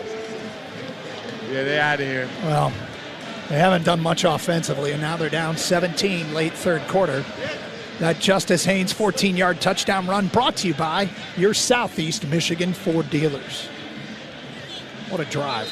Well, what a drive. What a great 3rd quarter right now. When you think about how they came out, 20 yards, 28 yards. And on this drive, other than that touchdown run, there wasn't one that was longer than, 5 yards? It's just a matter of continuing to pound up front. And if you want to rip the heart out of a defense, and I don't care if it's your rival or if it's anywhere else, you just, they know you're running, and they can't stop you. You feel hopeless. Steve Kasula talking to you this week on Inside the Trenches. You talked to him about Max Bredesen and that wham block. Yep. His quote, for a common man, it's a very difficult assignment. For 44, it's another day at the office. Beckham Sunderland will kick off, and it will sail into the end zone, deep into the end zone, and Michigan State will take over at the 25-yard line. 3:08 to go, 3rd quarter. It's 24-7, Michigan. I also asked him, this was off air, because we were talking about Deacon Tinelli and Zach Marshall when Marlon Klein gets healthy. Is there an opportunity where we might have 4 or even 5 tight ends on the field at one time? And he said, hey, don't put it past them. Zach Marshall, that would be like his dream. Yeah. He always talks about the tight end room. From the 25-yard line, Spartans have it, down 17 here. Shotgun for Aiden Childs, who will take the snap. Hand it off to Frazier, running left, and the Wolverines bury him in the backfield. A loss of 1. Michigan's defensive line getting the job done. Ernest Hausman is in there, along with a slew of Michigan tacklers. Yep, and this is where you start to bully the other team. you a tackle for loss, you hit them in the backfield, you push them back. That whistle blows, maybe you throw them down a little extra hard, but this is where you can really rip the heart out of Michigan State. Troy Bowles also in on that stop. He's getting run here with Cole Sullivan out with an injury. 2nd down and 11. Childs takes the snap, back to pass, fires right side. He's got Velling as tight end, and Bowles will chase him out of bounds short of the sticks at the 33-yard line. It'll be 3rd down and 2.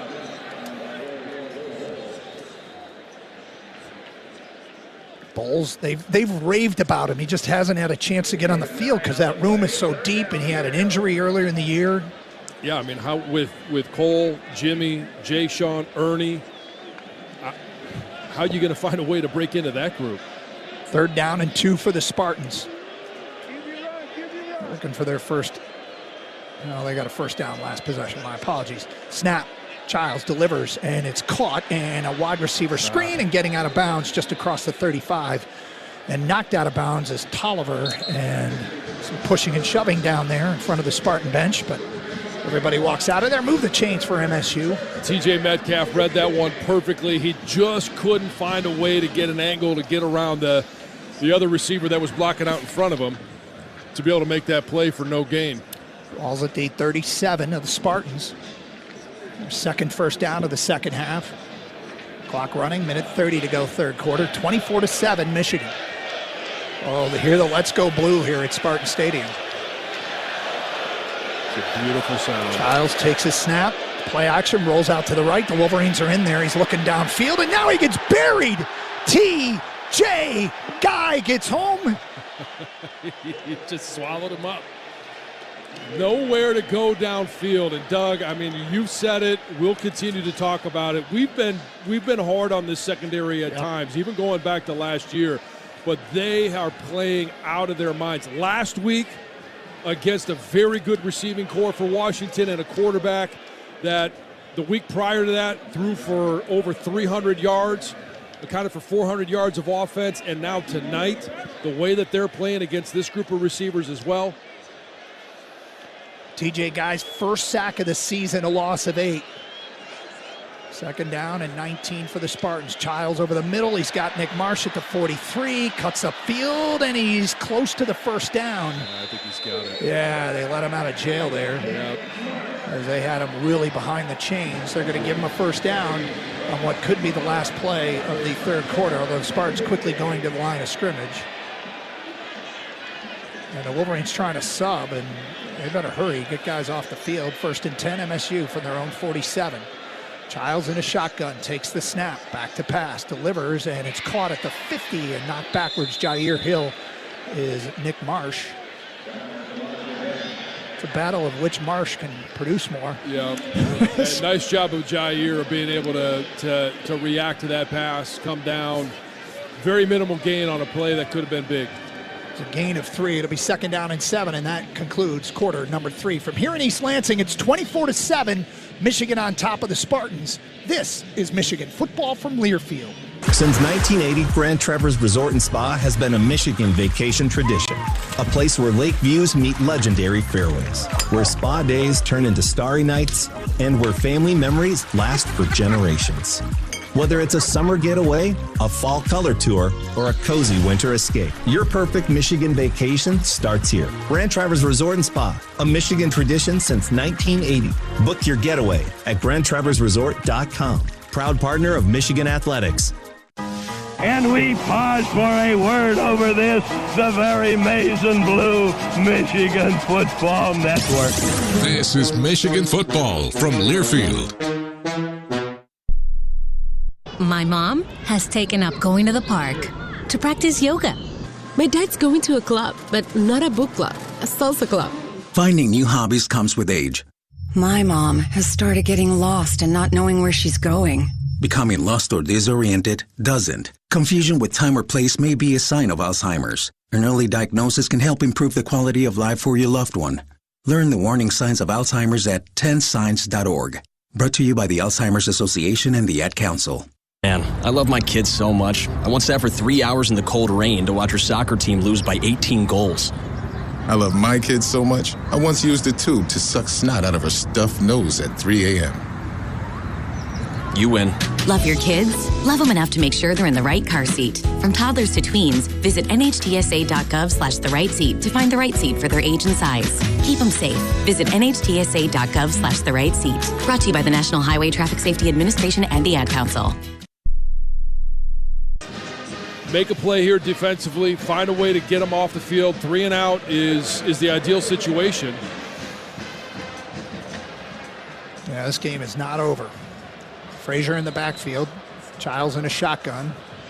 Moves his tight end Velling from right to left. We'll hand it off to Frazier running right. He turns the quarter 45-50 and breaks a tackle inside Michigan territory and down to the 34-yard line of the Wolverines. Damon Payne was in pursuit. He just couldn't get to the sideline, couldn't keep up with the running back. Wasn't able to make the play down the line of scrimmage, and that's where when you get out of position in the secondary or the linebackers get caught up in the line of scrimmage. 25 yards. Childs will hand it off to Frazier again, and this time the Wolverines are in the backfield, and Damon Payne finishes him off. Jimmy Rolder with penetration, a loss of 1. Clock running, 9:38 to go, 24-13. Second down and 12. It is not a must-score drive for MSU, but... No, I mean, 9.5 minutes. They got plenty of time. Both teams have all 3 timeouts remaining. Negative play on first down, sets up the Spartans, 2nd and 12.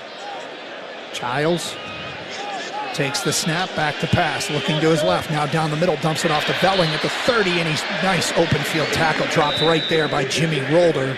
It'll set up a 3rd down and 6. Those are the plays that you've got to have from your best tacklers. Jimmy Rolder is definitely one of them. Ernie Hausman is another guy. Brandon Hillman, you got to be able to make those plays. 3rd and 6 for MSU. Quickly the line of scrimmage. Childs bounces out of there to the right, looking to run to the 30. Tries to make a man miss, and can't. The Wolverines stack him up short of the sticks at the 27-yard line. And interesting decision here for Jonathan Smith. He's looking at a 4th and 3 or a field goal attempt. That's a great job by Mason Curtis coming up, breaking down on the quarterback. Just like Jimmy Rolder on the play before, you got to find a way to hold him up, wait for reinforcements to arrive. Mason Curtis stopped his motion, made him chop his feet, and everybody else swarmed to the ball. They're going for it from the Michigan 28-yard line. They have to get it inside the 24. From the 27, 4th down and 3 for MSU. Childs in a shotgun. Takes the snap. He's going to roll out to his right, and the pass is broken up. Jimmy Rolder knocks it away from the intended receiver. And the Wolverines get the stop on defense. A little misdirection and a pass, and Jimmy Rolder gets the pass breakup. Boy, is this kid good. Jack Velling was the intended receiver. We talk about guys that from this linebacker room. Jayshawn Barham certainly going to be playing on Sundays. Ernie going to be playing on Sundays.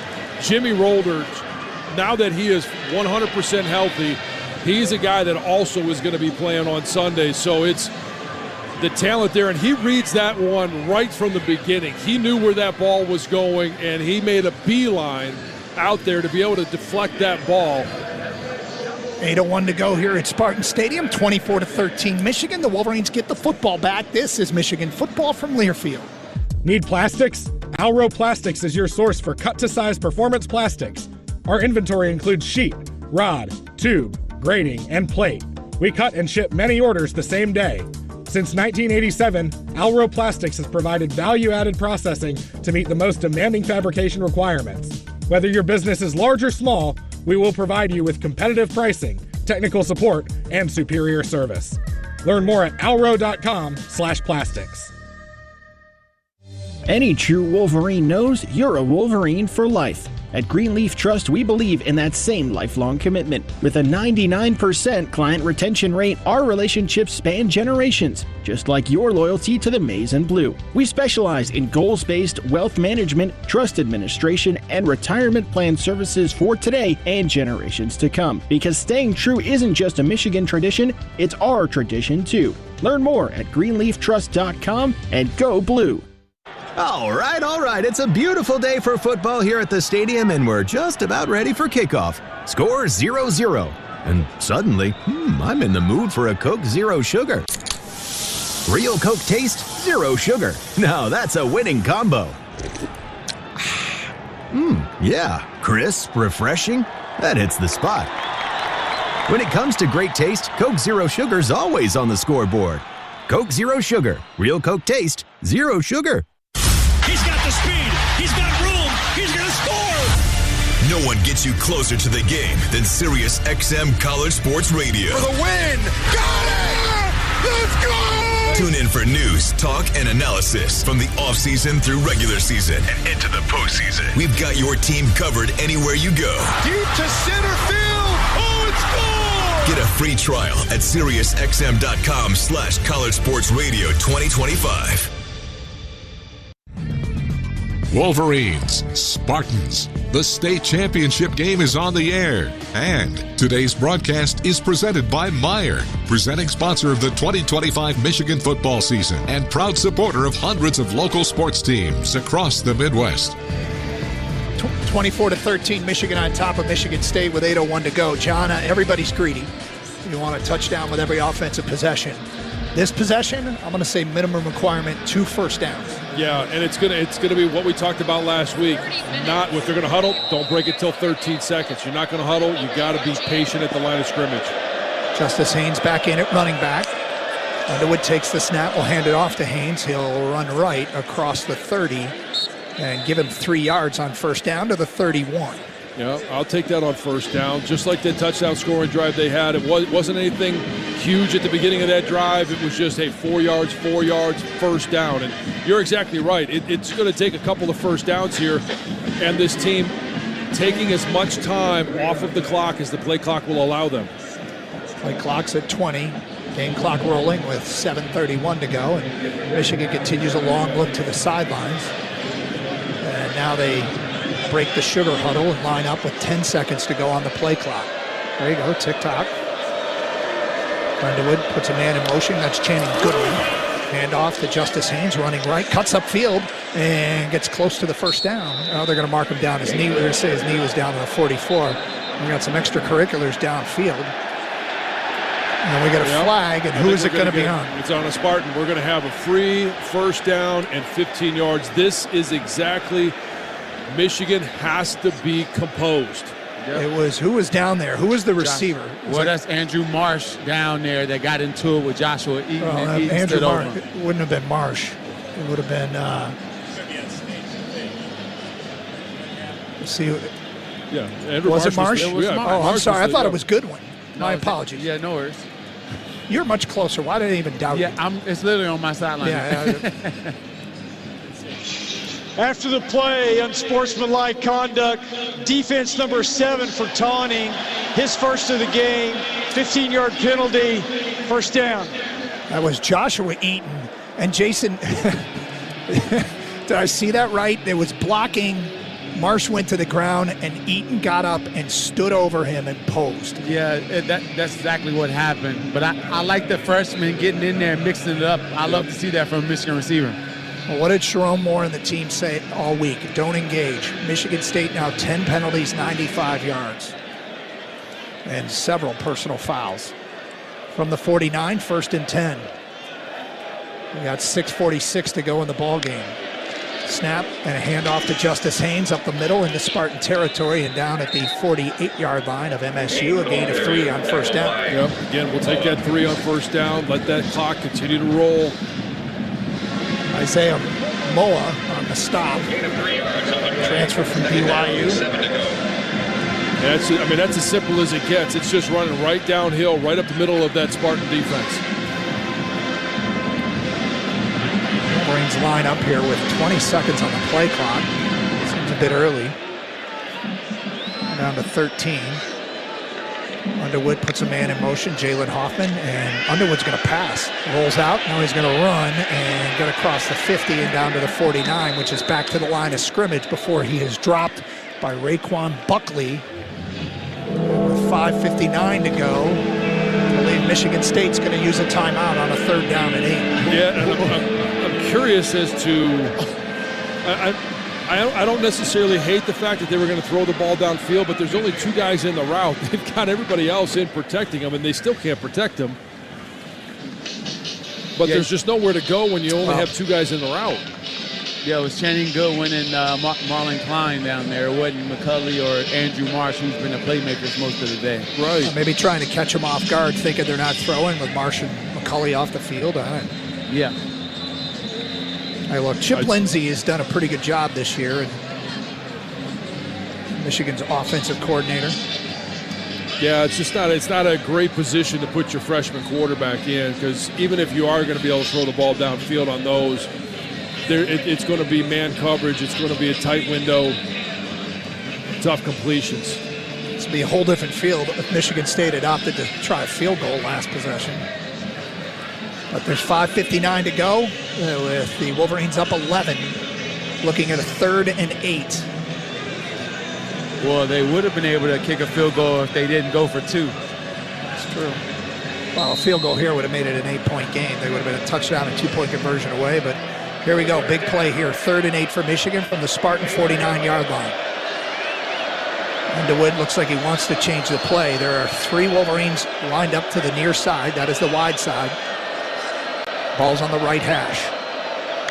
Snap, and they're going to run it with Justice Haynes up the middle across the 45 down to the 44-yard line. Did the ball come out? Michigan State saying the ball came out, and one of the Spartans picked it up, and they're saying indeed it's a fumble in Michigan State football. At the 46-yard line. Covered by the defense. First down.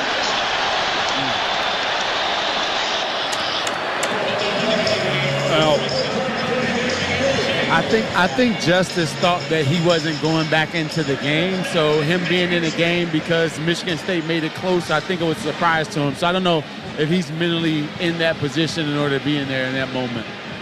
You got to stay ready. Yeah, that's the case. Wayne Matthews on the stop. Did he get the recovery? No, David Santiago did.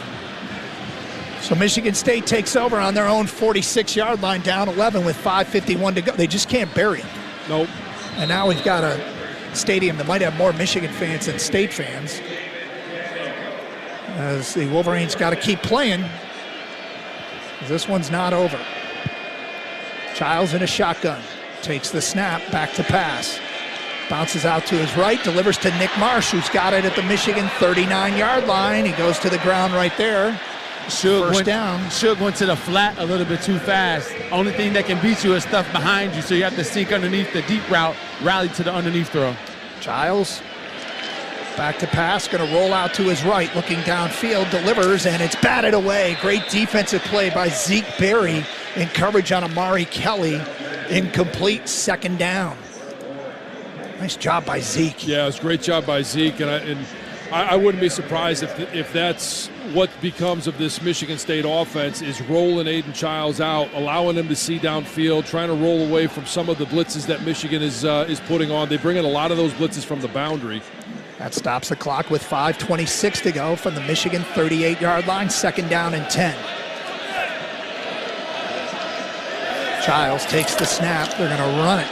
And there's some room there to the 35, and down to the 32-yard line is Tua Tulliver, a gain of 6. Ernest Hausman on the stop. It's third down, and 4 for Michigan State. These are all 4-down situations. Yep. And this is a must-score situation for them now. Childs, the Spartans now in a pistol formation. Takes the snap, hands it off to Tulliver, running right, and he's close to the first down, and I think they're going to put him short at the Michigan 29-yard line, about half a yard short with 4:51 to go. Spartans have used one timeout, clock running. Michigan State quickly to the line of scrimmage. The Wolverines line up quickly. They go QB sneak, and Childs is not going to get there. The Wolverines get the stop on 4th and 1, and I believe he's going to be short, and Michigan's going to take over. Wow. They Spartans went quickly. Michigan barely looked ready. And who got in there to make the stop? What a play. I don't know, it was almost a situation where I think not being lined up, the offensive line may have not declared who they were blocking. Some confusion there. We're at the mercy of a replay here. Jimmy Rolder. Jimmy Rolder, of course it was Jimmy Rolder. Derek Moore was in there. Jaden Mangum was in there. And Michigan takes over Did Jimmy Roller just jump over the defensive tackle in order to make that play? It was only 2 defensive tackles lined up. Wow. Well, that's why I think the offensive line just kind of came off a little tentative because there wasn't anybody across from them to block. 4:37 to go, and Michigan takes over. Hold on to the football here. Jordan Marshall in the Michigan backfield, and he will take a handoff and run up the middle across the 30, out to the 33, the 34-yard line. A gain of 5 on first down for Jordan Marshall. Clock running, 4:33 to go. Now they've stopped it. Spartans take a timeout. Michigan State for a second. Wow. Yeah, I haven't seen a replay of that fourth down, but no, I think he's right. I think you remember when LeVar jumped over the line of scrimmage against Illinois? Yeah. This is very similar to that, where Jimmy Rolder just goes airborne. John says LeVar like they're good friends because actually we are. Teammates in Washington for some time. But, Jimmy Rolder has come up with so many big plays today. Open field tackles, passes defended, pressures on quarterbacks. Fumble recovery. Yeah, that's right to start the game. He's been everywhere. He has been everywhere. Finally healthy. He has not been healthy since his junior year in high school. And he's finally healthy here as a senior, and he is having a heck of a senior season. Second down and 5 for Michigan. 4:33 to go. Spartans with one more timeout. Snap and a handoff to Jordan Marshall, who breaks a tackle out to the 37-yard line, 38. It's going to be 3rd down and 1. And this is playing to the strengths of Jordan Marshall. We saw last week, not one guy's going to bring him down. He rarely is a guy that's going to get tackled in the backfield. He falls forward. He's a little bit more of I called him a battering ram last week. You need a battering ram at this time of the game. John, do you know how many times he's been tackled for loss this year? We're in game 8. I'm going to say 0. Once for 1 yard. This is a 3rd and 1. With 3:53 to go. Spartans loading the box. Snap, handoff to Jordan Marshall, puts his head down and spins for the first down across the 40. Move the chains there for Michigan, and that might just about do it. There's pushing and shoving, and the Wolverines going out of their way to break it up, as they don't want any silly flags to cost them here. No, and actually the pushing and shoving was Michigan players pushing their own to get them out of the way, and love the fact that Big 77 dumped somebody on top of that pile. He's played a pretty good game for his first start here at Spartan Stadium. Let's pause 10 seconds for station identification. This is Michigan football from Learfield.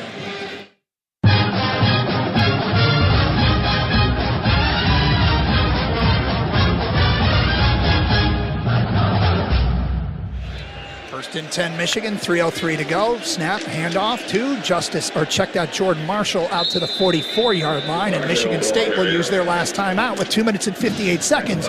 You talked about Big 77. His mom, Kim, wants him to be, preferred he was a swimmer. He told you that this week on In the Trenches.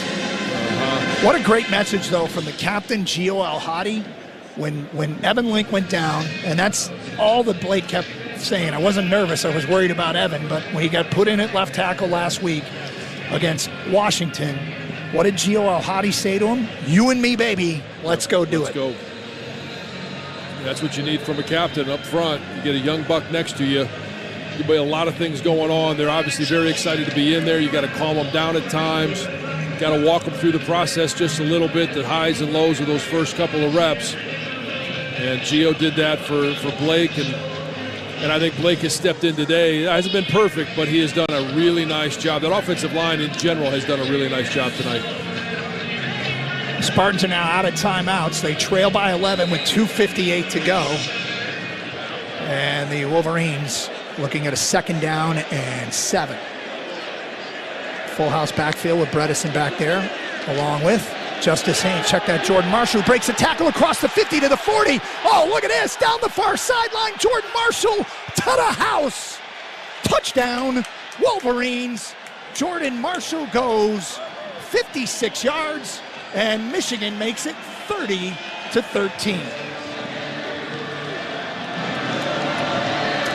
Absolutely beautiful.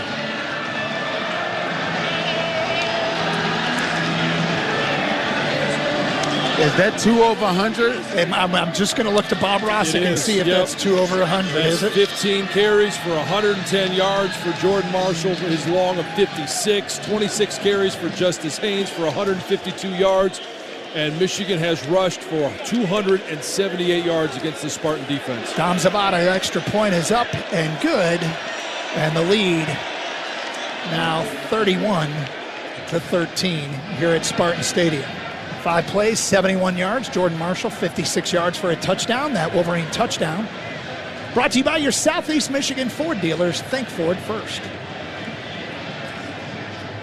Well, John, took forever for me to feel comfortable with a Michigan lead, time and score. Well, in the second half, I'll just give you a couple of second half stats. Michigan has run the ball 26 times for an average of 7.3 yards per carry, totaling 191 yards.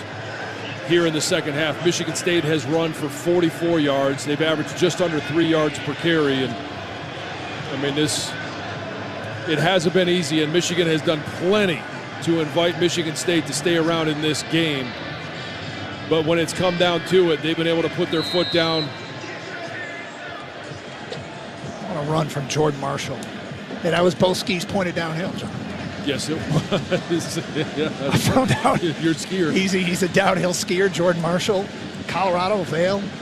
And I'm like, oh, dude, we just became best friends. He's not doing it while he's playing football. He's had to retire for now. But kickoff, fair catch signal for him made by the Spartans at the 6-yard line. Tolliver and Michigan State will take over at the 25-yard line, trailing 31-13 with 2:48 to go.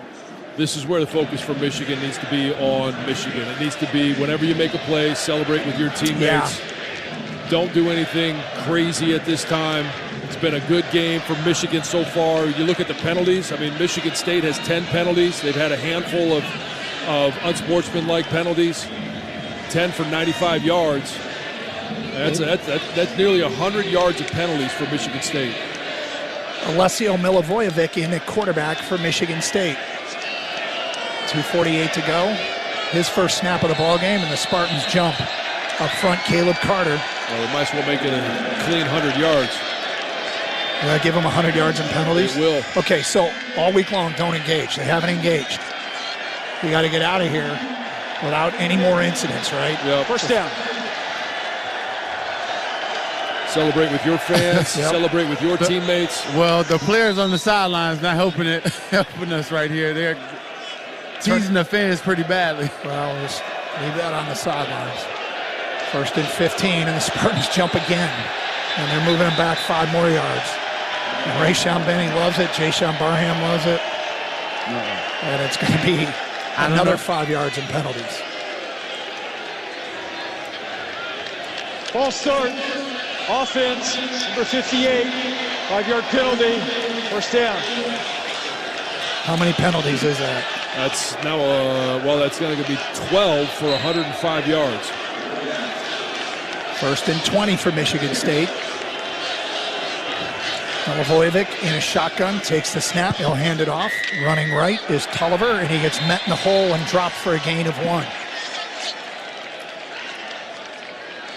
2:38 to go, clock running. The Spartans are going to huddle, so this one as good as done. And John, we get ready for another night game against Purdue next Saturday. Boilermakers coming off a tough loss.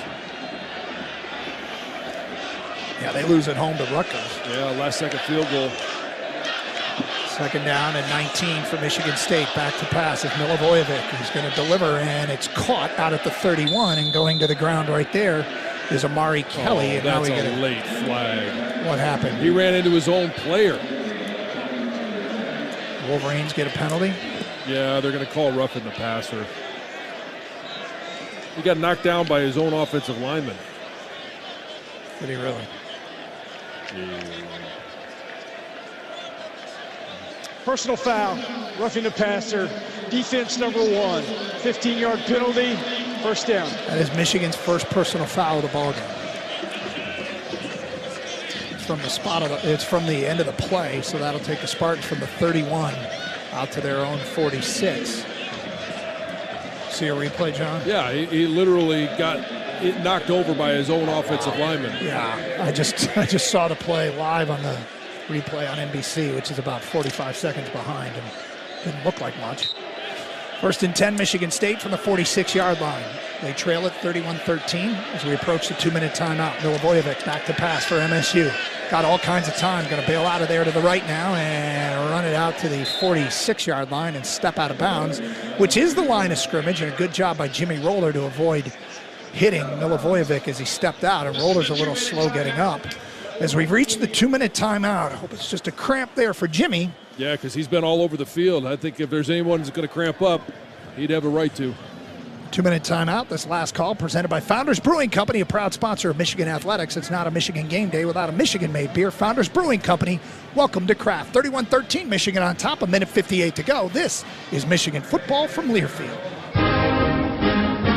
It takes hard work to be the best in the game.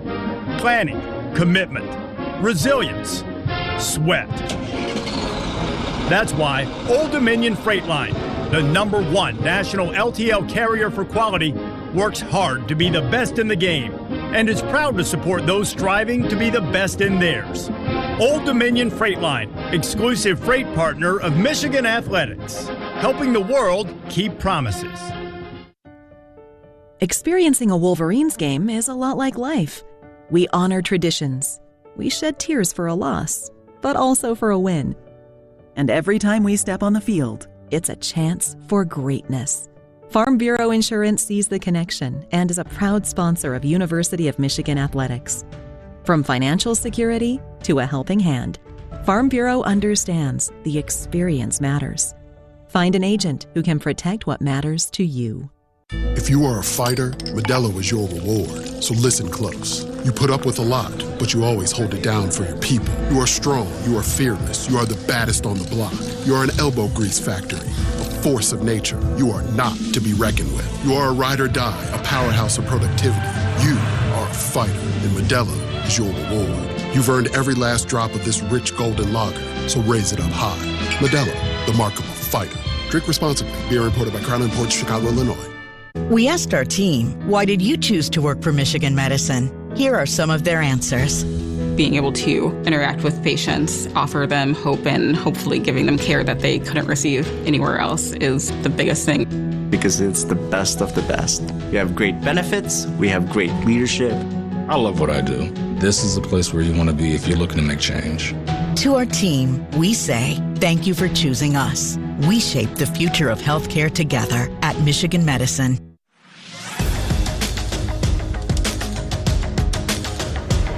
It's time to spotlight today's best in the game, brought to you by Old Dominion Freight Line. Old Dominion Freight Line works hard to be the best in the game and is proud to support those striving to be the best in theirs. John Jansen? I'm going to go with Jimmy Roller. I mean, you fumble recovery, breaking up, passes.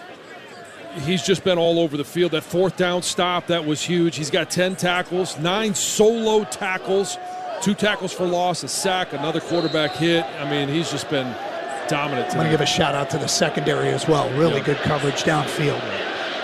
Milivojevic in a shotgun on the 2nd and 10. Back to pass. Here comes the rush. He's in trouble, and down he goes. Derek Moore is back there. That will be his 2nd sack of the game, if indeed he is credited with it. Rashawn Benny was in there. And the clock's running with 1:44 to go. And the Spartans looking at a 3rd down and 16. And they're going to huddle. Let's preview the upcoming schedule brought to you by Meyer. Purdue loses 27-24 today to Rutgers. Here's a stat for you regarding Purdue. They added 81 new players in the offseason. The coaching change, and they're just looking for anything they can hang their hat on. They had such a tough year last year, a coaching change, and they're just looking to try and get a win any way they can. It was a last-second field goal. Milivojevic is sacked on 3rd and 18, but there's a flag in the secondary with 1:09 to go.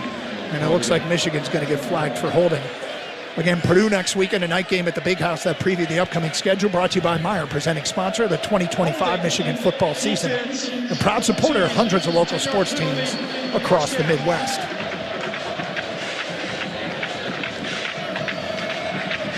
That hold is going to give Michigan State an automatic 1st down. 2 penalties have given the Spartans 1st downs on this drive.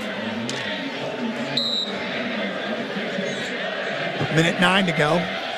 Ball now at the 49-yard line of MSU.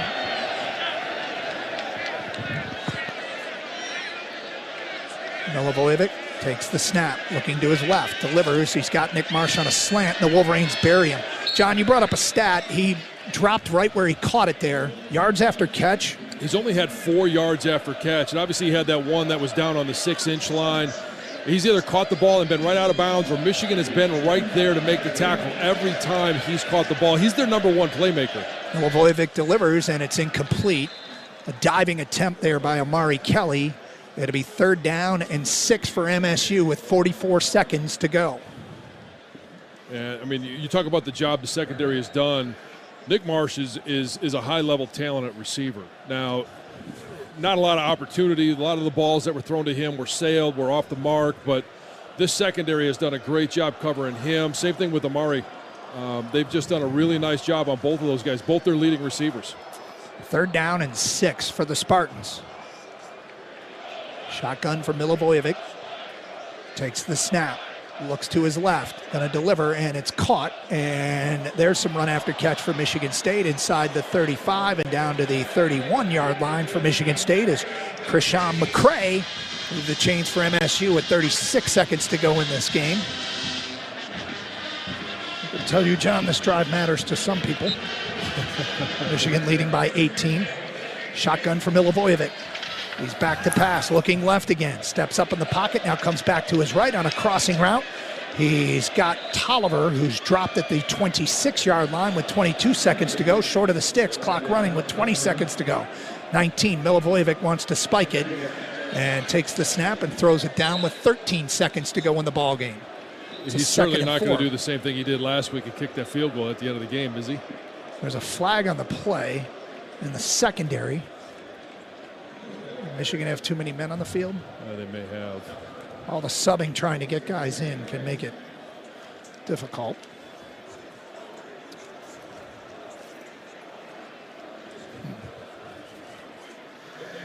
Await this call.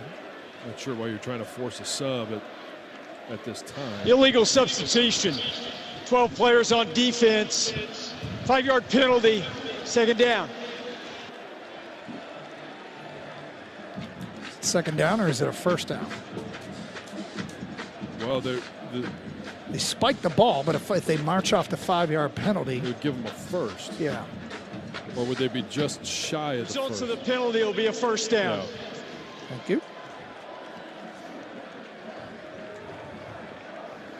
This place is emptied out. The Spartans have their, this new fad where students take their shirts off and wave them in the air. Oh, yeah. They're doing that in the student section.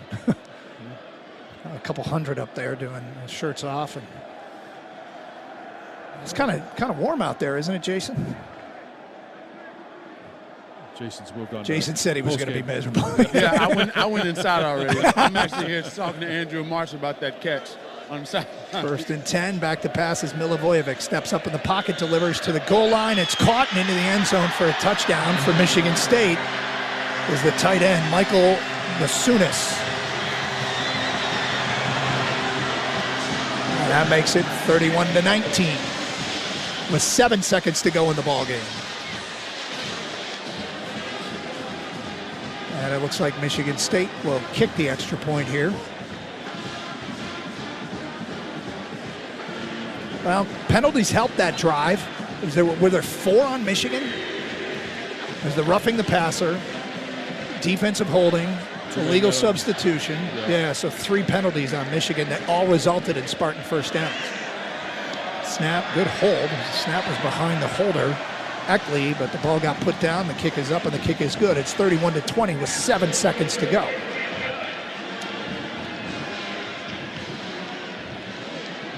There's no 11-point plays. I'm sure they'll try the onside kick.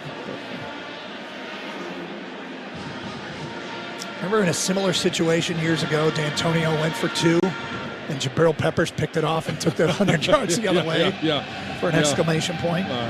Broke the tape at the goal line. Just fall on the football. Yeah. Well, that's all you got to do right now. Fall on the football. Spartans already tried one squib kick earlier this half. You know, John, we talked about it pregame. This is one of those just win the game. Yeah. There's no shortage of things to work on. Oh, yeah. Some stuff that, you know, you got to be better in terms of your fair catches, finishing off an opponent, ball security issue here in the fourth quarter, lining up offsides. But I will say this. Michigan has done a nice job of holding their composure to this point. It's not over. Very good job. We do have 10 returners lined up within 12 yards of the line of scrimmage, and Michigan State will try and kick it off Max Bredesen, and it hits him and it rolls over towards the Michigan sideline, but the Wolverines fall on it, and we are a victory formation snap away from the Wolverines getting their 4th consecutive win over Michigan State. Jalen Hoffman with the recovery. Thank you. Jason will be heading up into the Michigan locker room, a happy Michigan locker room, with Paul Bunyan in there. John, you'll be talking with Sharon Moore. You'll get a chance to celebrate with Paul a little bit. Yep. We'll be going back to Ann Arbor, where it's now going to spend its 4th consecutive year.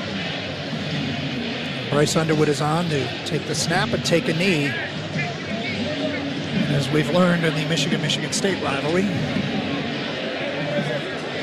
taking the knee and salting away the wind doesn't always mean we're done talking, but hopefully this time that's the case. Under center, takes the snap, takes the knee, throws the ball back to Samaj Morgan, and the Wolverines have closed out the win as 3 Wolverines do backflips. Jordan Marshall, Samaj Morgan, and Bryce Underwood all do backflips at the buzzer, and Michigan closes out a 31-20 win over MSU. The 2 coaches shake hands at the center of the field, and the Wolverines rush over to celebrate with their fans and Paul Bunyan in that northeast corner of the end zone. And the Spartans head to the locker room as the security gets the rope up, and it looks like this one will just come to an end without incident, which is great for Michigan, who improves to 6-2 on the season with a 31-20 win over Michigan State. Paul Bunyan down in that corner in front of the Michigan fans, and the Wolverines have gathered down there. Good job to celebrate a win over Michigan State. Spartans battled.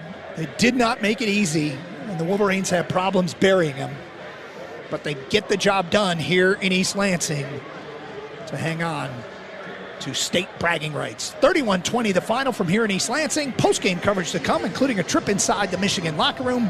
You won't want to miss this. Jack Miller with analysis. We'll hear from Jason Avant and John Jansen down in that locker room. When we continue from here in East Lansing, you're listening to Michigan football from Learfield. Touchdown! From the biggest of the big games to the littlest of the little. There you go. Go!